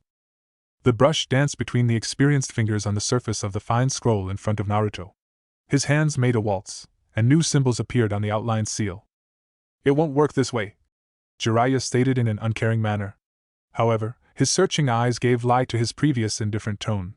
He carefully swept through the fine design of the seal once more and shook his head. "It's completely unbalanced. If you're going to continue on this line, it's going to blow up." "It won't, old man. Just stay out of my business," Naruto retorted. "Still too arrogant to listen to some advice?" I'm not arrogant. Why does everyone say that?" Jiraiya didn't answer for a long minute, the brush still on the spot where Naruto froze in his motion. The dry paper hungrily drank the ink into itself and the small black dot, slowly growing by each passing second until it finally reached a line before the blonde could notice it. A wide, smug smile spread across Jiraiya's face as a final answer. "I told you." The sage suddenly ducked under the table. Naruto couldn't do anything else except blink once before the pattern viciously flared, and in the next second, it dissolved into a pile of ash with a blinding flash. Black smoke filled Naruto's room together with Jiraiya's guffaws and coughing. The blonde stumbled toward his window to open it widely and finally get some breathable air. Jiraiya was on his heels, and another loud snicker bubbled out from his throat between two coughs as soon as he looked at his companion. Naruto was covered in the black grime from head to toe, only his annoyed, but still vibrant, blue eyes disturbing the scene. His golden locks were now ink black, and his white scara only outlined his flashing cerulean eyes on his black face. The annoyed grimace slowly disappeared from the once blonde's face, and his own laughter filled the room. "No, could you help me finish this?" A soft smile spread across Jiraiya's face, and the toad sage locked the blonde's head under his armpit and ruffled his hair, sending a big cloud of ash into the air. Naruto's swearing and bickering voice filled the large mansion for long minutes, but it soon turned into a laughter. Naruto gracefully jumped into the open window of the Hokage tower. He watched his father's back as he leaned above a scroll, and he could feel the tension in his relative's muscles. Naruto hopped into the office and leisurely strolled to the man's side to peek over his shoulder and read into the document. His right brow raised in an instant. "What's this?"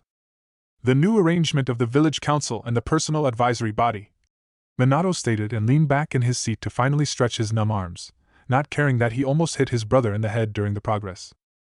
"Hey! Are you blind? It was hard enough to tolerate you while they healed your hearing. I don't want to endure a blind Hokage," Naruto teased, but Minato ignored him, simply leaning back to examine the document once more. Are you upset or something? Naruto asked curiously while he suspiciously eyed the scroll under his father's hands. No. I'm actually satisfied. With Danza's deflection, I got an open position in the advisory body. There was a vote yesterday, and the chosen representative will be Hyuga Hayashi. See? I told you the next one would be either him or an Inuzuka. Minato answered with a wide, smug smile on his face. Hayashi will be here any minute to officially accept the position.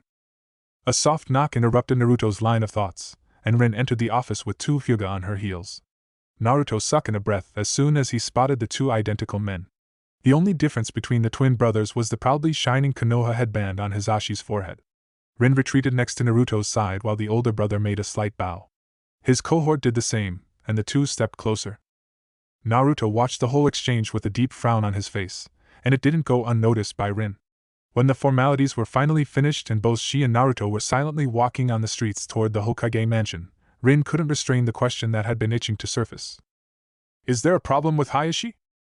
Naruto made a side glance to the curious girl and shook his head. It's complicated, Rin-chan. We can talk about it later. The kunoichi nodded, but her curiosity hadn't settled. At least, not until they finally stepped through the doorstep of Naruto's room. Experienced fingers brushed over the privacy seal Naruto had carved into the head of his bed, and with a flicker of his chakra, their conversation was secure from unauthorized ears. I made a promise to Hisashi's son during my first and last Chunin exam. I promised Neji that if I became Hokage, I would change the Hyuga clan and erase the caged bird seal. When Neji died during the war, the Hyuga clan also united. But I don't want it to happen the same way. I want to fulfill my promise to Neji, but still have him live to see it. Nobody should have to die this time.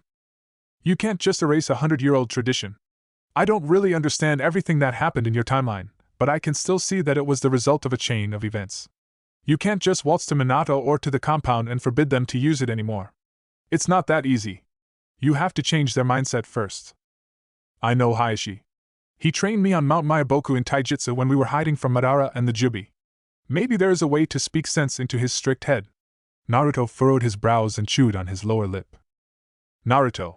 Rin shook her head slowly. What's going inside your thick skull? The boy flinched at his name, but in the next moment his muscles relaxed. I missed it, he murmured, a soft smile on his features. My name, I missed hearing it. Don't change the topic. What do you want to do? I don't know yet. Naruto shrugged and leaned back on his bed. He folded his arms behind his head and locked his gaze on the empty ceiling. But I'll find a way to keep my promise, Naruto stated with a new determination in his eyes. Naruto lazily occupied the long couch inside Minato's office. He rested his head on his folded arms while his feet hung freely over the armrest on the other side. He was on the verge of sleep again, but any time he almost drifted into his dreams, someone knocked on the door and a bunch of loud genin rushed inside the office. So he instead gave up on trying to get some rest and twisted his head in an awkward position to look at his father. When is Gata's hearing? 2 days from now. His main charge was treason, but several vendors appeared all over Fire and Wave and charged Gata individually with blackmailing and extortion. He will receive a long sentence in one of the prison cells of Konoha's strict correctional facility. He won't be released until his hair's turned white. He deserves it. You really don't like him, do you? I've got my reasons. Naruto snorted and finally rose from his twisted position to sit properly on the couch. Another soft knock could be heard from the door, and this time Inoichi stepped inside and strolled to the middle of the office after a bow to the Hokage and a playful salute to Naruto. Report, Minato stated casually. However, his curiously sparkling blue eyes gave a lie to his uncaring tone. The TNI department has registered 28 remaining root troops who didn't leave with Danzu.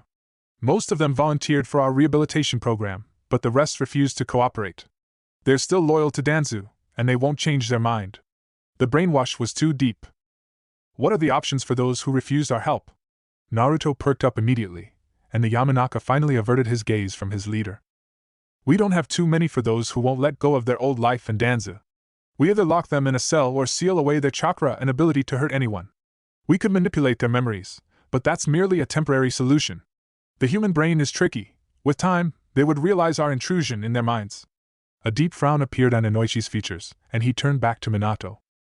I doubt any of them could ever be integrated into our troops. They'll never be able to have a normal life. They've known only this life form, and without a goal, without Danzu's guidance, they've lost the reason of being alive. I'm counting on several suicide attempts in their lines. What if we disband them? They'll eventually start to look for Danzu, and we'll know his hiding place. Naruto asked a little hesitantly, and he immediately glanced up to his father with his searching, cerulean pools. This could also be an option, Minato said hesitantly. His brows furrowed as he sank deep inside his thoughts. Inoichi, tell this to Shikaku. We could weigh this option and find a way to track their movements. Maybe we can plant one of the Aburame's bugs to trail them. Report back when you have a complete and detailed plan. The blonde interrogator nodded and left the room after a short bow to the Hokage and a thumbs up to Naruto. With time, the two blondes returned to their previous occupation. Minato continued his silent battle with the bureaucracy while his brother continued to do nothing on the soft couch. Minato had finally lost his interest in winning the war with the big pile of documents, and he instead directed his eyes toward his relaxed relative. A cheeky and cunning smile spread across Minato's face. You and Rin have become very close lately.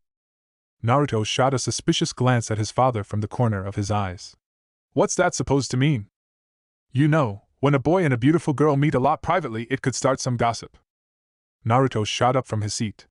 His mouth was left open and his eyes were wide. No. Yes, she's nice and beautiful, but I would never. Naruto vehemently tried to protest. No coherent sentence left his face. His cheeks were flaming with a crimson color. Minato's laughter filled the whole office, and Naruto folded his arms in front of his chest in a defensive manner once more with a familiar pout already in its place. Hey, it's not funny! I mean it! We're just friends. I would never think about her like that. I mean, she's nice and beautiful, but for one, she's too young for me. Second, she likes Kakashi, and third. The sentence suddenly stuck in his throat as he eyed the maniacally laughing Minato. An annoyed expression appeared on his face. Can we change the topic? Naruto muttered with an irritated expression and a massive blush on his face. My love life is private. Even if there was anyone, it wouldn't be Rin. She's not my type. Why not? Minato asked between two bouts of laughter, while he desperately tried to wipe off his tears from his eyes. It's been already more than 10 months since you arrived. You're a healthy boy. I'm pretty sure there's someone who's raised your interest. If Rin isn't your type, then who is? Naruto's annoyed expression gradually disappeared from his face, and his features became restrained. Minato's chuckle slowly died down as he eyed his suddenly silent relative for a long minute, watching as his cerulean eyes slowly drifted toward the windows to stare outside. They soon became distant and foggy as he was looking at something only he could see. Minato weighted the situation, and this time, his voice wasn't mocking or teasing. It was soft as a parent's. Was Sakura your type? Naruto stiffened and didn't answer for long minutes. His gaze was still locked outside the office. The question was left hanging in the air between the two shinobi, and with each passing second, Minato regretted his asking more and more. But Naruto's face slowly softened, the edges of his lips turning upward into a small, kind smile. Sakura-chan was my teammate. Minato's surprised blue eyes flung wide open, and his muscles tensed. He didn't dare to move or even let out the breath he had sucked in his surprise, afraid that his brother would stop. She was my first crush. She was beautiful, and a really powerful kunoichi. She was like Kushina in a lot of ways, you know. Naruto's soft smile grew into a wide grin, but he still didn't meet Minato's gaze. She was short-tempered, and she could punch so hard. I once got a concussion during her rampage. Minato slowly let out the air he had been holding, his mouth moving into the kindest smile he could afford. He leaned onto his hands to get a comfortable position as he listened to his brother talk about his past for the very first time. And he didn't stop for a long time. He talked about his genin team, about the beautiful Sakura, about his other arrogant team member, about his perverted, lazy teacher. Minato didn't receive any important detail that could actually hint where he had came from, but the Hokage didn't care this time. He was glad for every single shard of his past. And Naruto continued. He told him tales about meaningless small events. But the weight of his burden on his shoulders lessened and lessened with each passing minute. And for the first time in endless months, he was at ease and peace. And he also had to admit, maybe Kurama had been right this whole time. Maybe he should just tell them everything. The next 6 weeks were truly the most peaceful period for Naruto ever since he had arrived there. He embraced the precious moments he could share with Rin, and finally, he had someone he could openly speak to about his problems. And Rin was a great audience. She always listened to him, helped him, supported him during the long nights they shared. They did nothing, just chatted, joked and teased each other, and Naruto couldn't shake the feeling that Rin was doing this on a purpose, but he was still glad for those moments. Naruto was currently happily slurping his bowl of ramen, and when he finished, the empty dish joined the raising tower beside him. Kakashi sat next to him at the counter, his head lazily rested on his hand as he scrutinized his companion with a calculating gaze. Finally, the Jounin raised his head and turned toward the satisfied Namikaze. "What's between you and Rin?" An annoyed growl bubbled out from Naruto's lips. "What's with everyone?" A cheeky sparkle appeared in Naruto's eyes in an instant. "Oh, you are jealous, Hatake? You don't have to be. We're only friends." It was Kakashi's turn to let out a snort. He didn't answer, but the nib of his ears turned a flaming crimson, and he showed his back to Naruto. "It's okay then," Kakashi finally murmured, but it didn't go unnoticed for Naruto's sharp ears. His mouth perked up into a wide smile. "Hey, do you want to spar?" Kakashi finally turned, and after a half-minute of hesitation, he nodded and was already on his feet. "What are your clones doing?" Rin glanced at the lonely bunshin in the corner of Naruto's room. It had been sitting there in a meditating pose ever since she arrived. Only the slow rise and fall of his chest indicated that it was breathing, which sounded quite strange since they were talking about a bunshin. The girl slowly walked closer to the motionless clone and raised her hand to poke it on the forehead between the orangish outline of its eyes. "I wouldn't do that if I were you," the clone stated casually, not even giving a glance to the girl. Naruto let out a chuckle and went next to Rin. "He is gathering Senjutsu chakra. When I enter Sage mode, I become a sensor. I can feel every living shinobi in Fire Country." "Everyone?" Rin raised a doubting eyebrow. "Where's Kakashi-kun?" Naruto glanced at the clone, who was more than eager to prove the previous statement. "At Training Field 7 since I entered Sage mode." "Where's Jiraiya-sama?" "At the bath. Researching." Rin took a moment to digest the information before asking. "And where are Minato and Kushina?" The clone's face suddenly reddened and his amber eyes snapped open, his face moving into the perfect mirror of shock. Even his ears flamed with a vicious scarlet. "What?" Naruto asked warily, but the blushing clone only shook his head vehemently. "Trust me, boss, you don't want to know." Naruto and the clone stared at each other with strange expressions while Rin looked on in confusion. "I think I let you disperse yourself only during the night when I'll already be asleep." The clone eagerly nodded, and no other words was exchanged about what the clone had seen. Or more likely sensed. The trio settled down into a pleasant state of silence. Rin occupied herself with a thick medical scroll while Naruto was busy to outline a new type of seal. The girl glanced toward the motionless clone from time to time. In the end, she couldn't stand it anymore. "Who are you looking for?" Naruto didn't answer for a long minute, but Rin could feel that she tapped into something sensitive as the question hung above their heads like a guillotine's sharp blade. Just as she was about to give up the hope that she would actually receive an answer, Naruto's low tones stabbed the silence. "I'm looking for Madara. I've still got time before he will manipulate Toby." A deep, confused frown crawled up Rin's face. "Toby? The masked guy? Why do you want to save him?" "Because he was just a puppet, a tool in Madara's hands who danced as that bastard pulled the strings. I didn't think too much about him, but now that I've thought more and more about it, everything was too odd. Madara was an ancient leader who fell from grace, faked his own death, came to despise what was once his clan. And yet he saved a boy from that same hated family out of sentiment. But that boy was something else.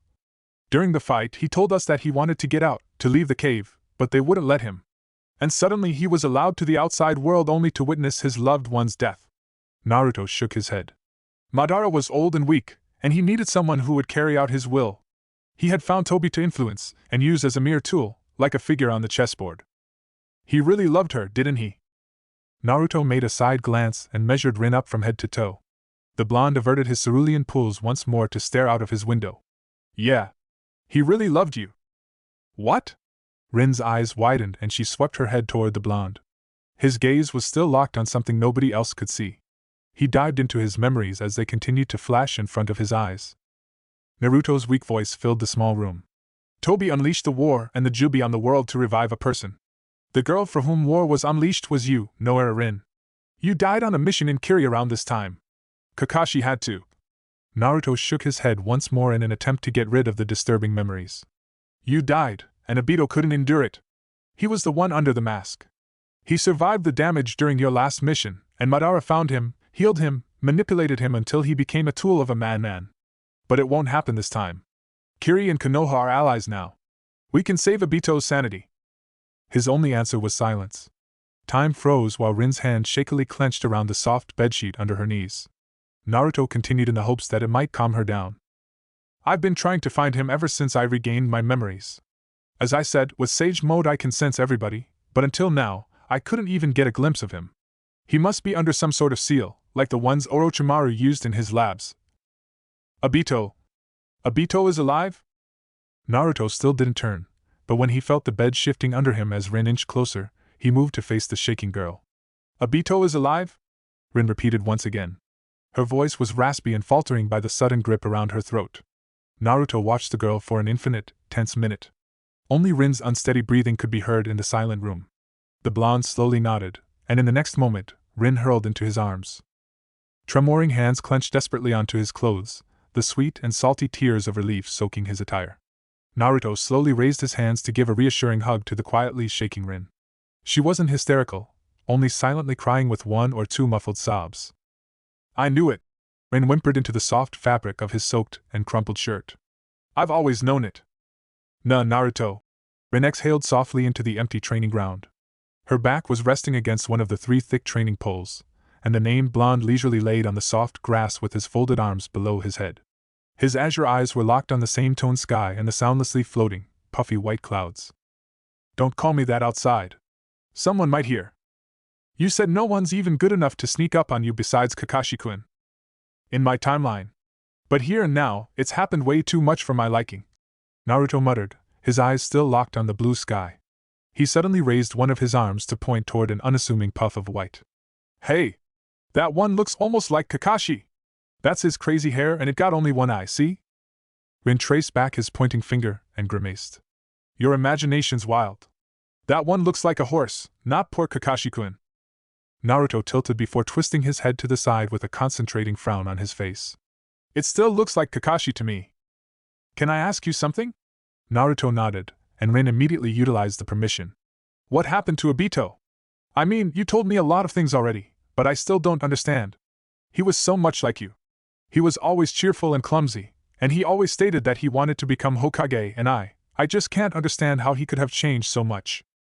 Naruto slowly raised himself, and inched closer to the pole to mimic Rin's posture. I don't know exactly what he went through, but I think I can understand him more than anyone. Being lonely is hellish. But still, that idiot. I'm angry, you know? Even if I would have died, I would never approve something like that. I'm ashamed of his actions. How did he think that killing so many people only for my sake would give him any happiness? If he would have really loved me that much, I would have been more than happy to see him become Hokage and live a happy life. He hasn't done anything yet, Naruto reminded her in a hushed tone. But it's already inside him. And it hurts. I feel betrayed because with that dream word he would have forgotten me. It's like he wants to create some copy rather than treasure the time we'd spent with each other. I don't want to be forgotten. Rin pressed, but her gaze suddenly became distant and her features softened. I always believed in him, that he would have been a great Hokage. I was sure he would make it if he was dedicated enough. But now I'm doubting it. I'm doubting him. It won't happen this time, Rin-chan, Naruto murmured softly. His gaze traveled up once more to the sky to spot a lonely eagle as it slowly circled above them. I think Minato wants something. Rin traced back his gaze and nodded, slowly straightening from her seat. The majestic bird's continuous circles were getting smaller and smaller, as it slowly floated closer to them until it soundlessly landed atop of Rin's pole. The girl raised an eyebrow and glanced toward the blonde, but the graceful predator didn't avert its gaze from the kunoichi. I think the one Minato wants to see this time is you, Rin-chan. The girl nodded once more, and with a flicker of her chakra, she was gone.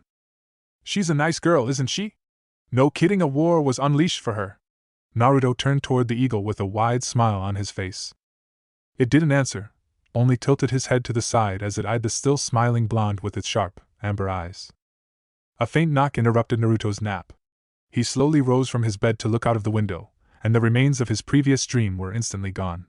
His brow shot upward as he spotted the crouching Anbu on his ledge and hurriedly moved toward and opened the window. Hokage-sama summons you. He's waiting in the office. Naruto nodded and the messenger retreated back into the long shadows. Nothing even hinted at his existence once he was gone. Naruto glanced toward the slowly setting sun, and a deep, troubled frown crawled up on his face. The last beams of the dying orb covered everything with an ominous crimson shade. The Hokage monument in the distance seemed to burn in the fire of the vicious light. With one troubled glance at the reddish glowing Hokage monument, Naruto jumped out from his window to rush toward his destination. Naruto ran his azure pulls along the people in the office, and he couldn't shake off the nudging feeling from the back of his mind that something was very wrong. Everyone was tense beyond words, all attendants waiting for Minato to finally speak. Kakashi was leaning against the hard wall in the back of the office, his hands casually buried in his pockets, but Naruto could still see the strain in his back despite his lazy composure. Kushina was also there, silently standing next to Kakashi while Jiraiya soundlessly sat on the couch Naruto used for napping during the past pleasant weeks. Shikaku stood next to his leader as a silent support, his eyes closed shut and his arms folded in front of his chest. Only Rin was missing. An ominous feeling viciously crawled up on his spine from inch to inch, until it settled around his throat to squeeze it. His mouth suddenly became dry, and the hair on the back of his neck rose. "What happened, Minato?" Naruto asked in a cautious, low tone. But his father didn't look up to meet with his demanding gaze, nor did he blink for a long time. His eyes were carefully glued on his empty desk like a statue's. Only his telling wince indicated that he had actually heard the question. Minato finally opened his mouth, but no words came out at first. Nor for his second try. He could whisper out his words with a shaky voice only at his third attempt. "Noara Rin was killed in action." The world slipped out from under Naruto's feet, and his senses dulled. Minato continued to talk, but Naruto couldn't comprehend any further word of it. He heard nothing. He felt nothing. His father was still talking, but Naruto shakily turned and swayed out from the office without a word. Nobody tried to stop him. His eyes were stinging, his mouth was dry, and an invisible force painfully clenched his throat and his chest, but no tears came this time to give him any respite from his sorrow. Naruto silently walked through the village, letting his feet take the lead. He finally reached the familiar training ground where he had first become a ninja. When later he tried to remember how he reached his destination, he couldn't. It was too painful to be aware. The birds happily sang their mockingly cheerful song, not caring about Naruto or his misery. Crickets and cicadas joined into the joyful sonata, and the soft wind used the tender grass and the leaves as her harp. Mother Nature didn't care about his feelings. She smugly rubbed her ignorance into his face.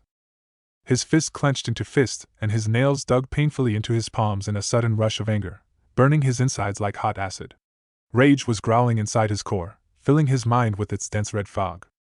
Blood gathered in his palms and traveled down from his hands as his nails finally teared into his flesh, only to land on the hard ground which gluttonously drank up every droplet of the crimson essence. His eyes still stung from the unleashed tears, his throat was closed by the lump, but no tears came out from his pools. A small blue bird hopped on a tree branch next to Naruto, and joined nature's happy symphony with its own derisive aria. At that very moment, something snapped inside him. It could have been his heart, or his sanity. He wasn't quite sure himself when he later thought about the until now growing fury overflooded his dam in an instant, and devastating anger washed over his form. With a quick motion, he punched the ground in front of him in an attempt to dismiss his anger. The soil shattered, tussocks flying into the air to land far away from him. But nothing changed. Naruto punched once more, this time with more force. But it didn't give him any redemption. So he didn't stop. He kicked, screamed, and punched everything around him until his limbs and throat became sore and the knuckles of his hands raw and bloody. Powerful jutsu struck, and chakra whirled around him viciously during his rampage. He left nothing untouched. The edge of the thick woods were charred, the ground shattered, and the 3 thick poles lay on several faraway parts of the destroyed training field. He suddenly stopped as all power disappeared from his sore and strained limbs. Only his harsh, raspy breathing and his pounding heart echoed around him. But it didn't help him at all. His anger vanished and devastating emptiness took its place.